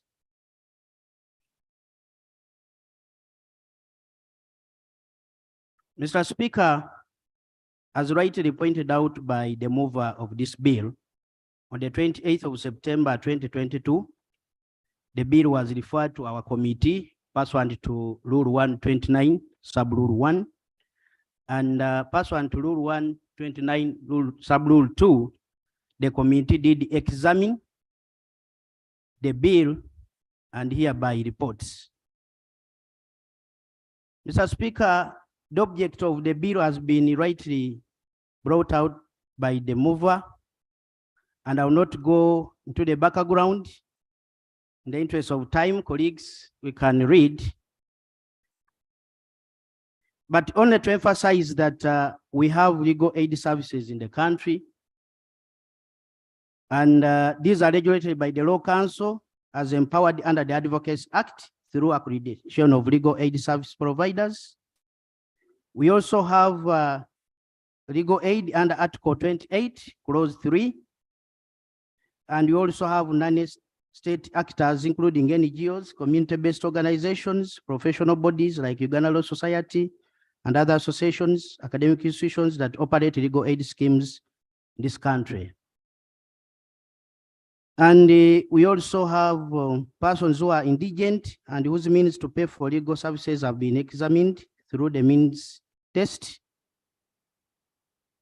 And when you look at most of our legal aid services are by, not by government, apart from only that provided under Article 28, Clause 3. Methodology. In harmonizing this bill, the committee interacted and received memoranda from one, the Attorney General, and then also Cyrus, the mover of the bill. Colleagues, these are the findings and recommendations of the committee. The committee notes that one of the objectives of the bill is to provide credible, and colleagues, I want you to listen to this, credible, accessible, affordable, sustainable, and accountable legal aid services to indigent, marginalized, or vulnerable persons in Uganda.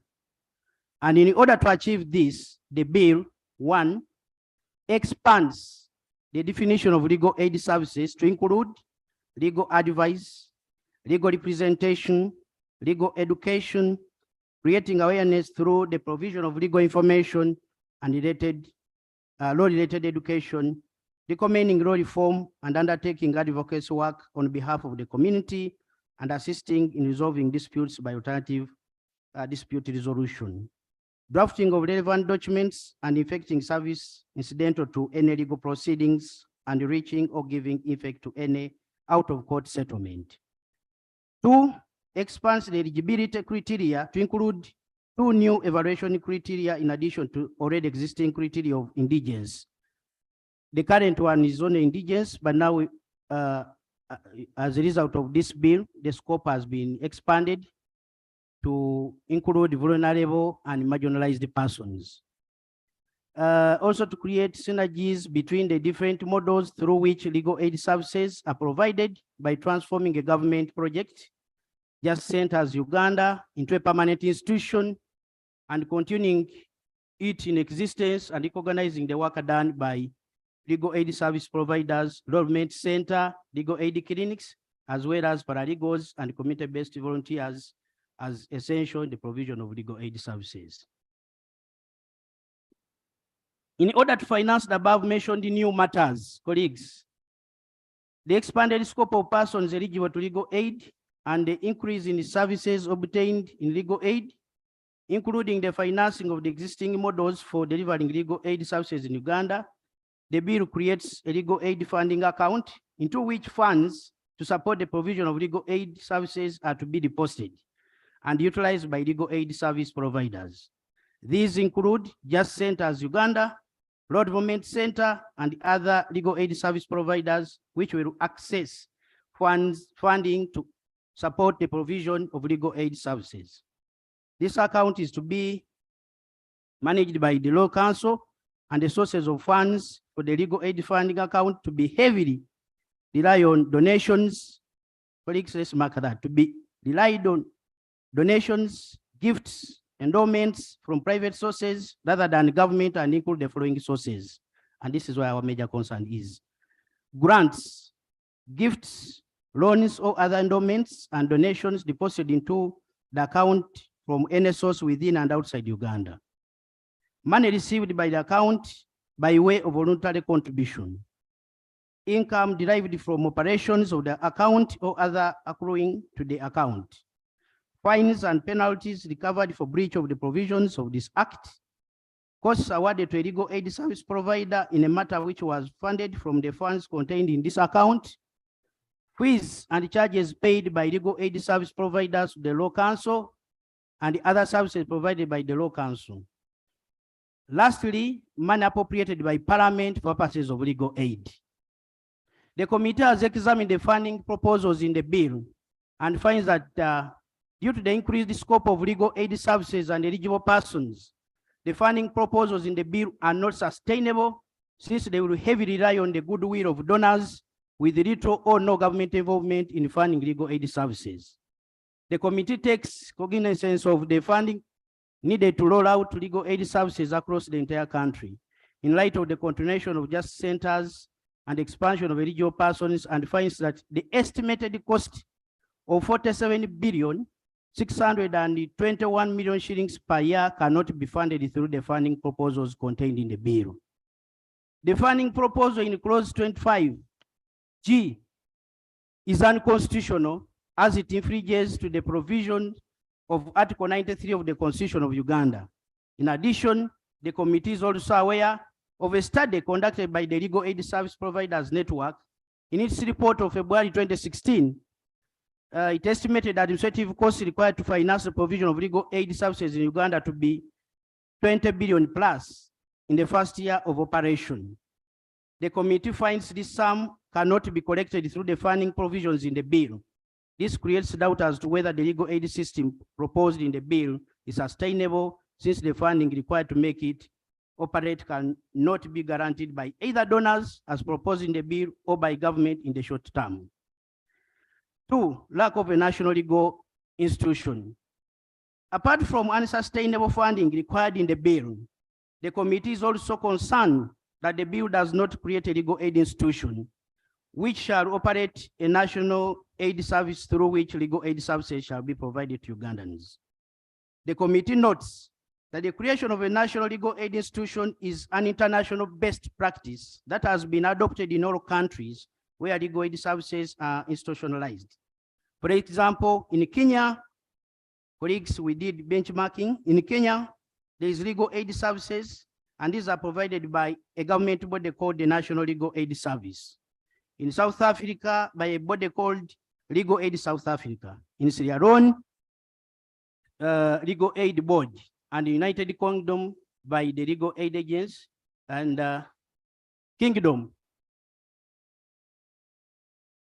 You didn't hear Kingdom? Okay, I said United Kingdom by the Legal Aid Agency under the Ministry of Justice of the United Kingdom.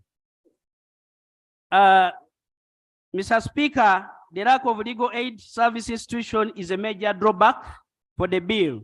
Since in its current form, the bill does not guarantee the sustainable provision of legal aid services, since there are no government commitments in the form of finances or the creation of government-backed legal aid institution.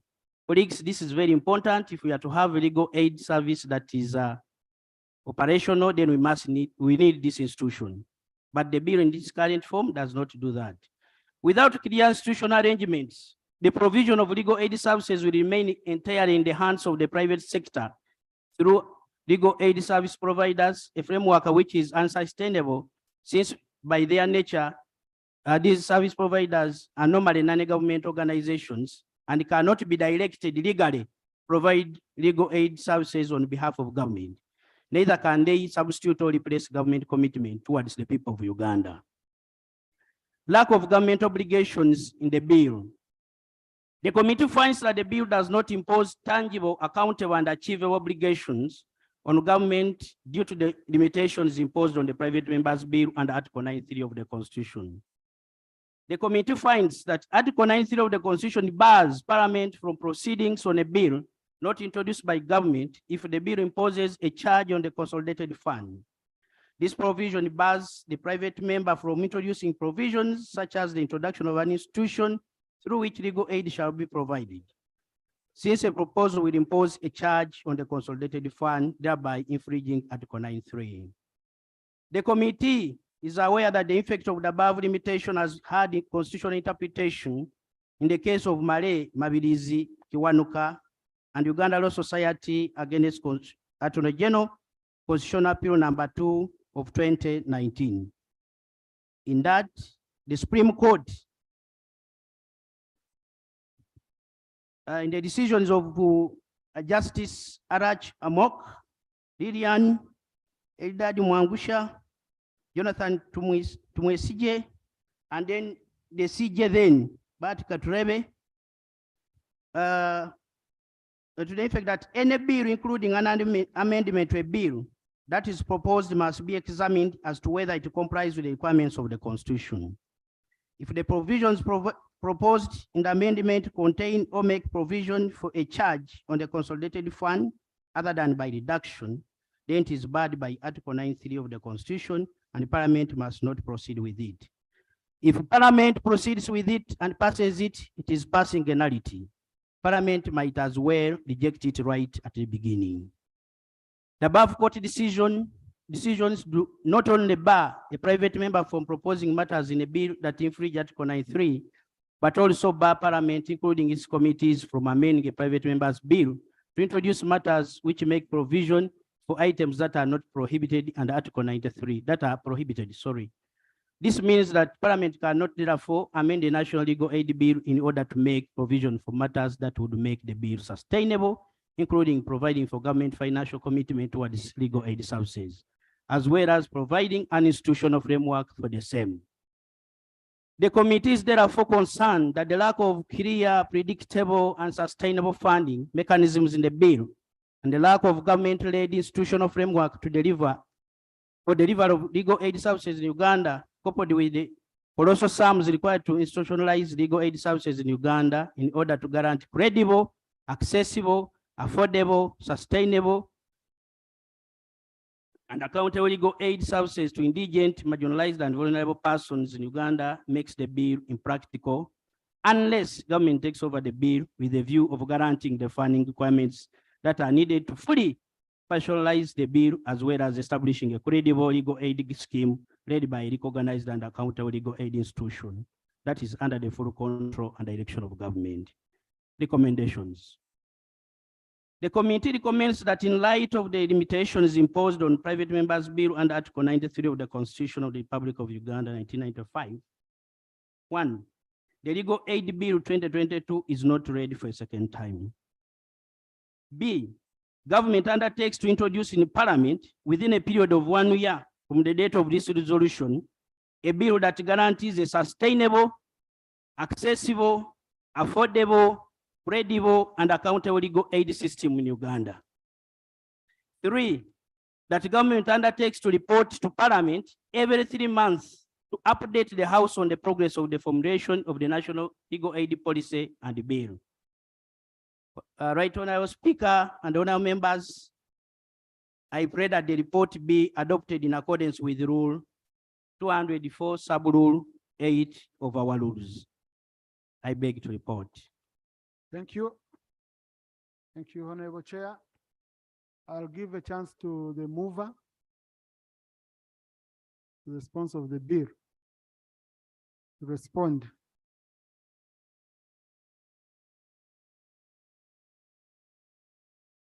Thank you so much, Right Honorable Speaker. Our vision as a parliament is to be transformed, independent, but also people-centered. And this particular bill is a people-centered bill, and therefore it is for the people. I'm happy as a private member, I stand here today, having supported many private movers to go through with their bills, including the recently passed one, which we did within the shortest time possible.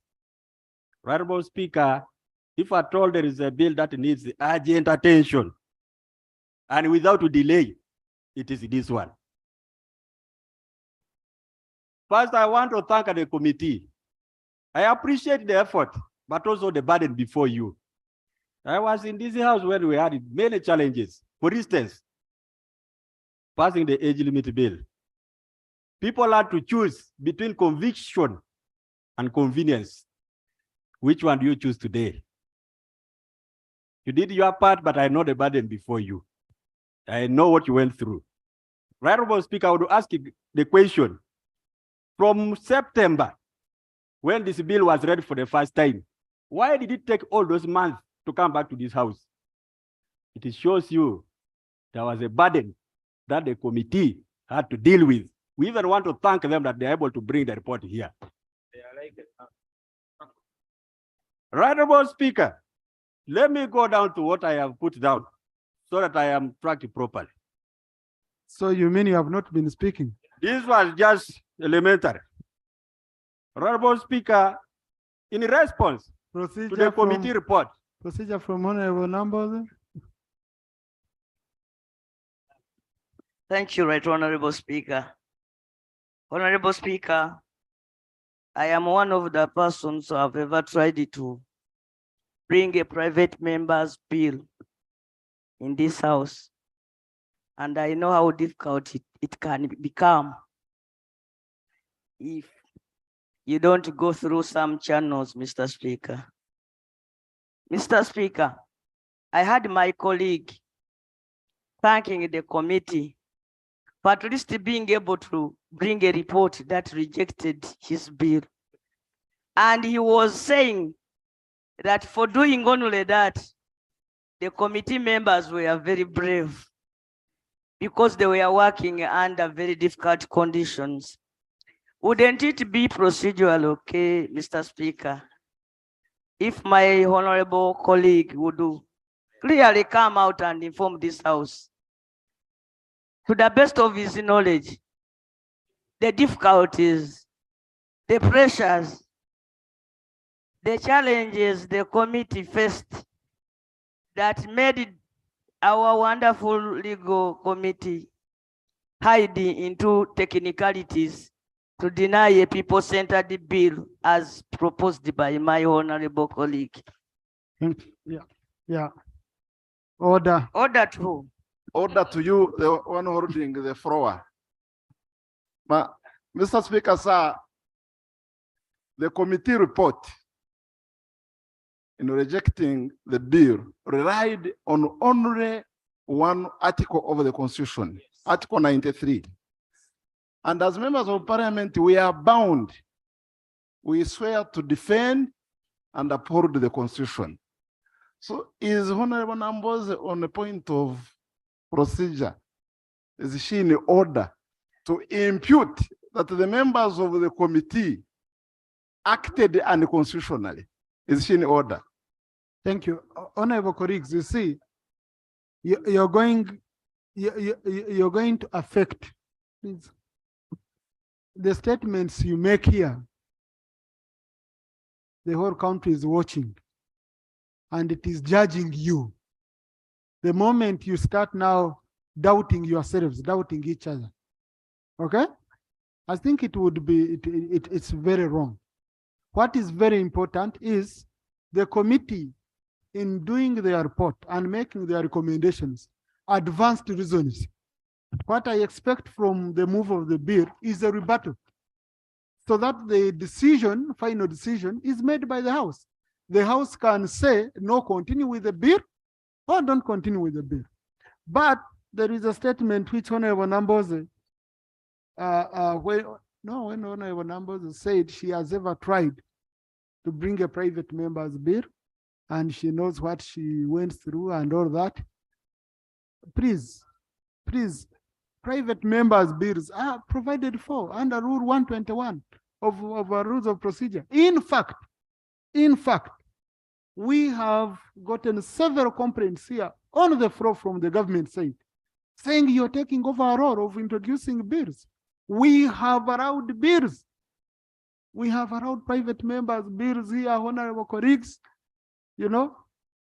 So really, I don't want anyone to impute that you need to lobby, you need to talk so and so to bring a private member's bill. I've just received a request from Honorable Mara here.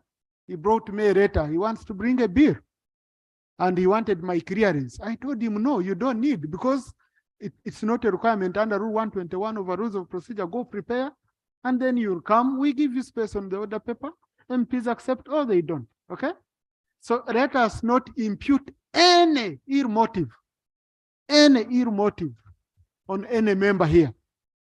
Moreover, no final decision has been made until the House decides, and we are all bound by the decision of the House. And by the way, this brings me to an issue which I wanted to raise with Rope, but I can also say it here, but we will discuss it. Honorable Rope, I saw some of your members holding a press conference about the tax on diapers after a resolution had been made by this House that for them they disagree with the tax. And I was going to say, can we pick out the hands that we look for their submissions? Number one, were they here when we were discussing? All of them. Some were not here, because I checked in the record. Some were not. But you, after failing to be here, you go, you hold the press conference outside. When this House makes a decision, you are bound. You can say, personally, I don't agree with the decision of colleagues. I've given my view, it has not been bought, but you can't go to hold the press conference outside, especially like on tax bills. It's not right, honorable colleagues. Okay, whatever you disagree with, present it here, and we debate. it. So let us not impute ill motive on each other. Honorable Cyrus, respond to the reasons given for rejecting your bill. And I thank you, Right Honorable Speaker, for always being a very just and fair statesman. Thank you. I want to start from where Honorable Nwagaba started from. He said this bill flouts Article 93 of the Constitution. Right Honorable Speaker, I would love to inform this House that this bill received a certificate of financial implication. Yes, officially.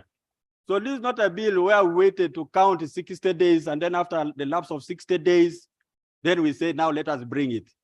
And I'm happy the brother who is bringing this matter up is a land friend more than myself. He knows it. This bill, while applying for the certificate, it is the clerk who applied for it, not myself. At the time of gazetting, it was gazetted by Parliament, not me. And therefore, it is officially recognized. I want to believe officers of government in the Ministry of Finance, but also Parliament here, know the distinction between what offends and what doesn't offend Article 93 of the Constitution. Number two, Right Honorable Speaker, I was afforded technical support by this Parliament. Much as I'm a professional accountant, I'm able to read. I was able to read and I received the support. I can also write and I wrote. Now I'm reading what I wrote. Right Honorable Speaker, the committee found as a matter of fact that the bill I introduced did not impose a charge on the consolidated fund. This means that the bill did not infringe on Article 93 of the Constitution. Number two, on the issue of sustainability of legal aid as observed by the committee, I note that the committee was concerned that the funding requirements in the bill will be met through donations, a matter the committee finds unsustainable. Chair, donations as donations, if we look through the various acts of Parliament that we have processed here, I want to refer you to the UCC Act. That's one of them. It is by standard that we have a provision that allows for donations, because even our budget here, that we always approve as Parliament, as always the component of donations. I speak as a very clear-headed accountant who knows what he's talking about. Yes, donations are a part of it. You cannot close that window. Even at home, we ask for donations from neighbors. You might have everything, but you lack a needle, and you ask for a donation, and that happens.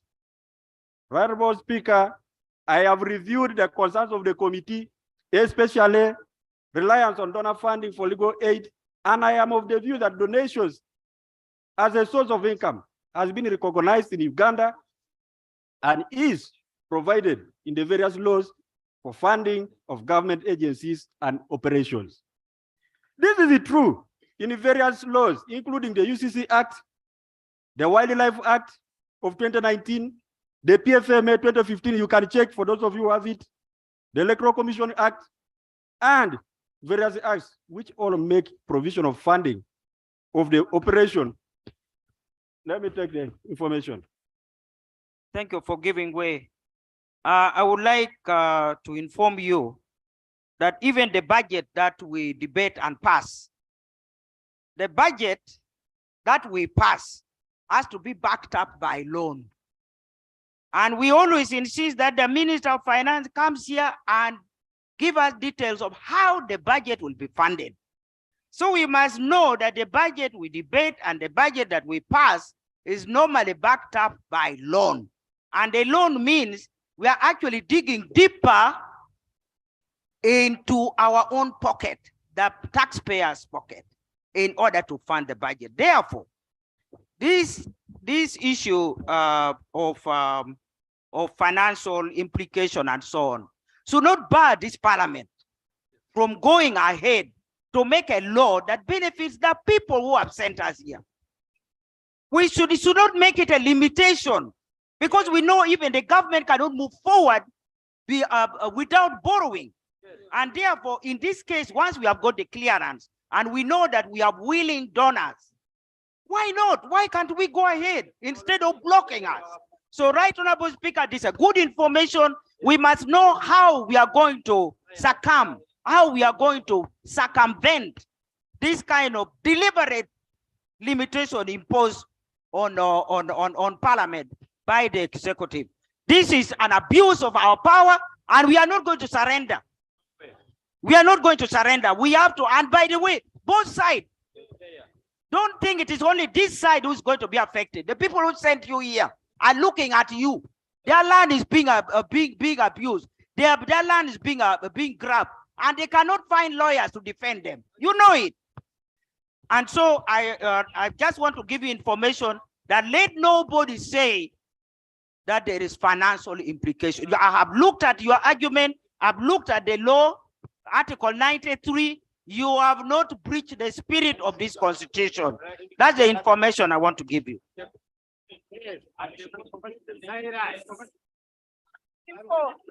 Thank you so much. Right, Honorable Speaker. Right, Honorable Speaker, that is the icing on the cake that I was waiting for from a senior legislator like Honorable Cecilia.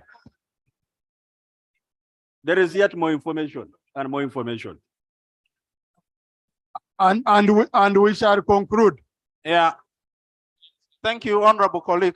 The information I want to give you is that much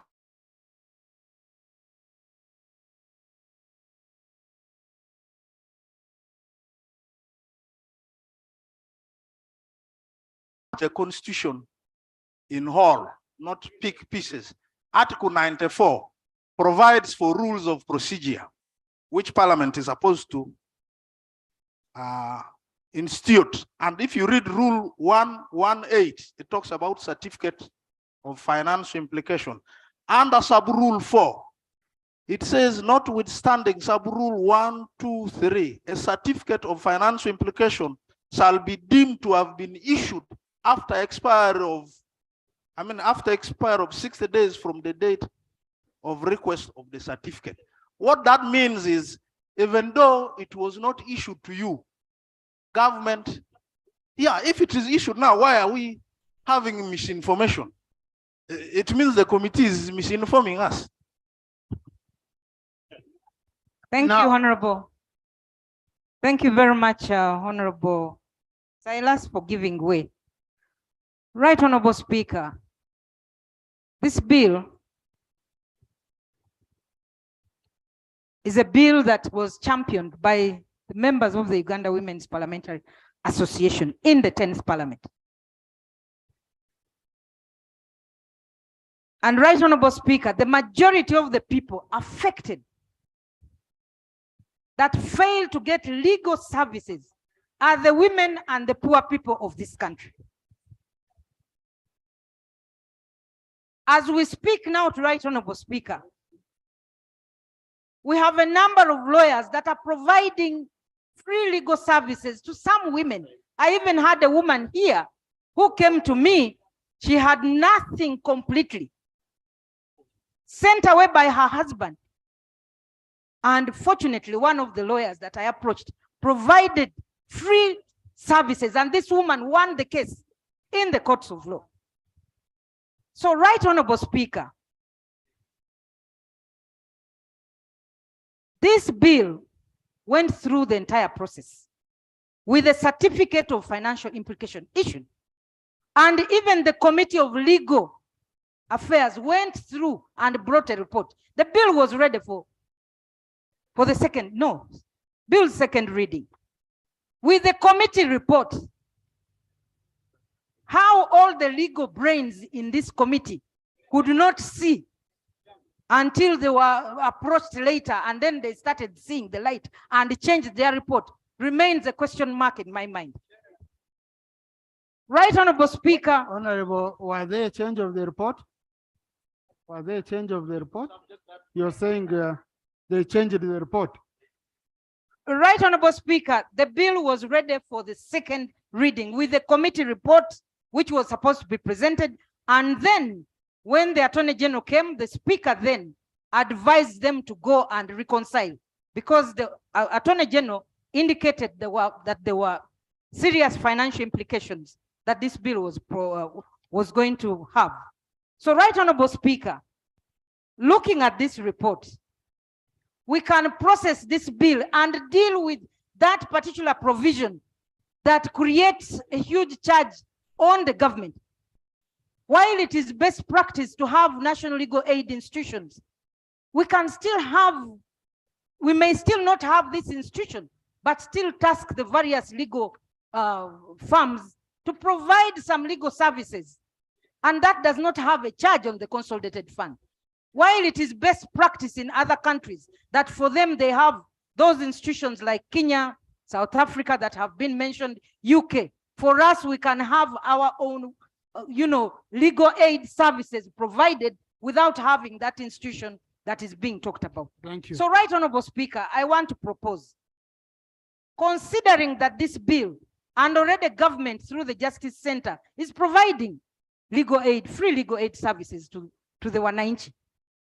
It is my view, Right Honorable Speaker, that we support and move to bill second reading and deal with those particular clauses that have the consolidated charge.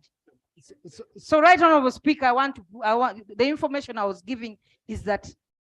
So you see, you went beyond giving information to even giving a conclusion. The information I'm giving is that the charge may be there, but we don't need to take this position of having a legal aid institution and still proceed with the bill. Your time Thank is you. up, Honorable Cyrus. Okay, Chair. Give a concluding remark. I really apologize to my colleague. Time is up, but I would have loved to give you a chance to give information.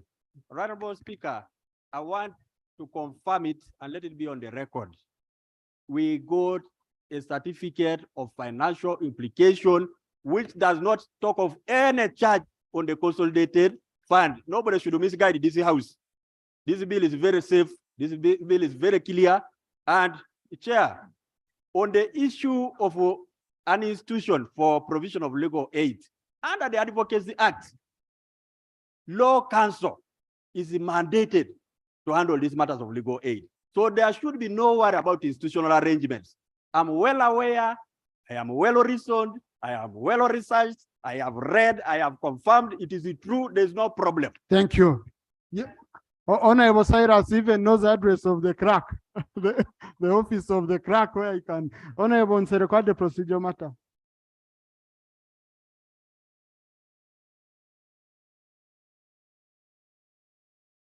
Thank you, Right Honorable Speaker. Right Honorable Speaker, the rules of moving a private member's bill are very clear. And the committee's reason for refusal, if I heard properly, was based on a technical view that the bill shall have consequences that are far-reaching financially. Now, by issuance of the certificate of financial implication, means the Ministry of Finance, through its technical people, studied, reasoned, processed, and sanctioned after having read and analyzed the effects of this bill and satisfied itself that even if there were implications, they were not far-reaching to destroy or distort the national budget projections of the country, or in any case, they would be for the betterment of the nation. The question that we should be putting, Right Honorable Speaker, I'm not saying you should put the question we should be bearing in mind and asking ourselves should be as to whether the bill met the test of the law. And the answer is very clear, is that indeed it passed the test of the requirements for a private member's bill.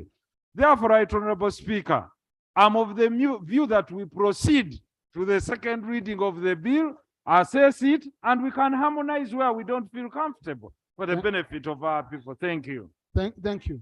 Now, colleagues, you see, we have a report which says the bill shouldn't be processed for second reading. And you know, on second reading, where we consider clause by clause.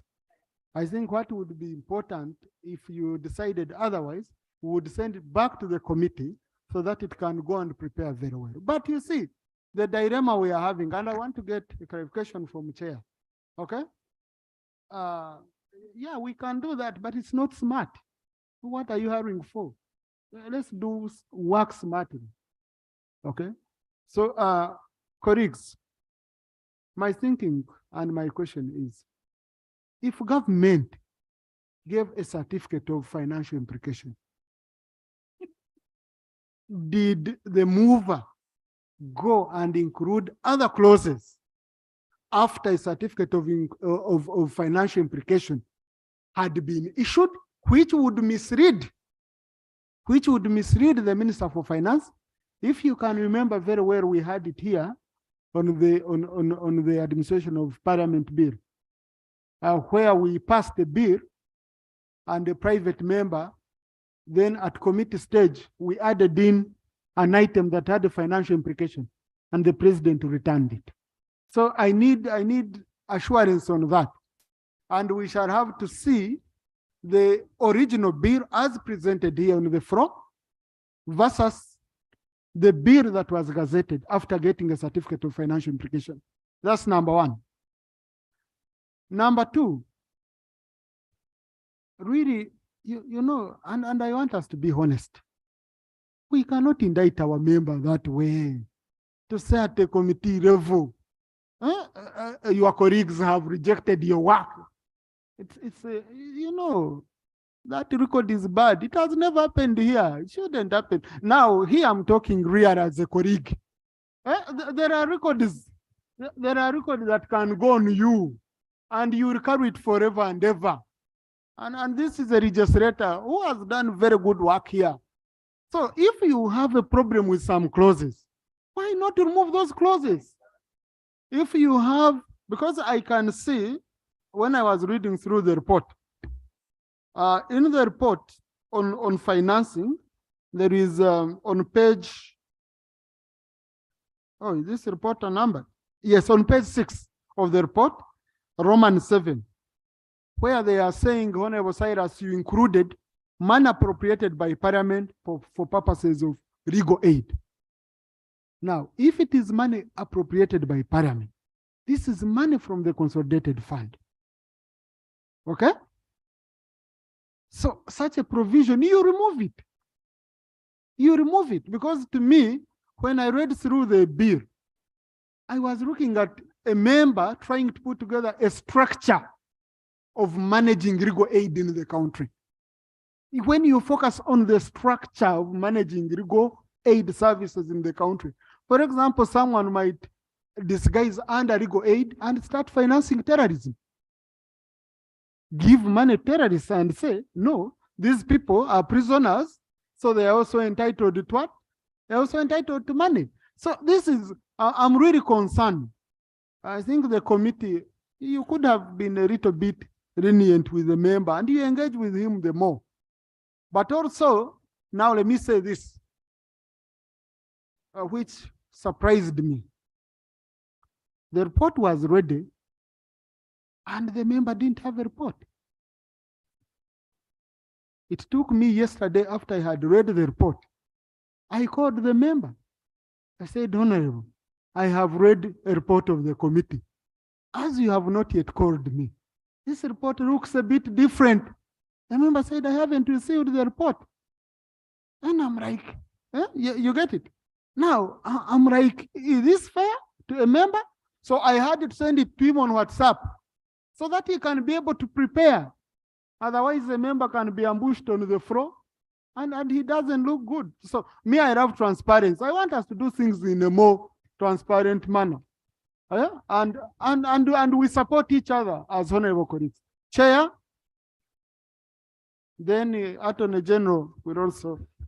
Mr. Speaker, if there is one person who needs legal aid in this country, it's me. Because, Mr. Speaker, I've represented not less than 100 vulnerable persons in this country. If you want the record, you go to Uganda Law Society and you will see my record. I was even given an award. If you want, you can come to my office.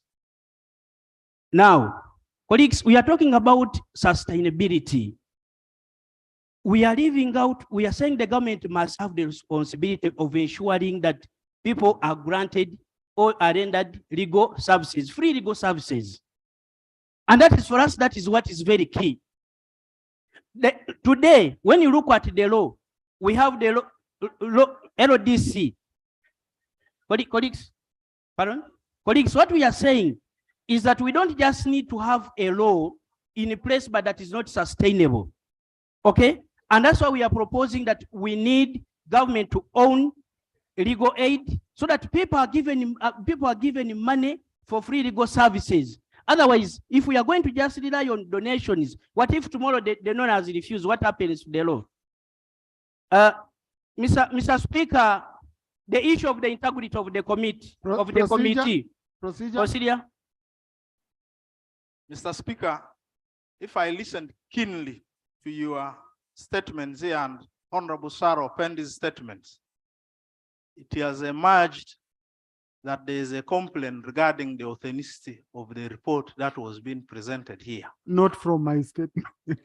Under our rules, when such complaints emerge, under Rule 204, when such complaints emerge, Mr. Speaker, you will refer this matter to the clerk to investigate and report. Now that this report, which was presented here, I cross-checked there, it was just produced in May, and yet the committee was ready for second reading that time. That clearly says something much about the report. I would therefore pray that you apply this rule and subject this report to investigation so that we explore the intention of trying to kill legal service for the most vulnerable people in this country. I thank you. Thank you. Now, Honorable colleague, that rule, it refers to when members of the committee dispute or question the report. As we talk now, all members of the committee, no one has complained about the report. The issue Honorable Saro Pendy has said, the speaker, the presiding officer then, guided that the committee should go and the Attorney General and they reconcile on the report. Now, reconciling can result into updating the report, into changing positions. Otherwise, you can't be sent to go, you come the way you went. Yeah. So the authenticity of the report is very, very, very clear. Okay. The report is very, very clear, but the issue is, Chair,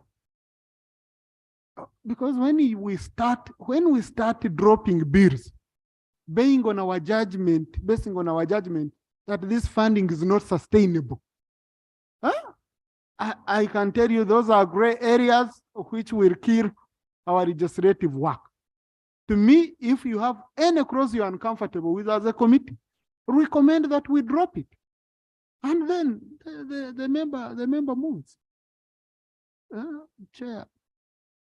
Most obliged, Mr. Speaker. Mr. Speaker, maybe for information purposes, members said, why is it dated the 15th of May? Like you've rightly guided, it was referred back to the committee for reconsideration, and that's what we did. And this is a reconsidered report. Mr. Speaker, there are things that at times we don't want to bring to the attention of this parliament. You posed a very serious question concerning the bill that was referred to the Minister of Finance for the certificate. I didn't want this to be on record, but now that someone is imputing bad faith on part of the committee, let me bring it out. In the first place, my colleague, Silas, he brought a bill that did not have clause 25G. And it was on that basis. No, please first listen, Honorable Court. Just say listen a little. Let's listen. Yes. Listen. At first, that is what he brought, and it was on that basis. And if you look at the record, it is the one that was considered during the first reading. Now, when it was brought to the attention of the committee colleagues, okay, we established that what was laid on table was different from what he was relying on. The first one that was laid on table did not have clause 25G, and the certificate was issued on the basis of the first one that did not have a financial implication. Clause 25G. Now, when they introduced the second one, colleagues, Order. you wanted the facts and you want information from as far as Honorable concerned. Thank you so much, Mr. Speaker.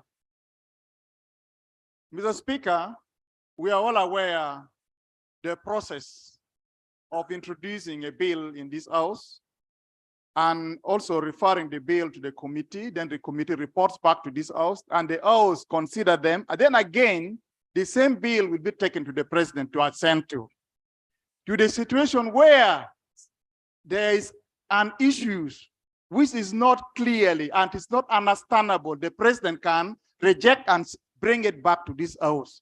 Is the chair and the honorable members who is trying to say that a new clause was introduced, which was not there, could be a ground for him to recommend and say this bill has been rejected. And yet we know when it goes to the president and really it impeached on a certain ground, the president can refuse to assent and bring it back to the house to reconsider. Is he in order? No, but Honorable Court, I've given you an example. Okay? I've given you an example of a bill that got a certificate of financial implication. After getting a certificate of financial implication, the member, I don't know whether it was a member or it was at committee stage, they introduced a clause in this parliament just a few months ago, introduced a clause which was increasing our pension. Okay? And immediately that, it meant that we misread the people at finance to give us a certificate because the bill we took to finance didn't have that clause. Now, the moment it got the clause, okay, then we lost out. Now, it doesn't look well for us to do work here. We're knowing there is a mistake. We send it to the president to reject and return. We don't look good. Please, Honorable, please. So, what happened on that bill when the president returned it? We dropped that clause. We dropped it. And that's what I was asking the chairman of the committee, that if this clause was the problem, you would have dropped it. At the committee stage, you don't drop the whole bill, you drop that clause. Then when you say that sustainability of financing and what, that's debatable. That's debatable. Attorney General, let the Attorney General. Thank you very much, Right Honorable Speaker. Right Honorable Speaker, it's unfortunate that we are where we are on this bill. Because when it first came up, like you stated, the presiding officer at the time, I did raise that the bill that is being discussed is not a bill in our position. That's how it went back to the committee, because we had a totally different bill and we did not have any issues with it. Right Honorable Speaker, I've read the committee report and we may not quite like the outcome. The question we should ask ourselves is whether it's a legitimate outcome, whether it's a legal outcome. The provision of the Constitution says the Parliament shall not, unless the bill or the motion is introduced on behalf of government, proceed upon a bill. Proceed. That's it. You don't change, you don't remove things, you don't proceed. So at that point, the member and Right Honorable Speaker and Honorable colleagues, we had very protracted discussions over this matter. And even the proposal of withdrawal of the bill, so a neater bill without the offending paragraphs is introduced, was discussed between the committee, ourselves and the private member. So, Right Honorable Speaker, I think the challenge that we'll have here is that the question we need to address is whether the bill as it is now has a charge on the consolidated fund. And if 25G does have a charge on the consolidated fund, then the Constitution demands that we stop proceeding on that bill, and then the private member may choose to bring it back. However, Right Honorable Speaker, there are other issues which the committee has raised, which are fundamental, and we've discussed them extensively and shared all the reports that we have in our possession. Legal aid is not a bad thing. and I want to be on record, legal aid is not a bad thing at all. The issue that we have, Right Honorable Speaker, is that legal aid is an expensive function. And as government, we need to be clear as to how we shall sustain that. And that is why the reports we shared with the committee have been done by government. Government has done studies on legal aid and how to implement it. And even the first writing of the bill was done. So, Right Honorable Speaker and honorable colleagues, government is not opposed to legal aid. Actually, like you said, government is actually, in the limited resources that are available, is providing legal aid. The bill as it is, if you remove all the participation of government in this bill, the question is, will we actually have a bill? Will we have given the people that which they need? Will we have provided the service? And that's the question we have been pondering over. Many of the sources of funding in here are private funding. The question that I will ask myself always is, can government legislate on how I can voluntarily use my money? Can parliament legislate and say, if you want to do legal aid, you will put it in this fund, and once you put it in this fund, then law council, which is a government entity, will run that fund. We all know what happens with the donor funding. When donors fund this money, they want to do it directly through themselves. So the question is, all these things need to be ventilated. Right Honorable Speaker and honorable colleagues, I beg and implore you and my friend Silas, let's sit down and work through this legal aid together properly and bring a bill that is sustainable for the purpose for which Parliament wants to provide. I beg to submit. Thank you. Now, what was so positive yesterday when I talked to Honorable Cyrus, he was proud of you, Attorney General. He said he has had interactions with you and you have given him support. To me, I'm saying, because the major aim of Honorable Cyrus, I don't think, is for him to sponsor the law, but for the law to be in place and a strong law. Maybe it would have been better from you to pledge to Honorable Cyrus here that you can work with him and you take over the bill and it is handled expeditiously. Listen, and then that would be up to him to work with you if that can help to provide for financing of for the bill, for the implementation of the bill, and we produce a bill that is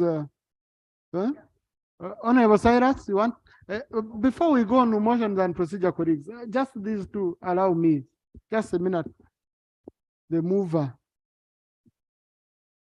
but me, the record I didn't want is really for a committee to go and reject the member's bill. It will never go off him. He will be the first one in the record of Parliament. We usually deny leave, but the moment we allow leave, the member's bill is processed. Thank you, Right Honorable Speaker. I made no mistake in giving you my vote as my speaker. Did you vote me? Yes. I also want to put it clear on the record that the committee only expressed their opinion, and they are rightfully doing that because they are entitled to. So I think we don't want to, they did their work and I appreciate the effort. Also to appreciate the Attorney General Chambers, because I've been there battling, but also to appreciate Honorable Leandro Komakech, who should be somewhere seated up there. He's the one who first brought up this bill in 2010. This is one of the bills that were thrown out because of in 2010, Honorable Komakech was not in Parliament. In the 10th Parliament. In the 10th, thank you for the correction. So, Right Honorable Speaker, I want this House to believe me. I am saved in the real words. And when I tell you something, I tell you the truth. Yes, what you have heard from the Honorable Attorney General, ignore it. Most especially when it comes to the issue of certificate of financial what? Implication. I got it from grapevine that if the Attorney General's office was able to tear off that certificate of financial implication, they would have done it. They were not happy because of what happened. I'm told even they harassed the people of Ministry of Finance. Why did you issue that certificate? But I want to inform this house. The Right Honorable Jacob Lokori Olanya, the late, may his soul rest in peace, had a lot of interest in this bill. Being the chair of the Greater North Parliamentary Forum, one time we had a discussion and he was saying, do your best to make sure this bill is concluded because it is for the people. And I am trying my best to keep his legacy. Even where he is in heaven, he is seeing and is happy. So he will be unhappy with whoever will try to oppose this bill. That is the truth. So, Right Honorable Speaker, let nobody talk about Article 93. I have read the Constitution and repeated, and that particular one I have read several times. I understand what it talks about. If you are referring to 25G, it's talking about Justice Centers Uganda. Justice Centers Uganda has been in operation through a circular instrument issued by the Chief Justice, by the Minister. And therefore, for that matter, it is not something new. You only affect that Article 93 if you introduce a new subject in the article. But here, Justice Centers already receives money from government. Thank you. For that reason, nobody should deceive you that 25G was introduced. I do not apply for the certificate. I don't gazette, government gazettes, unless you are saying that our people are now. Motion. Thank you so much. Motion, Honorable Sirogwa. Right Honorable Speaker, I have had the mover of the motion make a very passionate presentation on this matter, the chair of the committee as well, and the Attorney General. Right Honorable Speaker, under Rule 59, I wish to move a motion that the House allows a motion without notice based on the fact that the Speaker has already guided on the matter, that the matter be taken back to the committee for reconsideration, and we pray that should be done within a period of 1 month. I beg to move. Is the motion seconded? Honorable Achia Remegio, Honorable Florence Akiki, Honorable Nyachkongoro, Honorable Fredo Prote Angula, Honorable Katavaz, Honorable Namboze, Honorable Cecilia Gwa, Honorable Nambeshe. Thank you, Honorable colleagues. This is something for which I don't need to call upon a member to speak to the motion. So I now put the question that the National Legal Aid Bill 2022 be referred back to the Committee on Legal Affairs for reconsideration and report back within 1 month. Those in favor say aye, to the contrary nay. The ayes have it. Thank you, Honorable Chair. Just go back, look at clauses which you feel offend the Constitution. Attorney General, where you can provide support, please provide support. Let us support the member and we finish this bill. Thank you. Next item. Item number 8 on the order paper.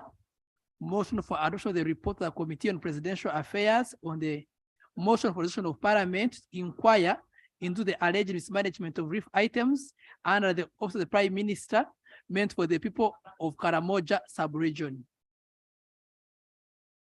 Thank you, Honorable Chair Ababiku. But as Honorable Chair comes, Honorable colleagues, in the public gallery this afternoon, we have members of St. Javira Choir from St. Joseph Catholic Parish in Deba, headed by the head of laity, Mr. Julius Kaira, and the parish priest, Reverend Father Simon Peter Sechanzi.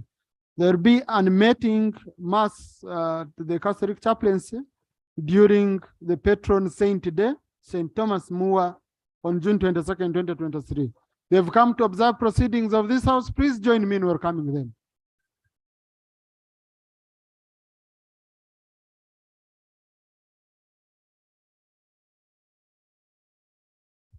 Honorable Chair, please present the report. I want us to sort this matter today.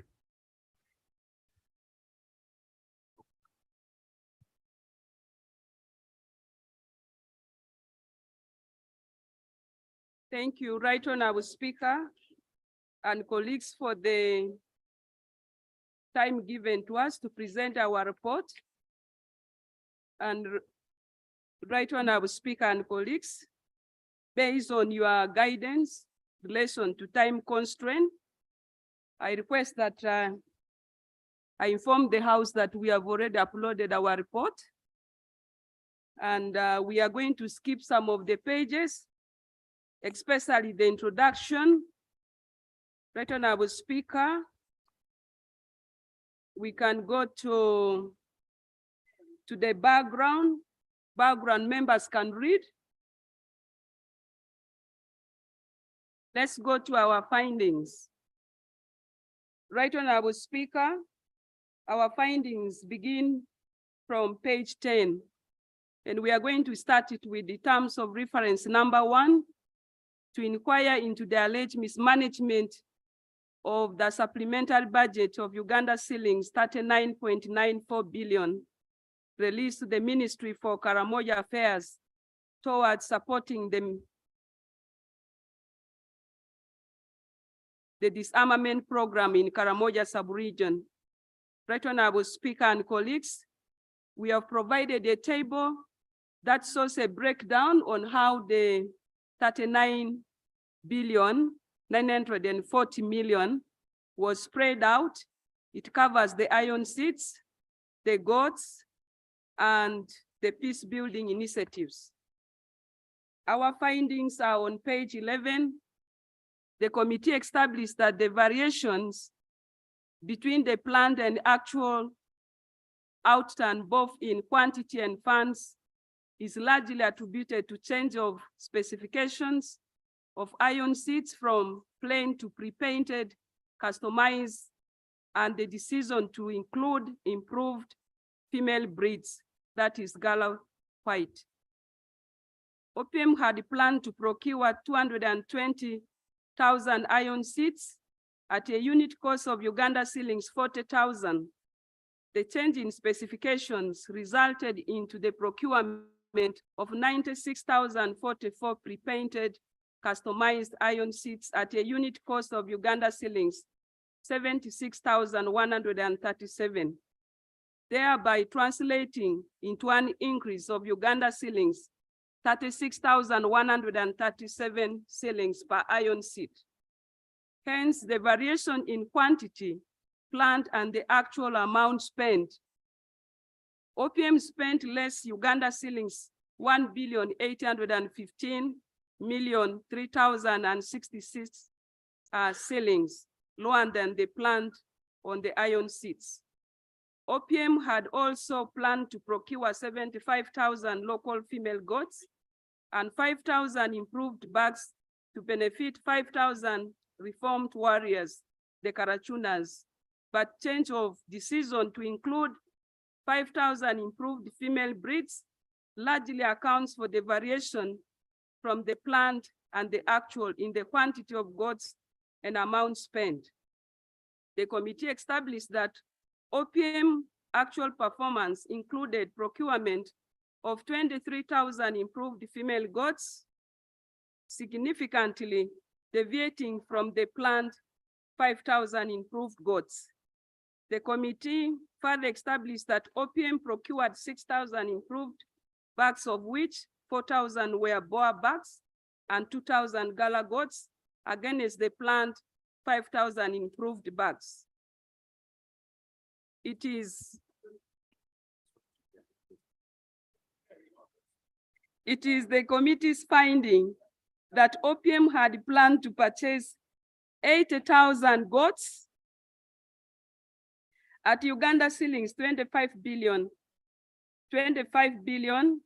The committee established that OPM purchased 73,900 goats at 26.9 billion. This resulted into an expenditure of Uganda shillings 0.2 2.233 billion in excess of what was planned. OPM thus spent more Uganda shillings 0.233 above the planned. The committee further established that OPM planned to spend Uganda shillings 5.1 billion on the peace building initiatives. However, the actual expenditure amounted to 6.186 billion, resulting into spending more 1.86 billion. Observations of the committee.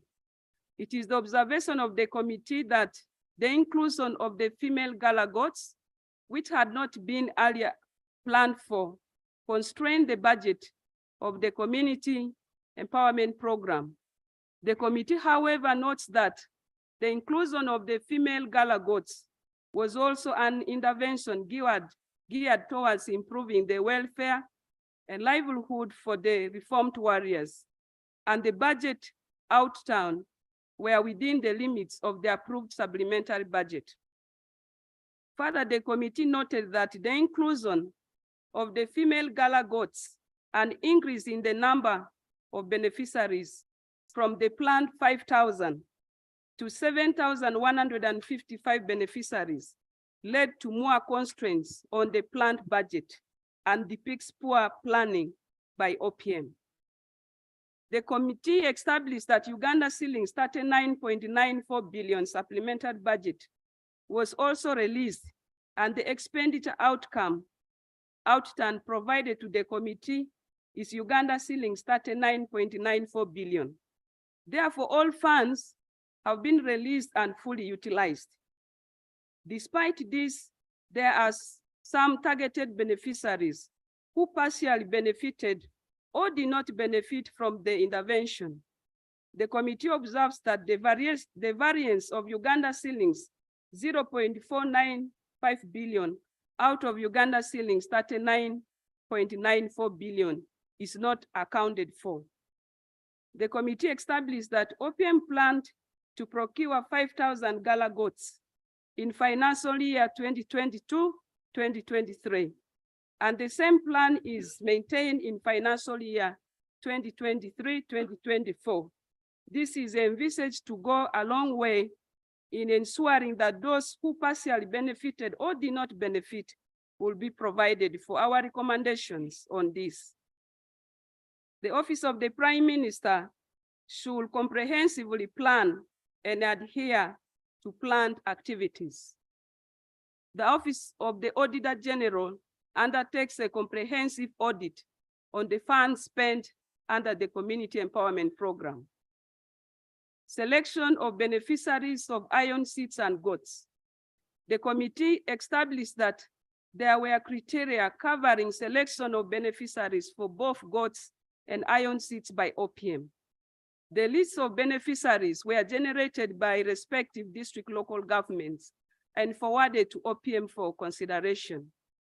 The district local governments were directed to identify 15 Karachunas and 7 vulnerable persons in each parish to benefit from the goats and iron seeds respectively. Accordingly, a total of 7,155 beneficiaries of goats and 3,339 beneficiaries of iron seeds were identified. The details of this is attached in the Annexure 6. Accordingly, each beneficiary identified and verified under the various categories of beneficiaries was to receive 16 goats and 26 iron seeds for the 7 per parish. The committee observes that the new figure of 7,155 for beneficiaries of goats is different from the 5,000 initially budgeted for by OPM before the issuance of the distribution guidelines. The details is in Annexure 7. The committee further established that each administrative officer was to constitute the district verification committee. Members can read the details about that. The committee established that the figure that we have already talked about. The committee further established that the different stakeholders in which the members of parliament, the district chairpersons, and mayors from Karamoja sub-region were instructed by the accounting officer, OPM, and the Minister for Karamoja Affairs to submit individual beneficiary lists towards the planned 3,339 beneficiaries for iron seats, thereby resulting into parallel lists across the districts.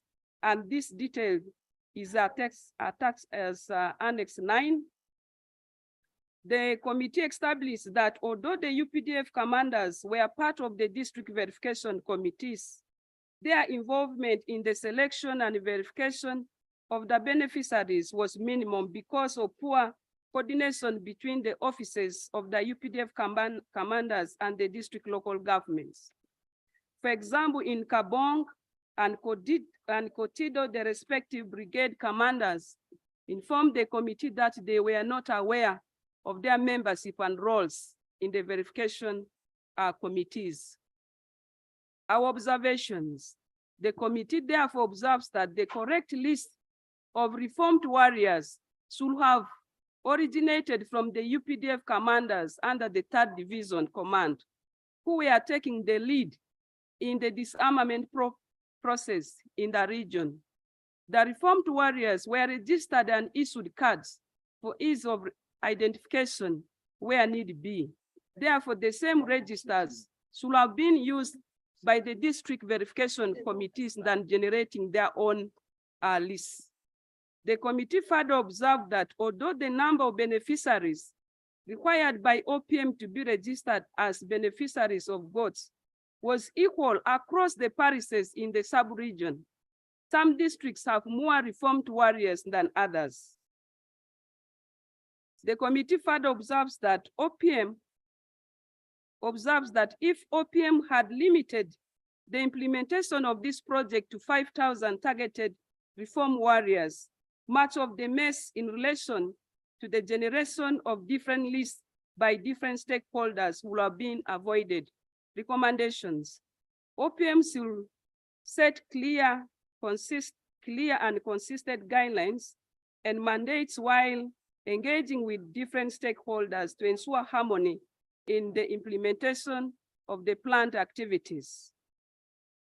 Honorable Dr. Chitutu Mary Goret, the Minister for Karamoja Affairs, be held accountable for issuing varying guidelines on the selection of beneficiaries.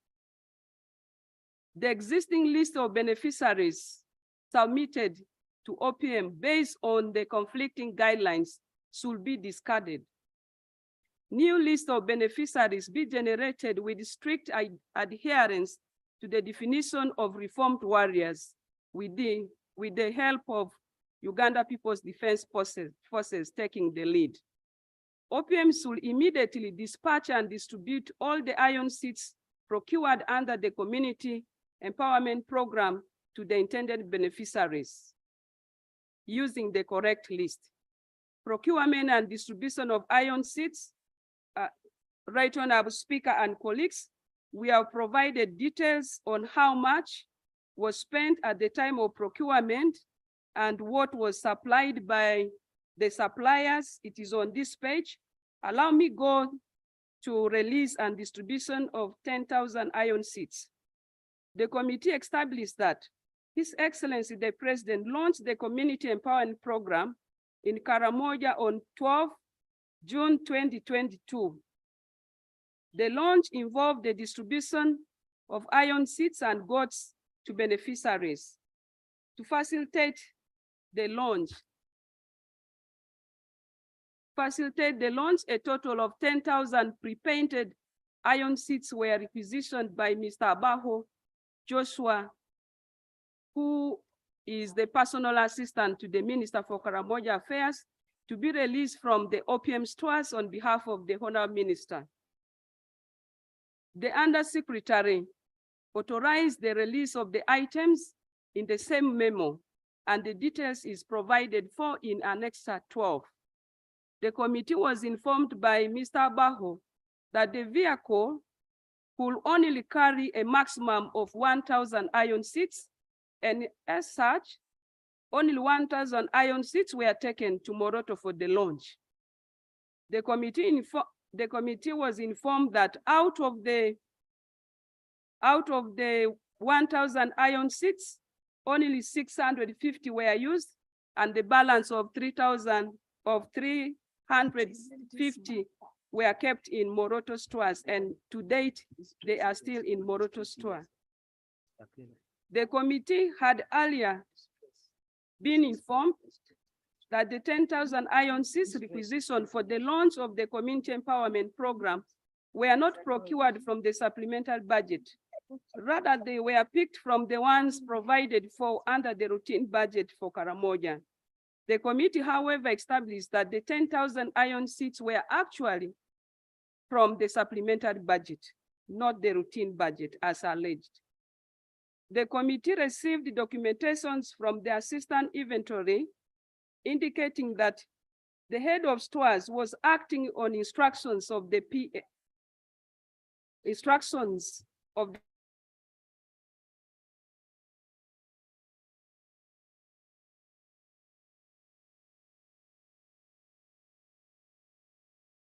the 9,000 iron seats were given out or donated. Right on our speaker, unless you guide members, should I read the names? Right Honorable Among Anita. But Honorable, I just wanted to make only one correction in the report where you said the launch was 12th June 2023. Was it? Yes, 2022. So ensure that one is captured, clerk. Then for the names, you can just read the names and the iron sheets because the other details are very many. Thank you. The report is very big, Honorable colleagues. Thank you, Right Honorable Speaker, for the guidance.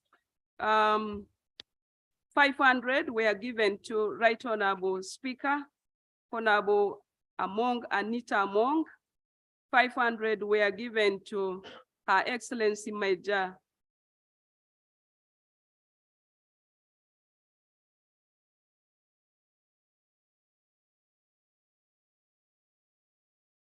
thousand, and she took twice. Honorable Akelo Rose was given 500. Right Honorable Nabanja, the Prime Minister. This is a report. The chair, we cannot clarify anything. We shall do in the debate. Now she's just reading the report verbatim, the way it is. And the report is not for the chair, it's for members. So at this stage, she can't do much. Honorable Chair.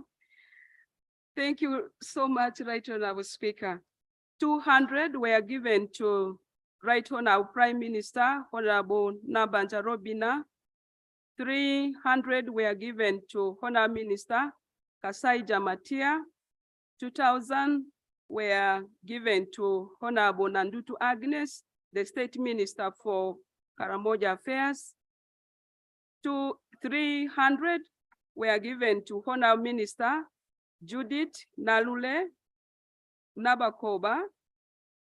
200 were given to Honorable Musasis Henry. 200 were given to Honorable Chirabo Agnes. 300 were given to Namuyango Kacha Jennifer. 300 were given to Honorable Anyakuni Esther Davinia. 250 were given to Mr. Abaho Joshua. 150 were given to Church Priest, St. Peter's Church of Uganda.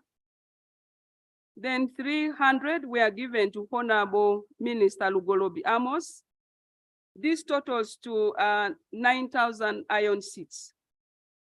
The committee observes that this was a premeditated plan hatched to divert the iron seats meant for the reformed warriors, because the justification given for taking only 1,000 out of 10,000 iron seats for the launch, for reasons that the vehicle had low capacity, is not justifiable.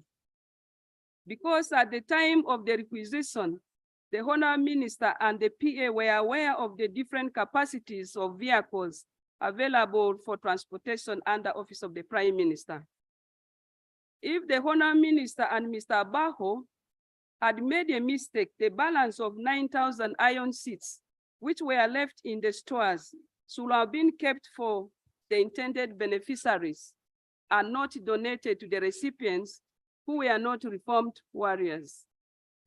The 1,000 iron seats taken to the launch were partially distributed, and up to now the balance of 350 are still in the store at Moroto stores. Release and distribution of 12,200 iron seats from the supplementary budget. The committee established that the Minister for Karamoja Affairs, Honorable Dr. Mary Goreti Chitutu, directed for the release of 12,200 pieces of iron seats from the stores for community mobilization and for peace building missions in the sub-region via an internal memo.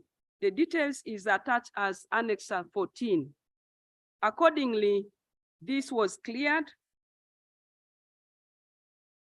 The committee further established that following a security alert about the sale of opium-branded iron seats in Namisindua, Mr. Seremba Godfrey, the accounting officer, immediately halted subsequent distribution of iron seats on 8th February 2023.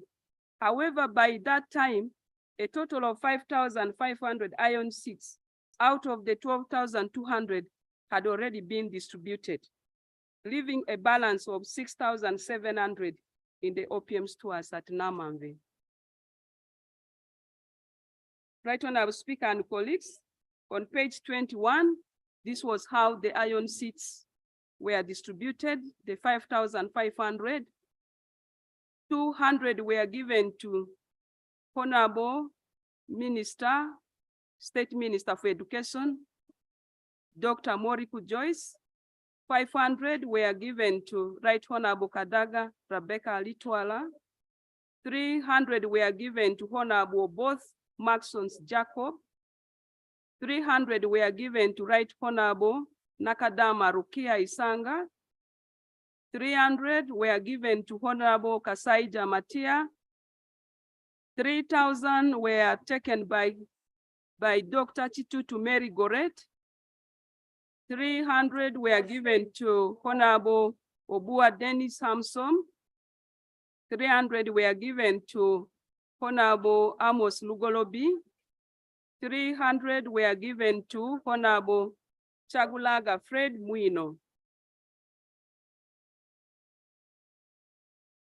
Mode of authorization for the release of iron seats. We request that members, Right Honorable Speaker, they read on that.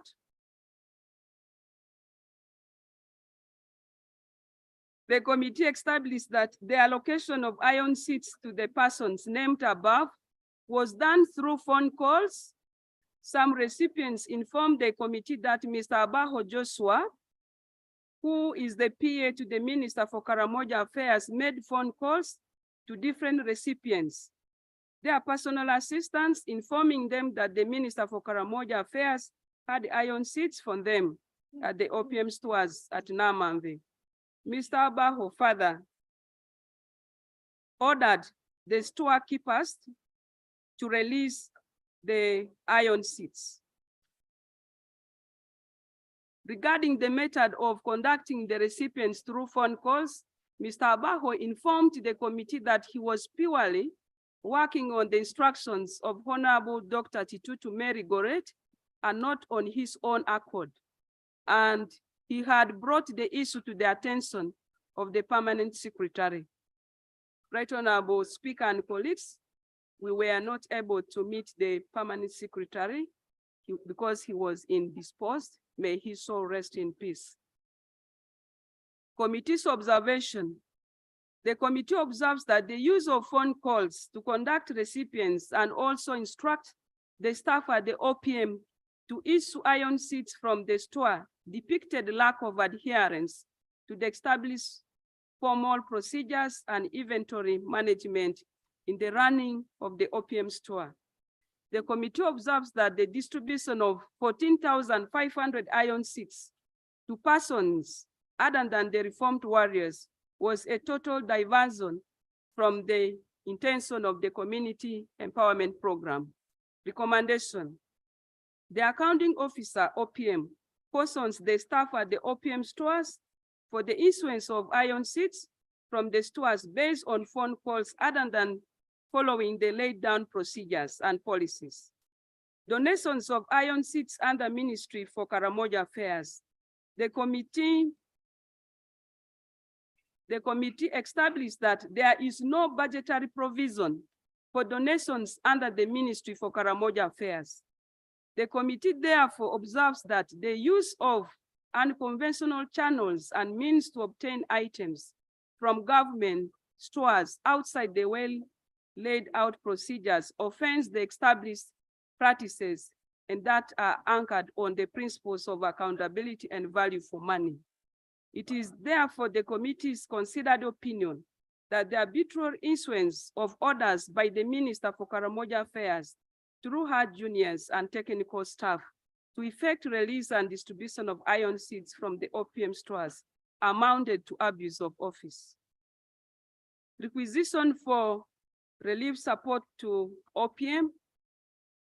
Right Honorable Speaker and colleagues, on page 24, we have provided details on the recipients who made requests for iron seeds. Members can read that. On process, this is on page 24. I think that one you can read quickly. Okay. Requisition for iron seeds by recipients.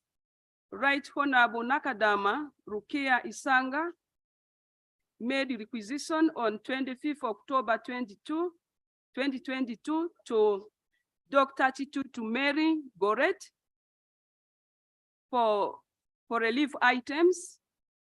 Honorable Chagulaga Fred Bueno on 26 October 2022 made a request to PA to the Minister for Karamoja Affairs.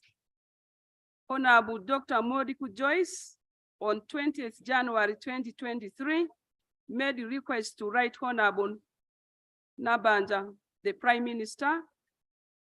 On 10th September, Honorable Minister Kelo Rose Lily made a request to Honorable Dr. Chitutu Mary. On 12th April 2022, Honorable Jennifer Kacha made a request to Minister of State for Relief, Disaster Preparedness and Refugees Affairs, and also to Minister of State for Northern Uganda on 11th October 2022. On 5th September 2019, Honorable both Maxons Jacob made requests to Minister of State for Northern Uganda. On 27th January 2022, Honorable Chirabo Agnes made a request to Right Honorable Prime Minister. On 17th and 28th March 2022, Honorable Nabokova Judith made a request to Minister for Relief and Disaster Preparedness for relief items. Process of handling requests for relief items in OPM. The committee further established that the different affirmative action departments do not have a unified set out process on the request for relief items and therefore varies from one department to the other. The committee therefore observes that the policies and procedures for management of relief items are known. Furthermore, the committee discovered that OPM did not formally respond to all the requests made with the exception of Honorable Jacob Maxon's or both requests. Recommendation: OPM should streamline the process of requests for interventions made to its office.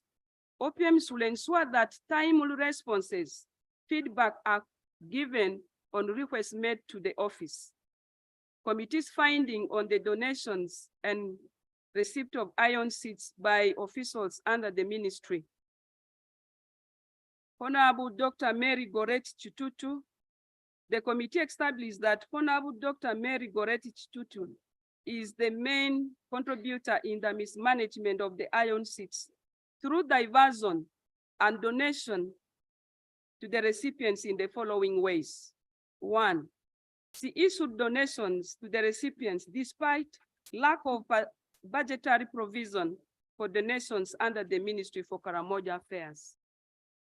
Requested for the release of 10,000 iron seats meant for the launch of the community empowerment program in Karamoja.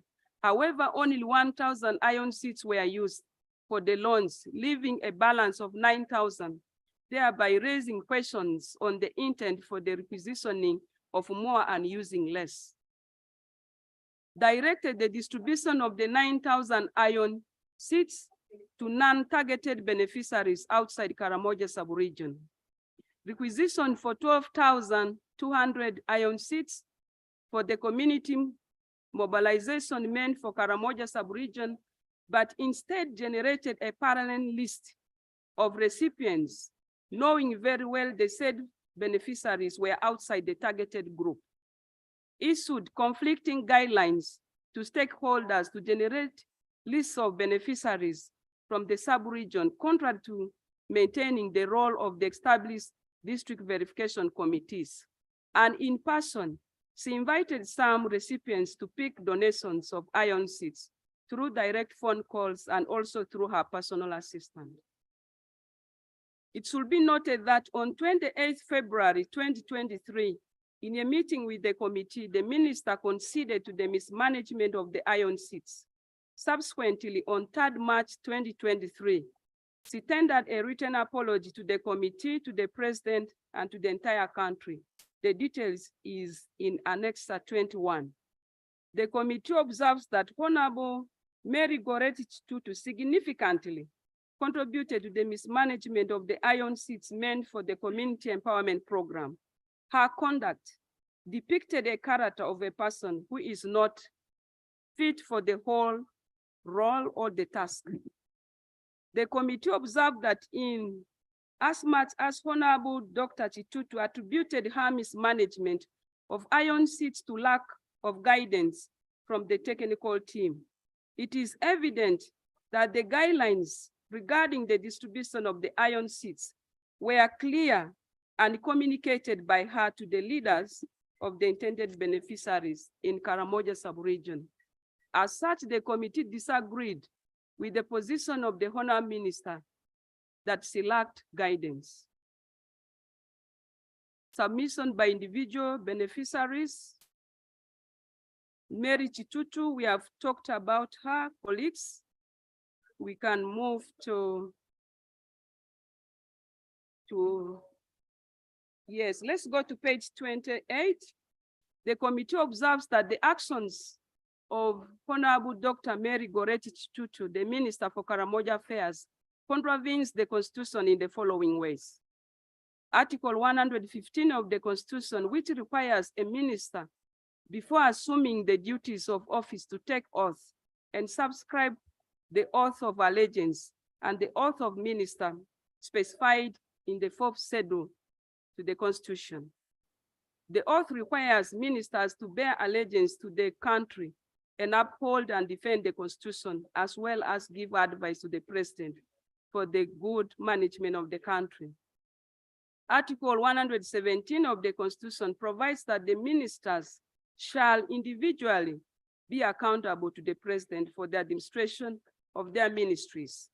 The minister breached the Constitution because the doctrine of ministerial responsibility is a constitutional principle, part of the system of checks and balances for democracies. Individual ministers responsible, individual ministerial responsibility comprises 2 elements. Each minister is responsible to Parliament for the conduct of his or her department. The committee further established that the minister breached the following laws. Section 15(1)(a) of the Leadership Code Act 2002, which prohibits a leader or a public officer from using their official position to obtain any property, including land, buildings, and business interests for himself or herself, or his or her spouse, child, relation, friend, or agent.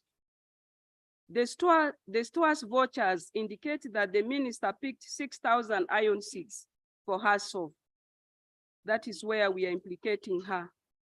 Section 2C of the Anti-Corruption Act 2009 provides that a person commits the offense of corruption where a public official diverts for purposes unrelated to those for which they were intended. And to us, by picking the 6,000 for herself instead of giving it to the intended beneficiaries, that provision was breached. Section 2F of the Anti-Corruption Act 2009, which prohibits that the fraudulent acquisition, use, or concealment of property derived from any of the acts referred to in this section also amounts to corruption.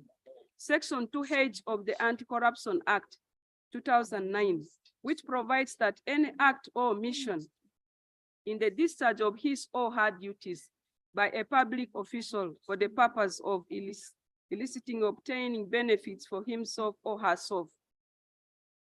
Section 11 of the Anti-Corruption Act provides for abuse of office. We had explained it earlier into details.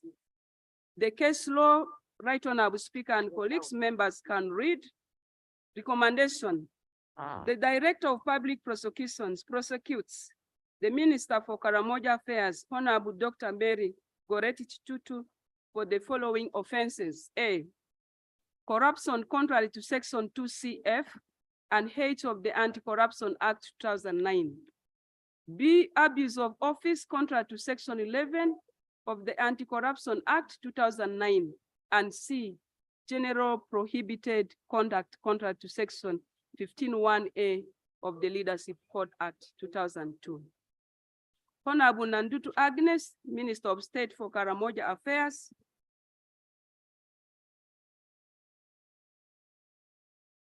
The committee observes that the actions of Honorable Nandutu Agnes as premeditated for personal gains, which amounts to abuse of office.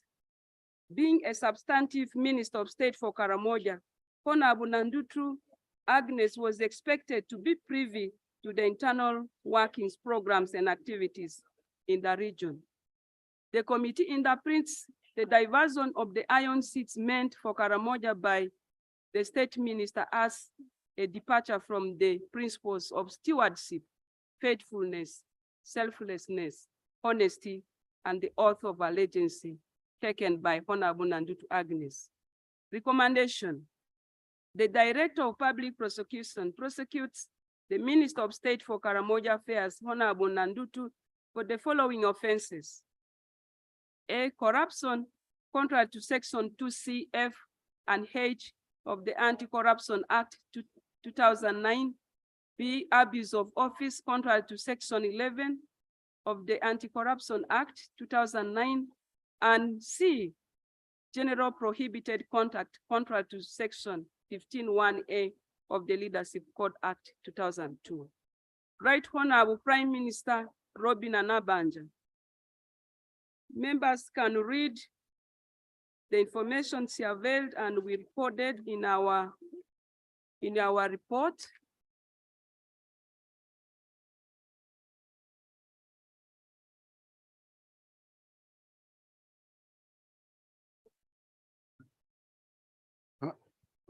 Honorable Chair.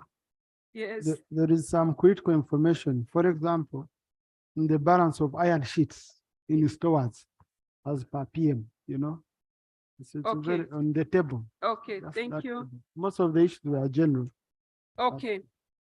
Thank you, Right Honorable Speaker. On page 33, the Right Honorable Prime Minister gave us detailed information on the number of iron seats procured and the ones which were in the store. And this table also provides information for other affirmative action programs. Members, you can see what is there.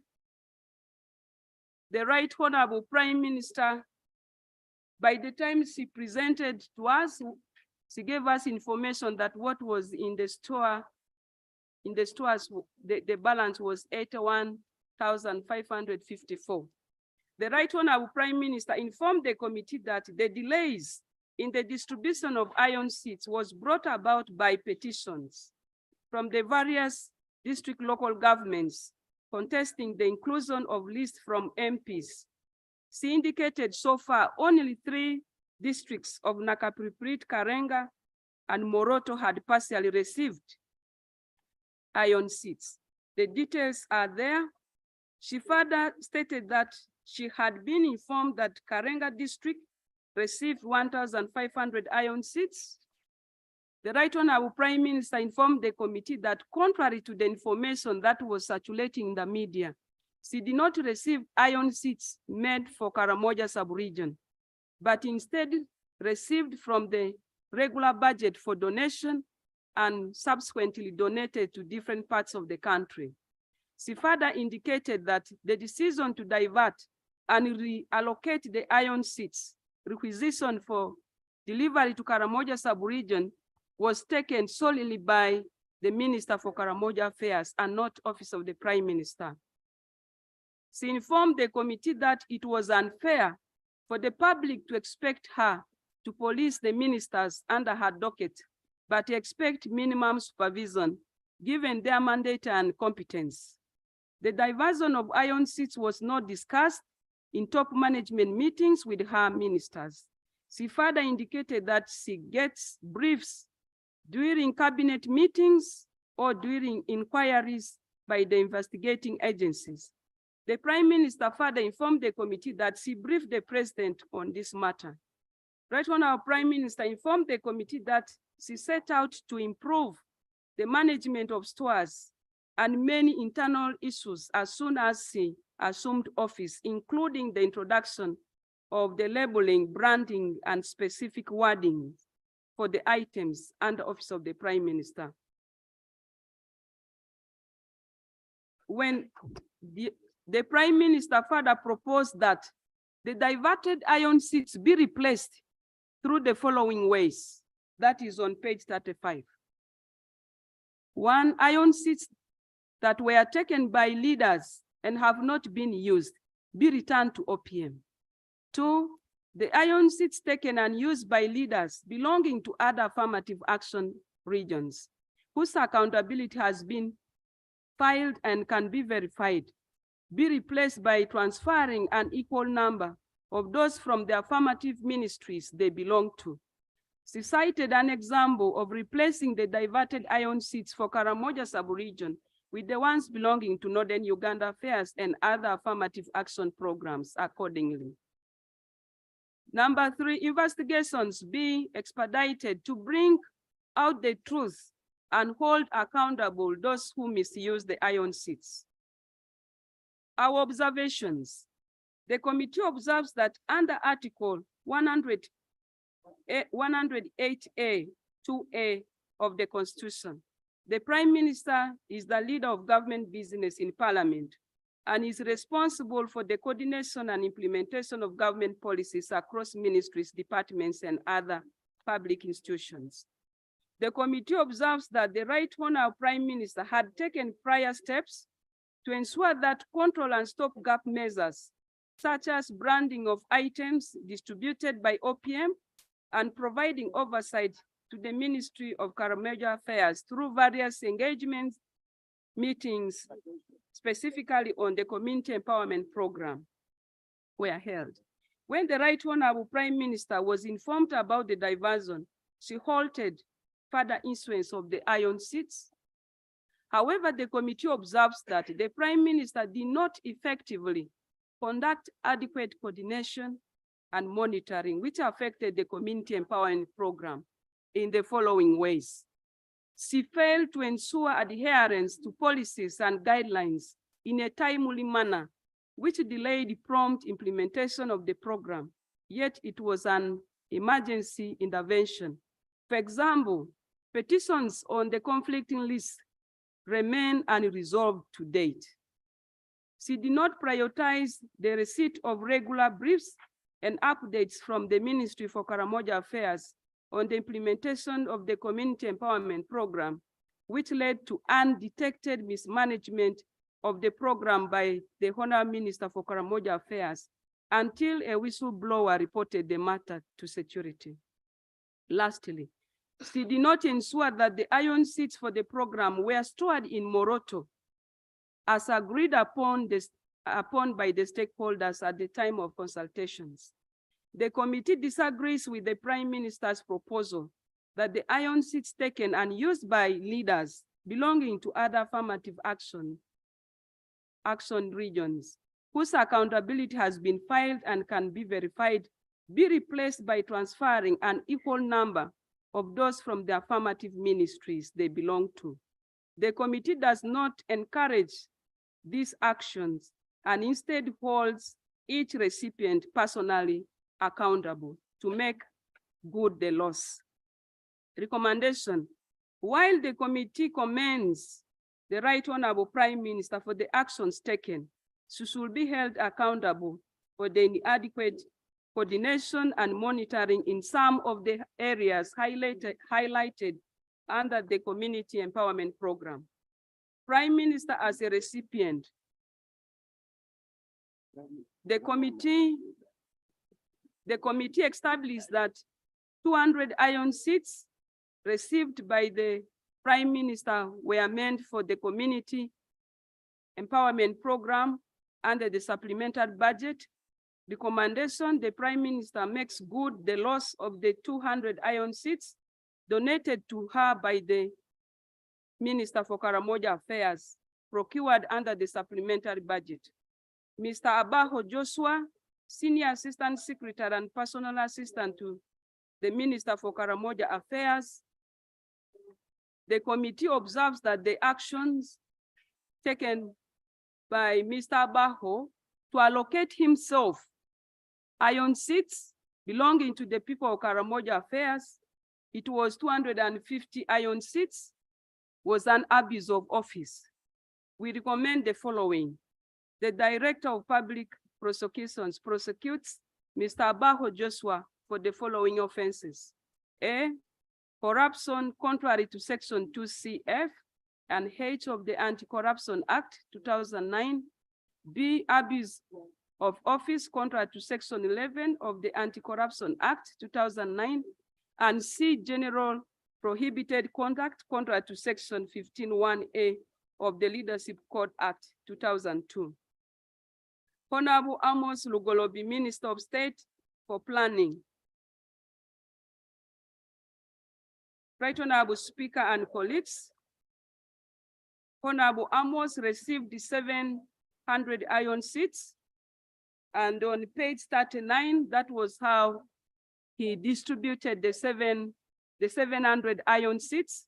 Our observations: the committee observes that although Honorable Lugolobi Amos claims to have requested for relief support from OPM for people affected by disasters in his constituency, he did not submit the copy of the letter as an evidence. The committee further observes that it was wrong for the Honorable Minister to use public property for personal benefit.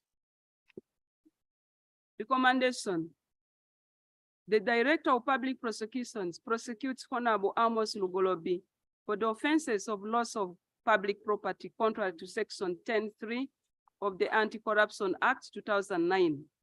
Recipients of iron seats who made requests to the Ministry for Karamoja Affairs, we established that Honorable Bwino Fred Chagulaga requested Honorable Minister for Karamoja Affairs to support his constituency. Our observations: the committee observes that Honorable Bwino directly approached Honorable Chitutu, the Minister for Karamoja Affairs, who asked him to put the request into writing a letter to the minister. The committee established that the 300 iron seats received by the Honorable Minister were meant for the people of Karamoja. Right Honorable Rukia Nakadama Isanga, Third Deputy Prime Minister. The Right Honorable Prime Minister, the Third Deputy Prime Minister, received 300 iron seats. The details are in this table.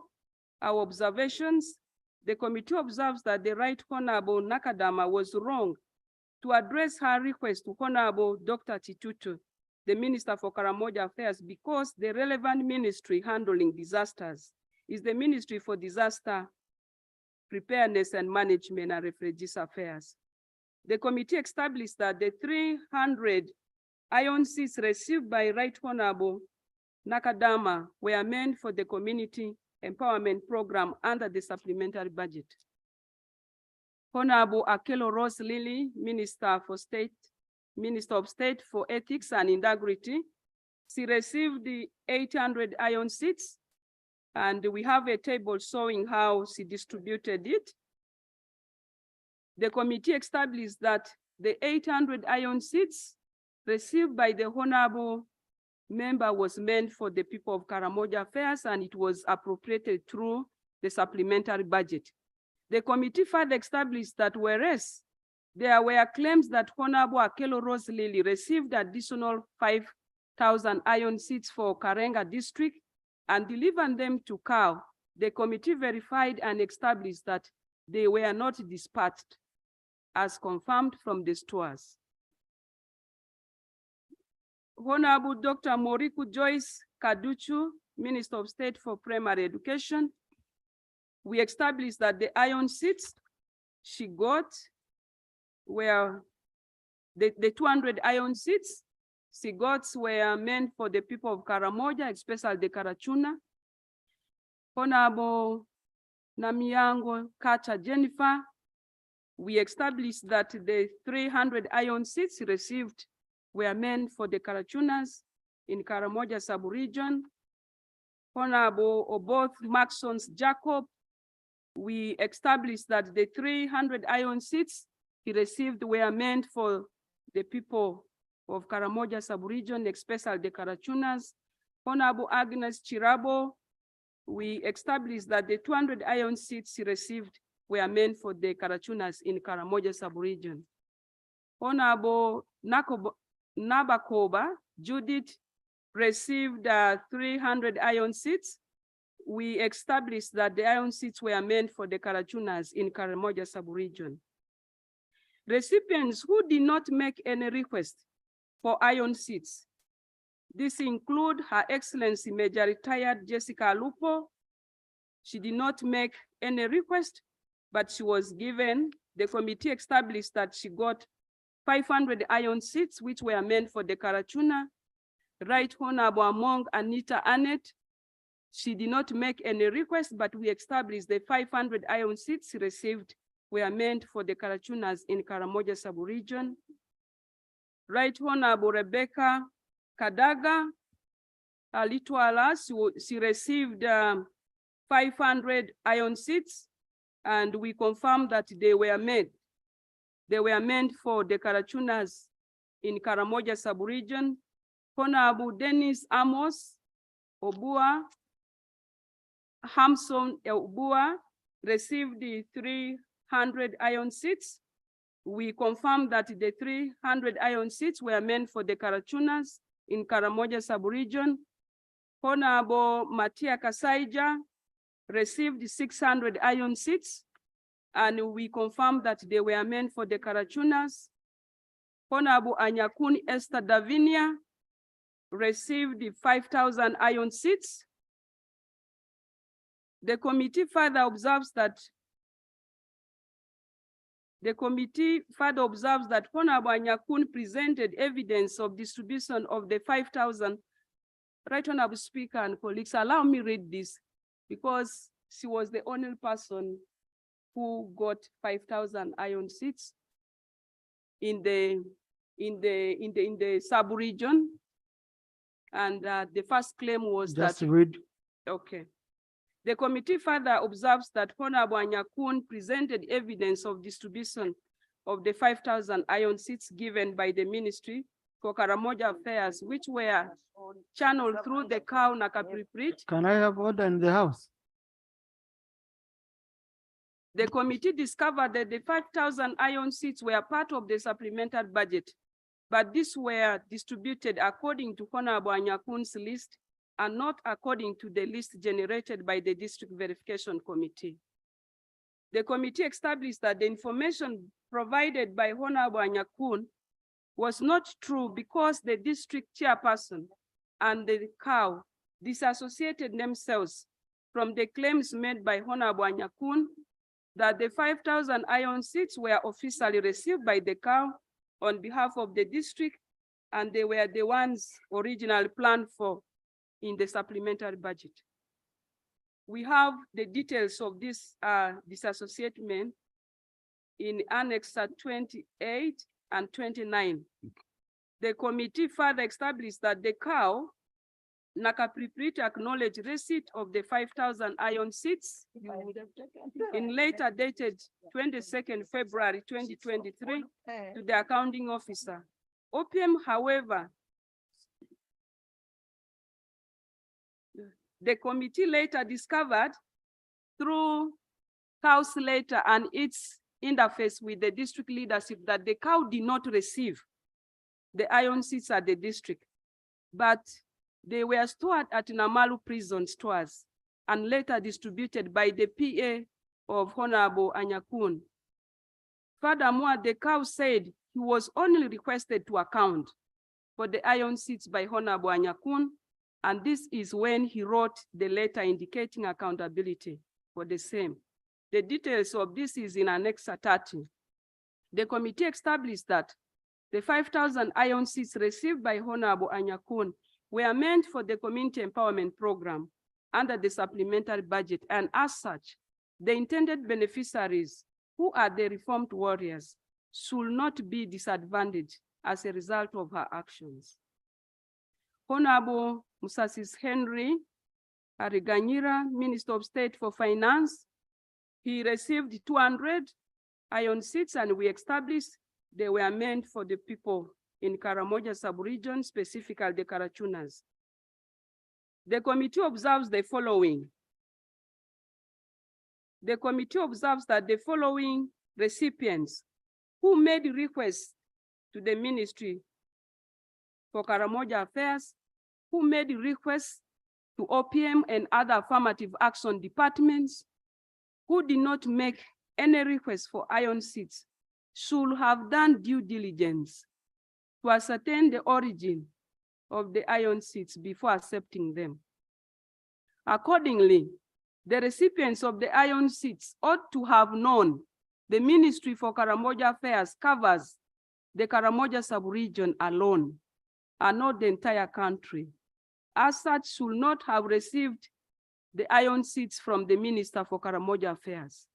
The committee further observes that the above mentioned recipients should not have considered a call for iron seats from the Ministry for Karamoja Affairs as a response to their requests made to other offices in the office of the Prime Minister. Recommendation. The committee recommends that OPM should develop and strengthen policies for the implementation of affirmative action programs to strictly ring-fence respective affirmative action resources for the intended beneficiaries. The committee recommends that the following recipients make good the loss of the iron seats received and diverted from the intended beneficiaries under the supplementary budget meant for the people of Karamoja under the supplementary empowerment program, and should apologize to the people of Karamoja sub-region and this nation at large on the floor of Parliament. These are Her Excellency Major Retired Alupo Jessica Rose Eper, Right Honorable Among Anita Annette, Honorable Akelo Rose Lily, Honorable Kasai Jamatia, Honorable Nabakoba Judith Nalule, Honorable Musasis Henry Ariganyira, Honorable Chirabo Agnes, Honorable Namuyango Kacha Jennifer, Honorable Anyakun Esther Davinia, Honorable Dr. Moriku Joyce Kaduchu, Honorable Kadaga Rebecca, Right Honorable Kadaga Rebecca Alitwala, Honorable both Maxons Jacob, Right Honorable Nakadama Rukia Isanga. The next one was repeated. Honorable Bua Dennis Hampson, Honorable Chagulaga Fred Wino. Right Honorable Speaker and colleagues, allow me state this. Though the recipient submitted accountabilities, we did not verify them because they did not attach detailed documentations to believe in their accountabilities. So we did not exonerate any person in relation to the accountabilities, but also more so, the target for the supplementary budget was clear. Therefore, we did not exonerate any person based on that. Distribution of iron seats to district local governments. Right Honorable Speaker and colleagues, I highlighted that earlier only 1,000 were taken, 650 were used, and 350 remained in the stores at Moroto. Office of the Prime Minister stores. The committee was informed by officials from OPM that there was only one store for OPM in Namamve. However, when the committee visited the site, it discovered that there was another store being rented by OPM in Namamve. The details of that is in Annex 31. The committee undertook an on-spot assessment at the OPM stores at Namamve. It is the committee's finding that some of the iron seats procured for Karamoja sub-region were stored in the same place together with those of relief, disaster preparedness and management, and other affirmative action departments. The committee established that all the iron seats procured for the OPM under the affirmative action departments bore the same brand as for OPM, not for sale. The committee established that there are 2 stores in Namamve. I had indicated on that. The committee further observed that the storekeepers are able to identify iron seats meant for the different affirmative action departments because they are labeled on the sides. The stores have one ledger book. However, there is no distinction in the issuance of iron seats for the different affirmative action departments. The committee further observed that the stores record for iron seats were different from the numbers submitted by the Prime Minister. We have a table showing the current status of iron seats in OPM stores. Members, you can see what is for Karamoja.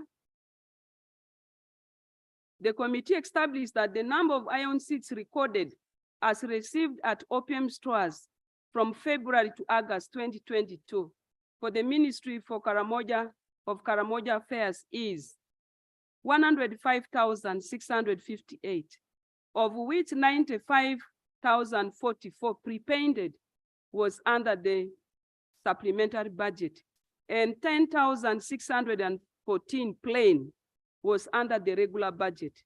A total of 10,614 iron seats were also still in the stores at the time of the visit by the committee. However, the committee established that out of the 95,044 iron seats under the supplementary budget, 20,500 were issued as follows. The one I had elaborated earlier. The first 10,000 plus the 12,200, then plus the one for Anyakun makes it 20,500.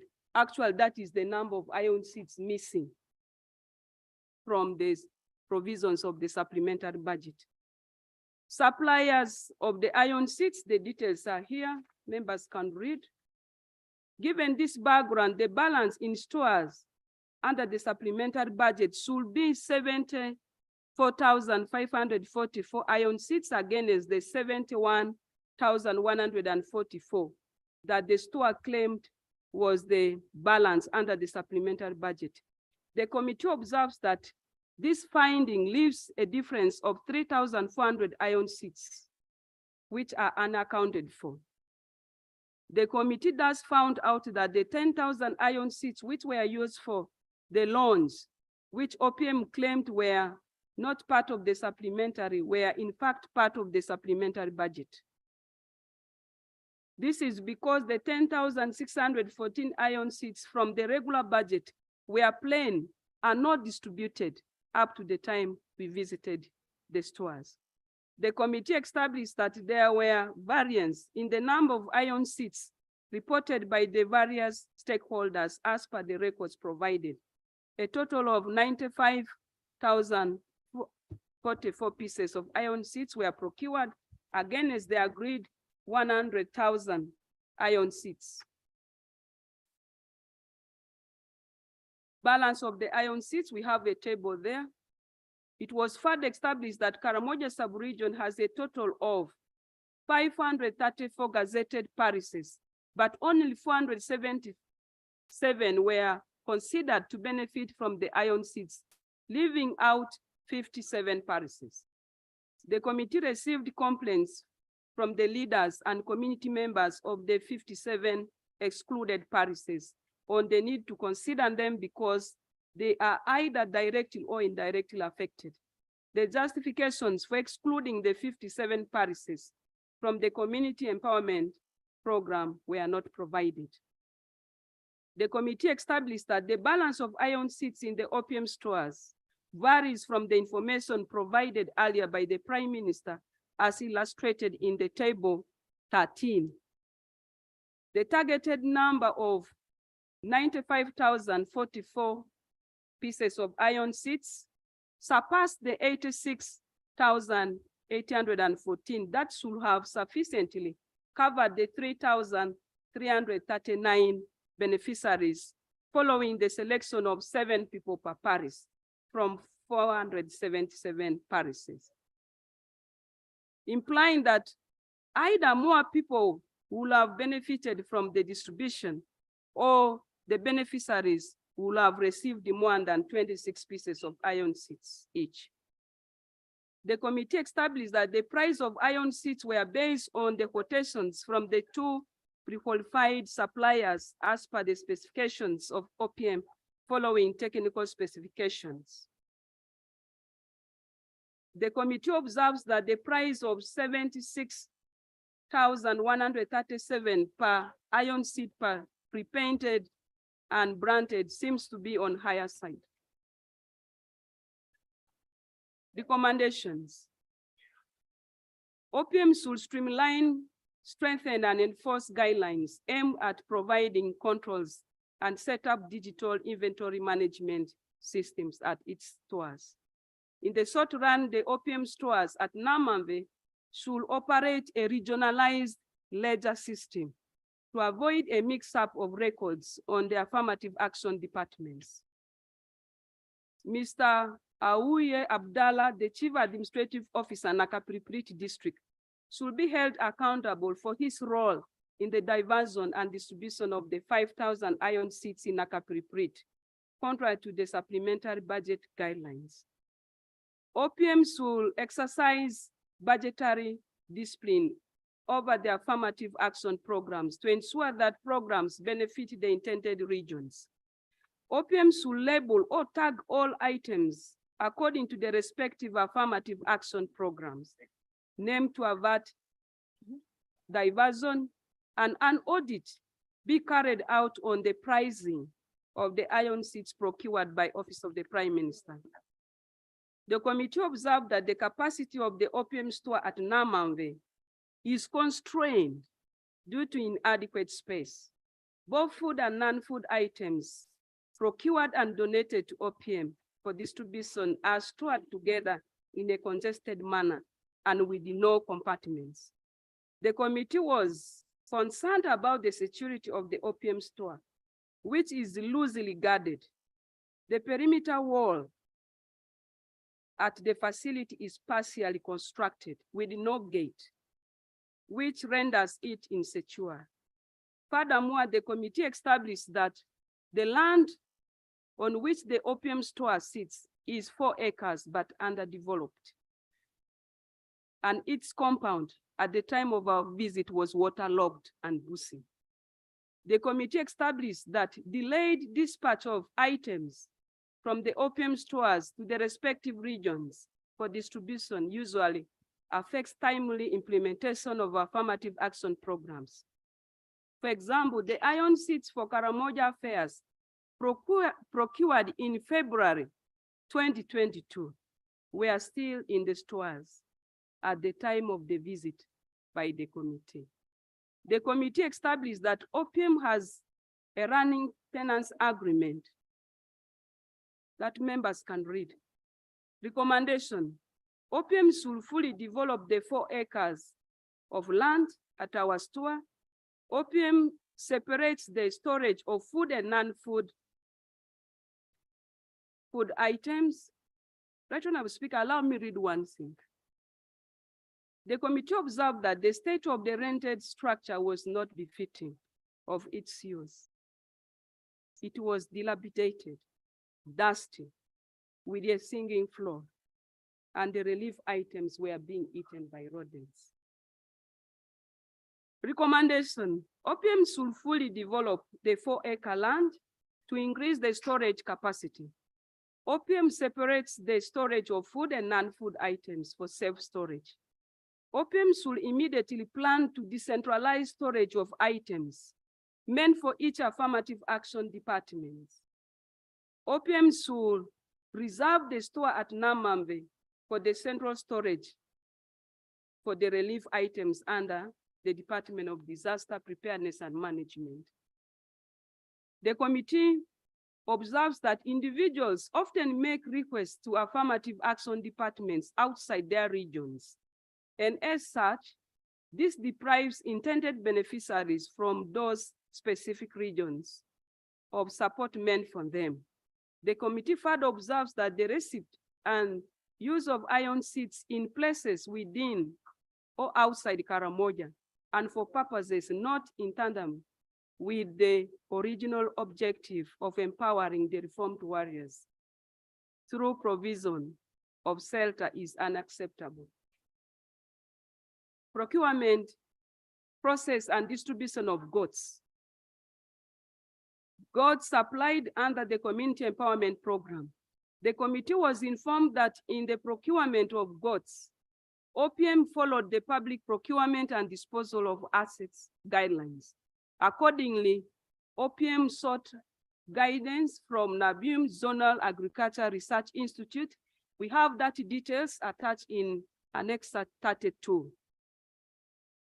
Bidding process, Right Honorable Speaker and colleagues, more of these were extracts that we did from the PBDA Act. So you can read that.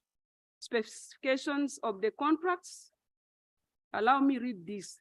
The committee had established that the suppliers were responsible for the holding grounds, keeping the goats at the holding grounds for 14 days before handing over to the districts, ensuring that the animals are free from diseases at the time of supply, adaptable to the environment, provide transport and security for the animals before handing them over to the districts, among others. The price range for goats, Right Honorable Speaker and colleagues, we have provided a table here, but allow me lay the detailed information about the pricing of all the goats purchased. Right Honorable Speaker, I beg to lay. Members can read that. A total of 75,000 female goats and 5,000 males were to be acquired as per the plan, with total price of 25 billion 680 million. Although 26 billion 93 million 620,401 shillings was spent to procure 73,900 goats. The committee observes that the pricing of the goats, both for the local and the imported, were fair based on the prevailing market price, including some of the imported goats from Kenya, especially the Gala type. The details are in Annex 34. Distribution of the goats, Right Honorable Speaker and colleagues, we have a table showing how the goats were distributed per district. The committee was concerned about the above varying numbers. We got information from OPM, from the districts, and when we went to the field, we also obtained a different information. The committee was concerned about the above varying numbers of goats delivered. However, it was also informed that other unexpected purchases were done at lower prices by the suppliers, especially for replacement of the rejected and dead goats at as low as 50,000 to 90,000. In Nakapriprit, it was reported that extra 250 East African female goats were delivered and distributed. The committee was informed by the leadership of Karamoja sub-region that 70% of the expected goats were delivered to the sub-region. However, the committee established that out of the expected number of goats of 114,480,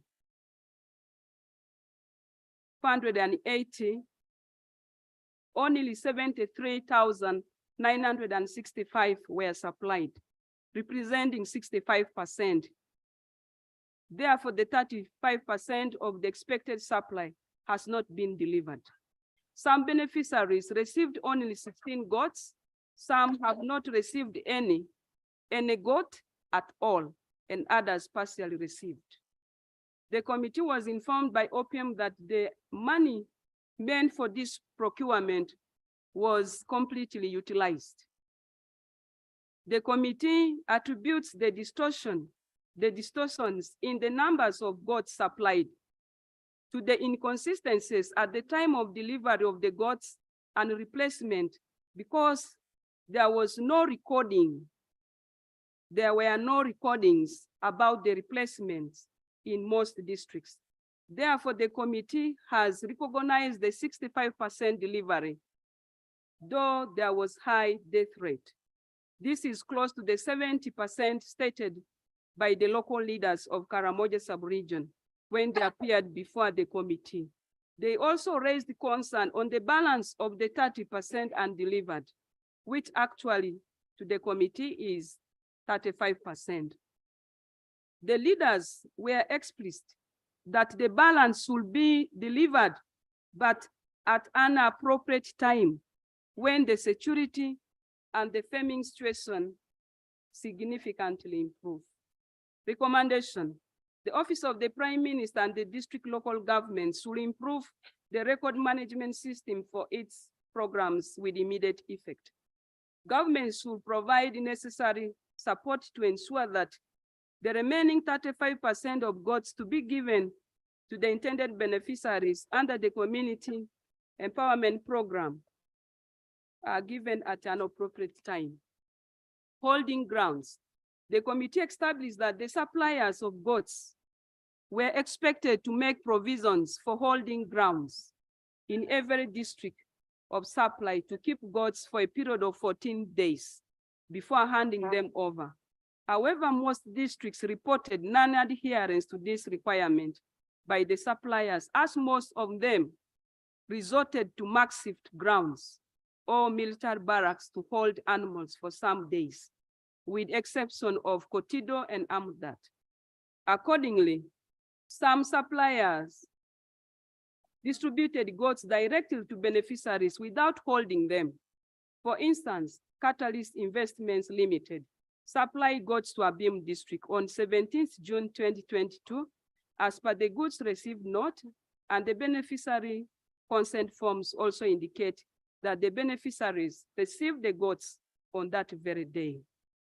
This did not conform to the required 14 days in the holding grounds.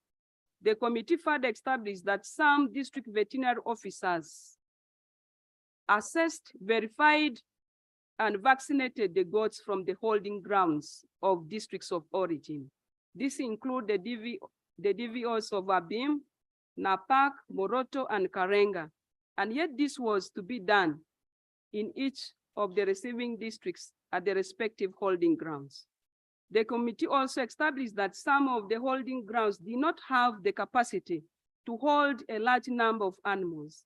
Holding of goats originating from different places in one holding ground by some districts in the region potentially facilitated high spread of diseases among the supplied goats. For example, in Amudat, the DVO indicated that he was overwhelmed with the 1,250 goats in one holding ground. Committee's observation. The committee observes that there were no detailed specifications for holding grounds in the contract, and as such, the suppliers and the districts allowed the goats to be kept in massive holding grounds incapable of sustaining the high number of goats due to lack of water and pasture for the required 14 days. The committee further observed that, with the exception of Kotido, all districts in the sub-region do not have established animal holding ground, and yet they are under the animal corridor region. The committee observes that the entire planning process did not provide for a comprehensive due diligence on safe delivery and distribution of the goats. That was why safe holding of the goats was so problematic. It was due to this poor preparation that many animals got infected as a result of the mix-up of the goats from the different parts of the country and Kenya at the delivery and receiving points. Recommendations. Comprehensive visibility studies and clear specifications of the contract requirements for the implementation of the targeted government projects be conducted before commencement of projects. The Ministry of Agriculture, Animal Industry and Fisheries should construct standard animal holding grounds with the required infrastructure such as water, feeding grounds, and dips per each district in Karamoja sub-region. Widespread death of goats. The committee was informed by some beneficiaries during the visit to the sub-region that there was widespread death of goats under the community empowerment program owing to sicknesses, tiredness, and failure to adopt the environment. For instance, in Abim district, the LC3 chairperson, Abim Town Council, stated that out of the 494 Boer goats received, 455, representing 92% of the goats died. In Abim sub-county, the chairperson LC3 stated that out of the 450 goats, 278 died, representing 62%. The committee was further informed by the DVO Nabila Tuk that as at December 2022, out of the 4,000 East African female goats received, 2,076 died, representing 52%.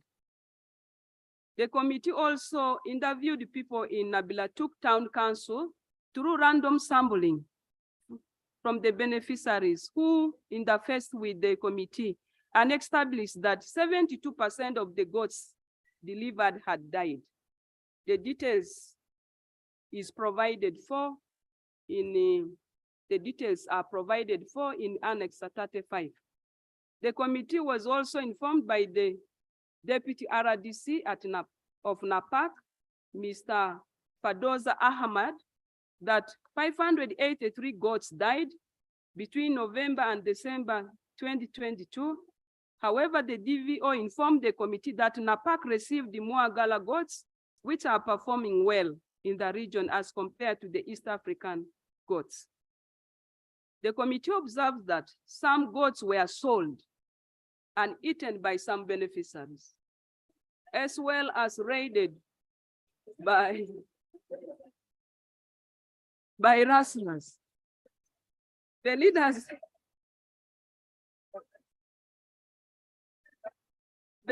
from the sub-region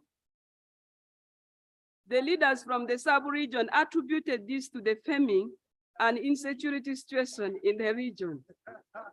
It was hard to establish the exact number of goats in this category. The committee established that though the project was highly welcomed by the beneficiaries, the low capacity to provide the necessary care for the goats exposed them to high level of infections, leading to more deaths. The beneficiaries were concerned about the drugs which they could not purchase because of the high level of poverty in the area, coupled with the famine situation in the region. The committee further established that the political heads of the ministry, namely Honorable Dr. Mary Goretti Chitutu and Honorable Nandutu Agnes, did not monitor and supervise program implementation to prevent and control the high death rates of the goats. The committee could not find any trace of oversight for this program apart from the initial sensitization conducted by the political heads. The committee observed that the beneficiaries were not well prepared before receiving the goats. Beneficiaries did not receive training on hard health, on management practices, given the change of environment. The committee observes that the terms of reference, technical specifications as per the contract on supply and delivery of goods, particularly stated that the desirable attributes of the East African goats included local adaptability to the region, resistance to diseases, all should have been bred in the region surrounding Karamoja. However, some suppliers did not adhere to the terms of contract, specifically the critical attribute of procuring goods from the surrounding regions to Karamoja, especially from Teso, Sebei, Acholi, Lango, and Bugisi sub-regions. For example, Kagumaho, Bukanga Highlands Limited, Lac and Lac Company Limited, among others, procured from Western Uganda. Recommendations.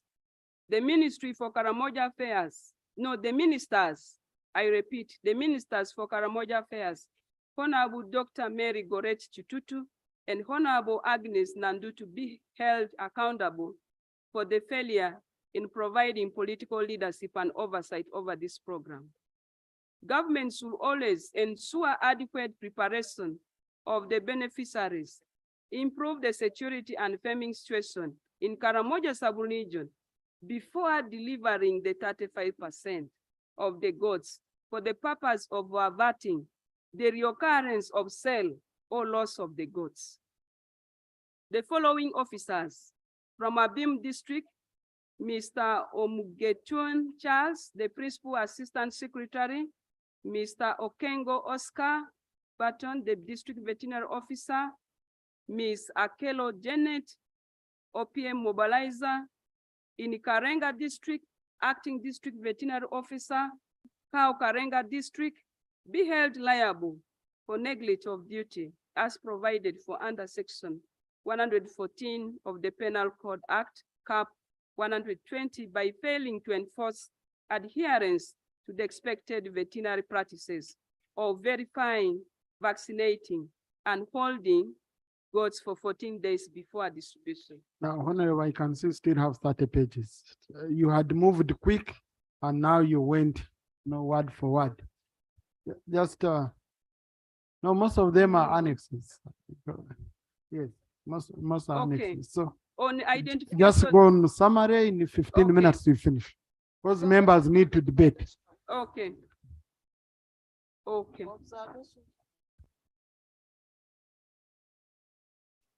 Now on issues of the death of the animals, I'm not going to. Observations. Committee observes that the issuance of cash to the beneficiaries instead of goats was a total breach of the contract. Our recommendations. The committee therefore recommends that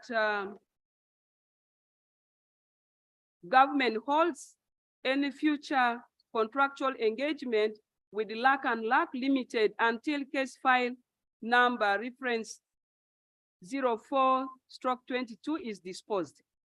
OPM terminates the framework contract for the supply and delivery of goods with the following suppliers. 1, Kagumaho Enterprises Limited, Green Village Project, Catalyst Investments Limited, Armor Investments Limited, and CH Group companies. The following contract managers: Mr. Abaho Joshua, Mr. Amodoi Peter, Mr. Afuji Samuel, Mr. Ameni Tony Emi, be held liable for neglect of duty. Implementation of the Peace Building Initiative. Right Honorable Speaker and colleagues, on page 77, the budget is provided for. It was 5.1 billion. We received accountability of this money, and on page 78, that was the accountability provided for, and we are recommending the following. The committee recommends that a comprehensive audit be carried out by the Auditor General on the amount of the funds spent on the Peace Building Initiative. And we want to state on record, though the move of the motion talked about the 800 million, the money spent was 5.1 billion, not 800 million. Term of reference number 2, to inquire into the utilization of the Uganda shillings 135.2 billion from the contiguous fund meant for relief food for Karamoja sub-region. Right Honorable Speaker and colleagues, we have a table on page 80 showing how the money was planned for. On page 81, we are informing the House that we were informed that 40 billion was released. The first one was 20, and the first table shows how the 20 billion was used. And the 20 billion, we were informed that food was just procured and were meant to be distributed, not only for Karamoja sub-region, but other parts of the country. Food distribution in the districts of Karamoja sub-region, our table is below here. On page 82, it was only in Nakapripri district where the cow did not give us information on how much food was sent. On page 83, we have list of sub-counties which did not receive food at all. The committee also established that 53 bags of maize flour were stolen. Members can read the details with the case number. Committee observation. The committee observes that whereas the food security assessment, these members can read. Our recommendations, the committee recommends that government should urgently intervene and provide relief food to Karamoja to avert the looming famine. The Ministry of Finance, Planning and Economic Development should release approved funds in time. The committee recommends that a comprehensive audit be carried out by the Auditor General on the utilization of the Uganda shillings 20 billion, which was in the first release. Government should in short time provide agricultural inputs as it is rain season to support the people in Karamoja sub-region. Therefore, Right Honorable Speaker and colleagues, out of the 135.2 billion, only 40 billion was released. Terms of reference number 3, to inquire into the mismanagement of food stored at Namalu Prisons Farm for the Karamoja Feed Karamoja project. Members can read that. We can go to our findings and observations. The committee noted that funds for this project were not released for financial year 2019-2020 and financial year 2021-2022 by OPM, so no food production was done by Namalu Prisons. The committee established that in 2018-19, 3,310 bags were harvested and handed over to OPM. Of these, 500 bags were released to UPDF for the disarmament exercise following instructions in a letter from OPM. The details is in Annex 41. The committee further established that the maize was harvested in October 2021 due to the delayed shelling because the harvest of 2019 was still in the stores. Post-harvest loss was 43%. Uganda prisons informed the committee of the challenges. Members can read the challenges. But we want to state that the food collected by UPDF was not for UPDF itself, but for the inmates.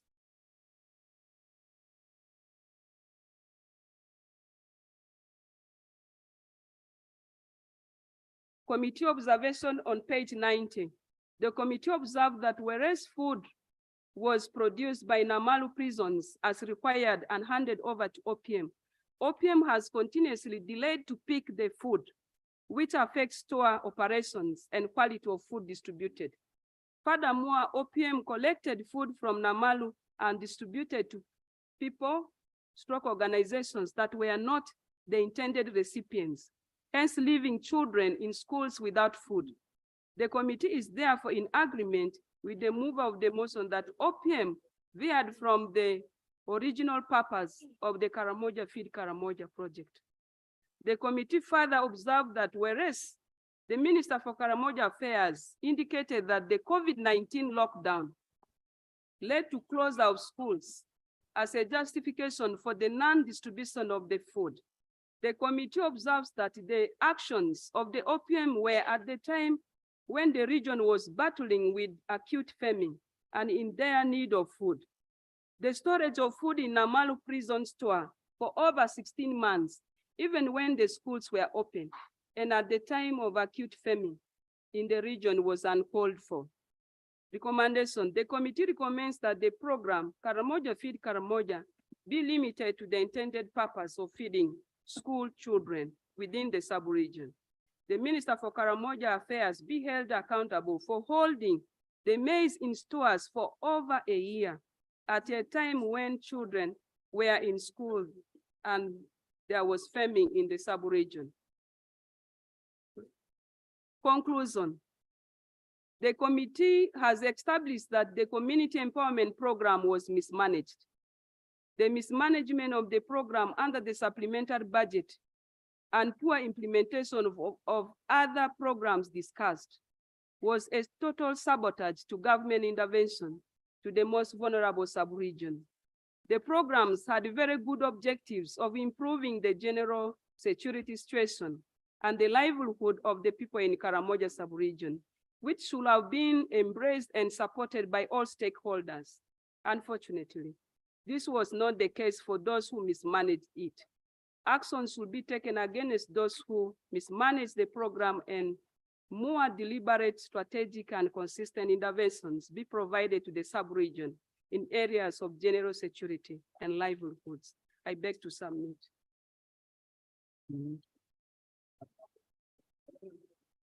Thank you, Honorable Chair. Right Honorable Speaker, I beg that I lay a copy of the report on table. Right Honorable Speaker, these are our minutes. I beg to lay on table. Thank you. Thank you. Thank you. Thank you, Chair. Thank you, committee, for the job well done, because it was wide. You know how we proceed on these matters. Usually we start with the mover with the motion before anyone, but our colleagues, I want to guide as follows. The components to do with iron sheets are sub judice. Very clear.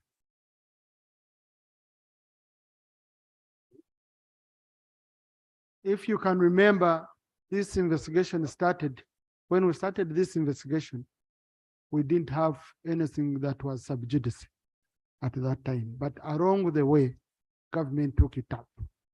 I want Rule 73 of our rules of procedure. A member shall not refer to any particular matter which is sub judice.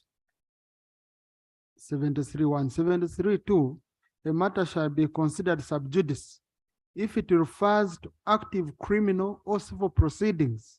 In the opinion of the speaker, the discussion of such a matter is likely to prejudice its fair determination.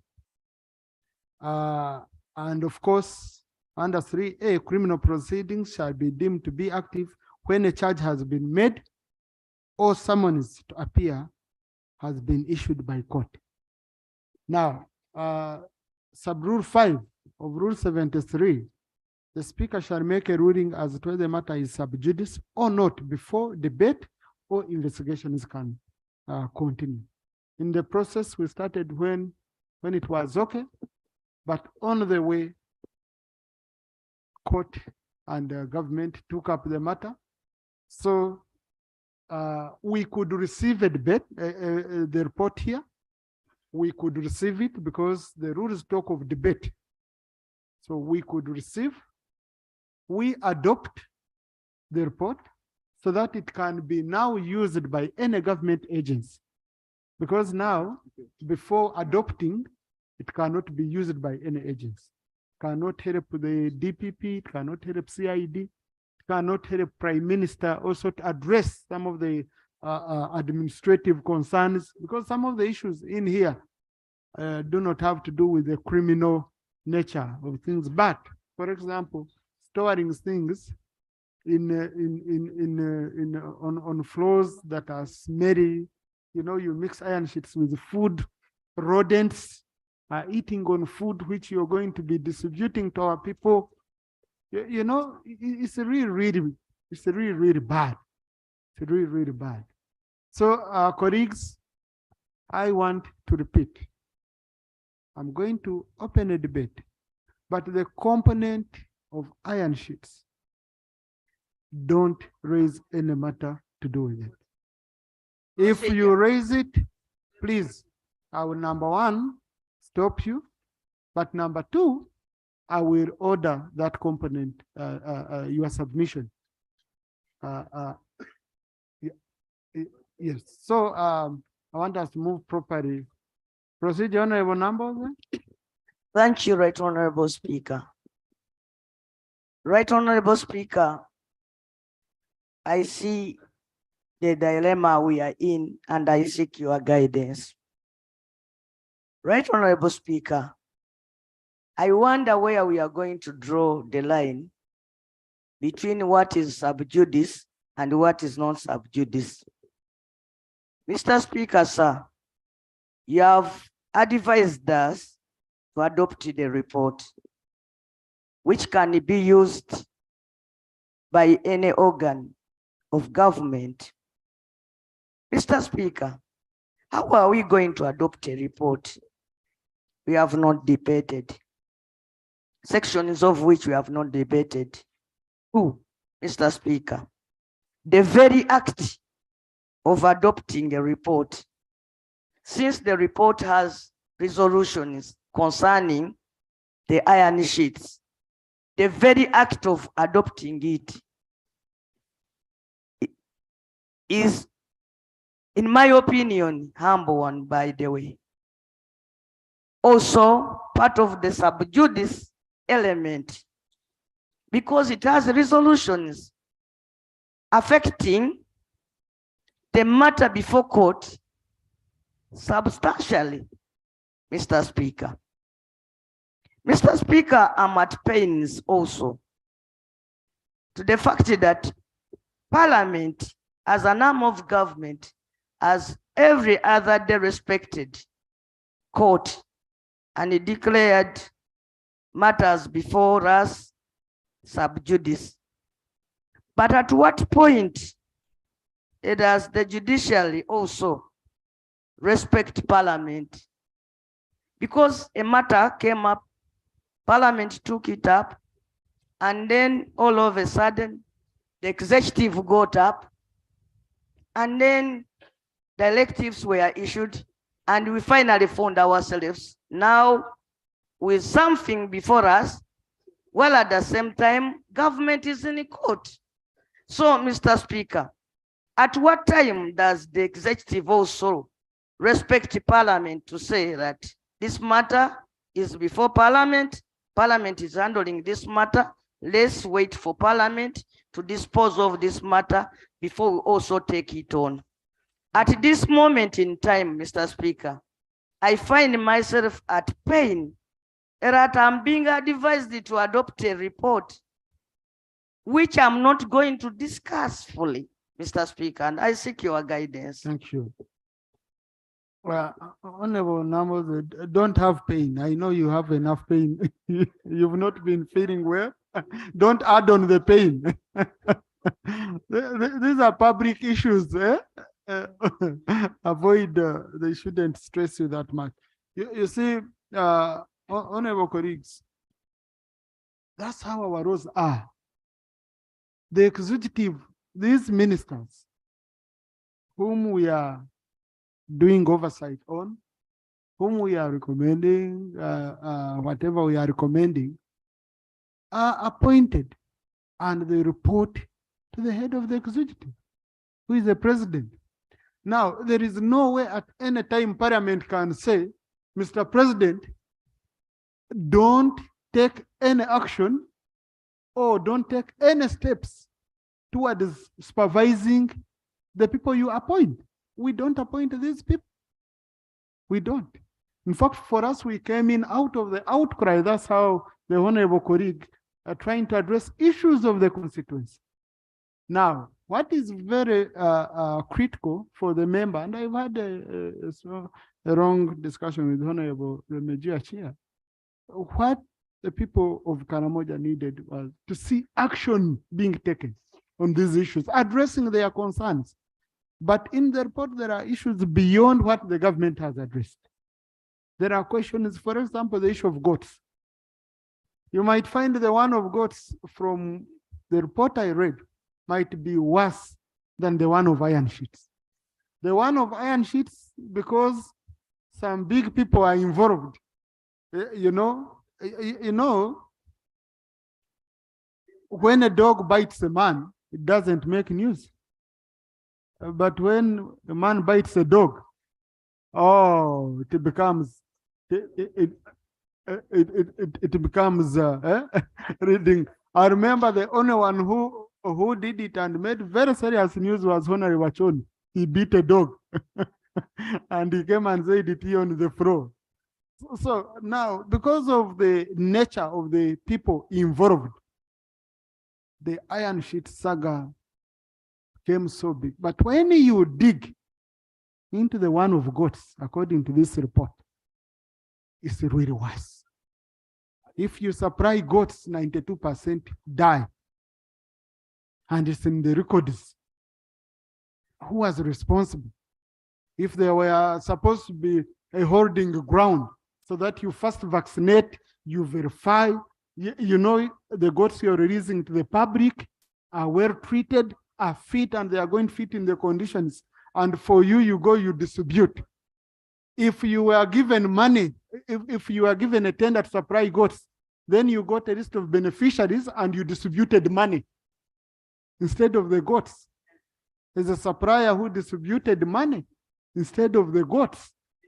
You know, so you can see the one of goats is even worse. So, colleagues, I think we can have a balancing act. Attorney General, you wanted to guide on this, but I think we can draw a balancing act.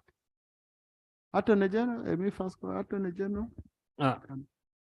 Thank you very much, Right Honorable Speaker. Right Honorable Speaker, I think you put the point across as clear, and I actually am in the same space as Honorable Namboze on where and how to draw the line.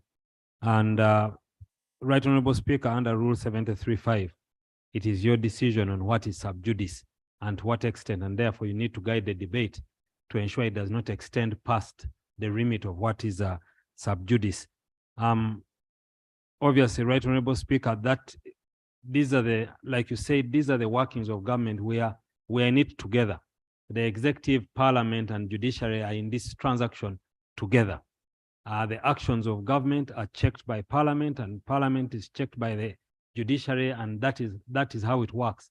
So I think the executive also took action with a view to resolving a problem. But like the Right Honorable Speaker says, there may be other issues of an administrative nature, which I trust you can guide and say that matter you're extending past the remit of sub judice.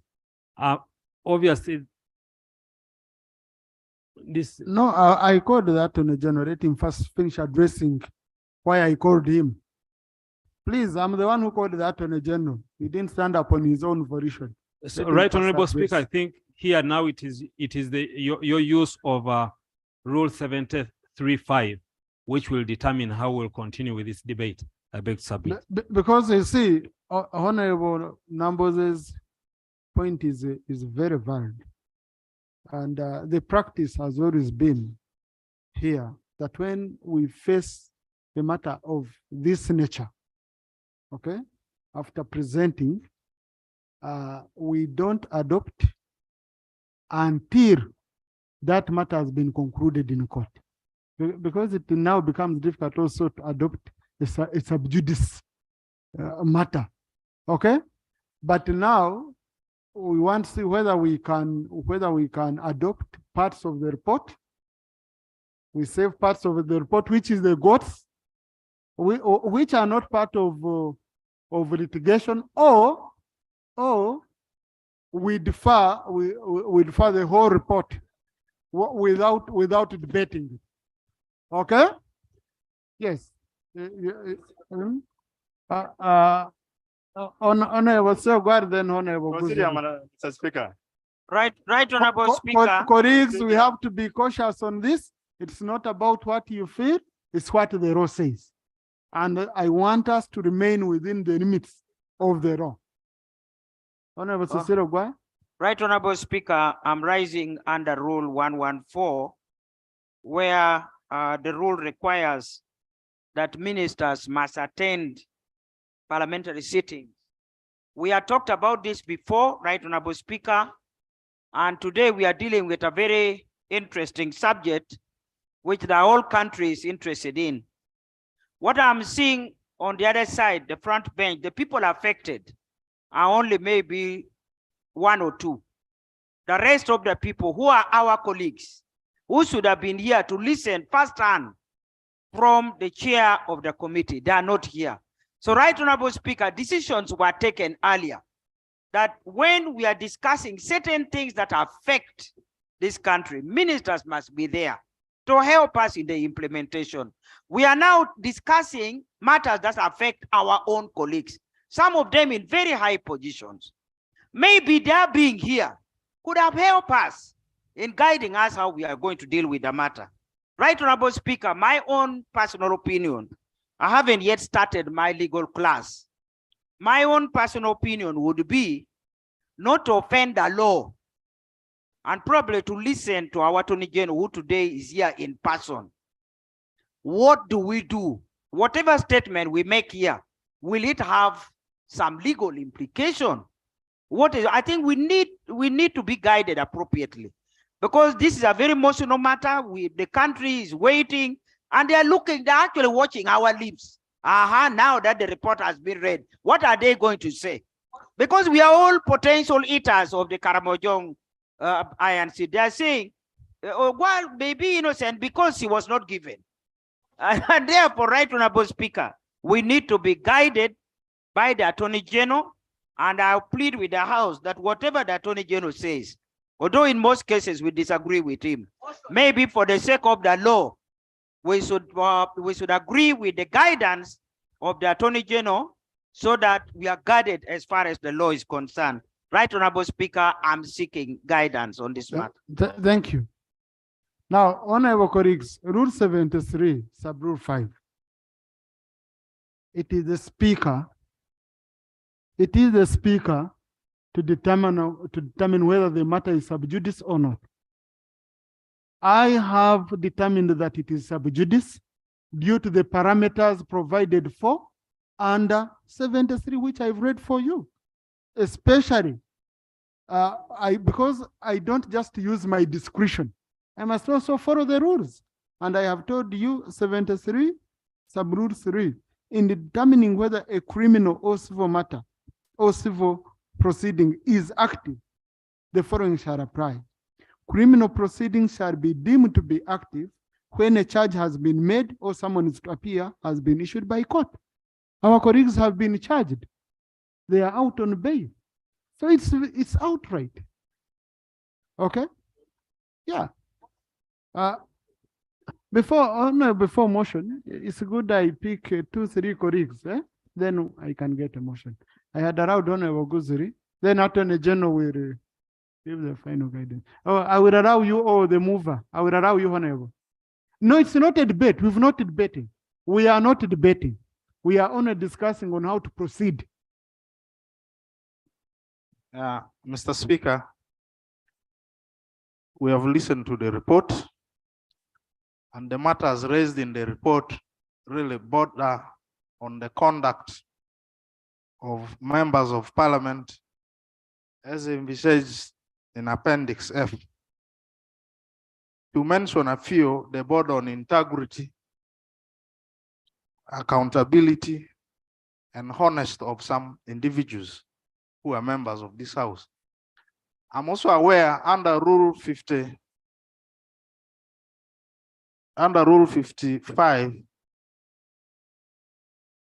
Mr. Speaker,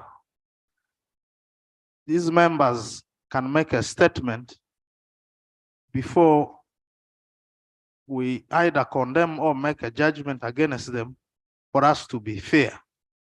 The procedural matter I'm raising is whether you could exercise your powers to ask anybody who has been mentioned in these matters to come under Rule 54 or 55 to give us an explanation on their roles, so that you could conclusively determine if the matter really endangers the court case which is ongoing.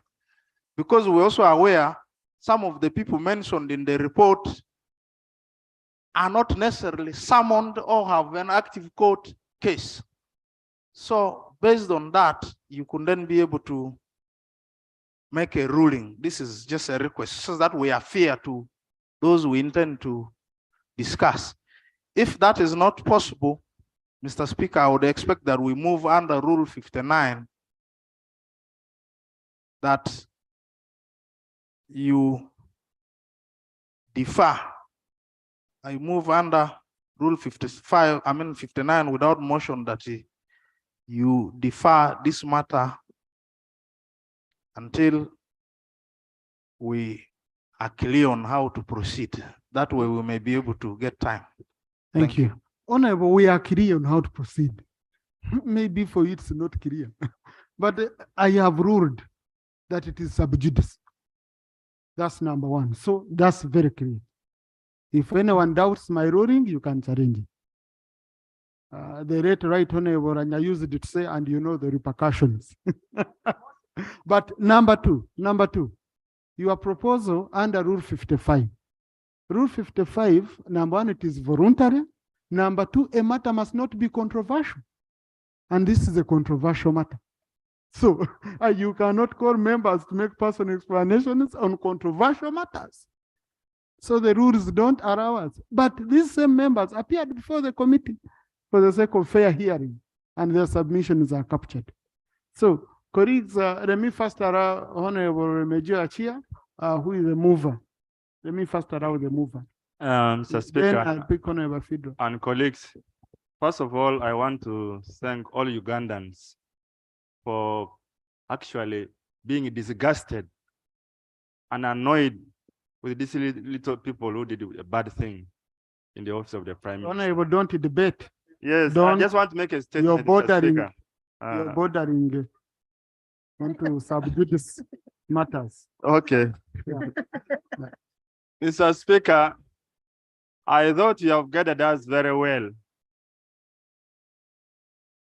that matters to do with iron sheets, we could leave them aside because the report is bigger. It's much bigger. if we even looked only just at one thing, the question of food from normal prisons, how in God's name can someone go and pick 1,000 bags of iron maize?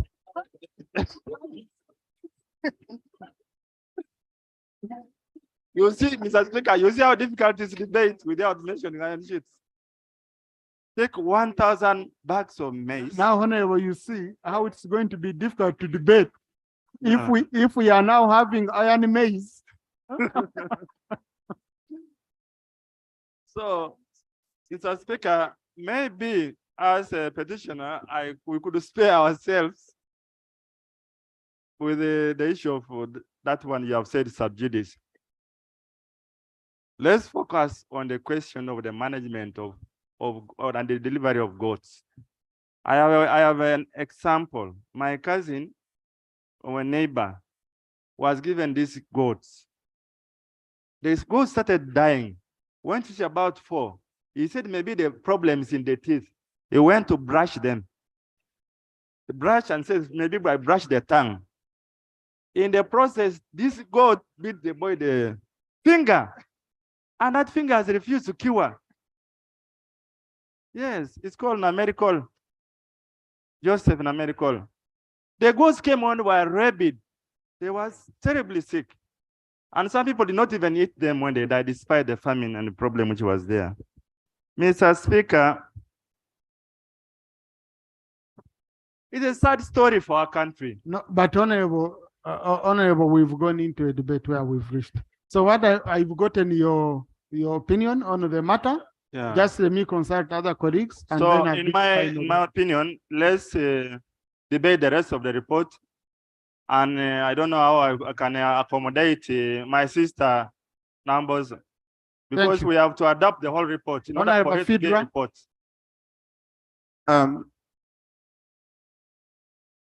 Thank you, Right Honorable Speaker. And for your guidance using the Rule 73 in its totality. Right Honorable Speaker, I am with this opinion and view that the fact that we allowed even part of the first section of the report in regard to the iron seat to be laid or read by the chairperson, knowing very well that it's a matter in court. Maybe we might be, or Parliament might be in contempt of the court or the proceedings of the court. The second bit is the entire report is under one. It is not in part or in parcels. We have different TORs merged into a whole entire report. And in the event that Parliament is allowed to discuss this report, the other parts, in bits, I was wondering in my mind, what would be the report used by any other institution in case there are issues that we've referred to either IGG to be further investigated. So my thinking and submission is that, Right Honorable Speaker, if with your wise ruling again, that we need to defer the entire report, provided that the court can proceed well. And second, in the event that the courts in this country delay to dispose of issues, Right Honorable Speaker, we can again say, let them separate these reports. Thank you. Thank you. I submit. Attorney General, I want Attorney General to again. Then, yes. Right Honorable Speaker, the separation of the drawing of the lines in this matter, I've listened to the report carefully. I am familiar with the facts of this matter. I am familiar with the law. It will be very difficult, in my view, in my humble view, Right Honorable Speaker, and I'm not making a ruling on your behalf, Right Honorable Speaker. In my humble opinion, it will be very difficult, like Honorable Numbers has said, to discuss any part of this matter which relates to the office of the Prime Minister and the matter of Karamoja without offending the rule of sub judice. But Right Honorable Speaker, I would propose, if you accept, that the discussion, the debate on this report be deferred until the matters in court have been completed. Thank you. Now, honorable colleagues, this is the matter we have established is sub judice. That's number one. Number two, the committee has done their work. They have done their part, but we are being limited by the law. Clearly, okay? Since I've ruled that the matter is sub judice and cannot be debated, the whole report is deferred. House adjourned to tomorrow at 10 a.m.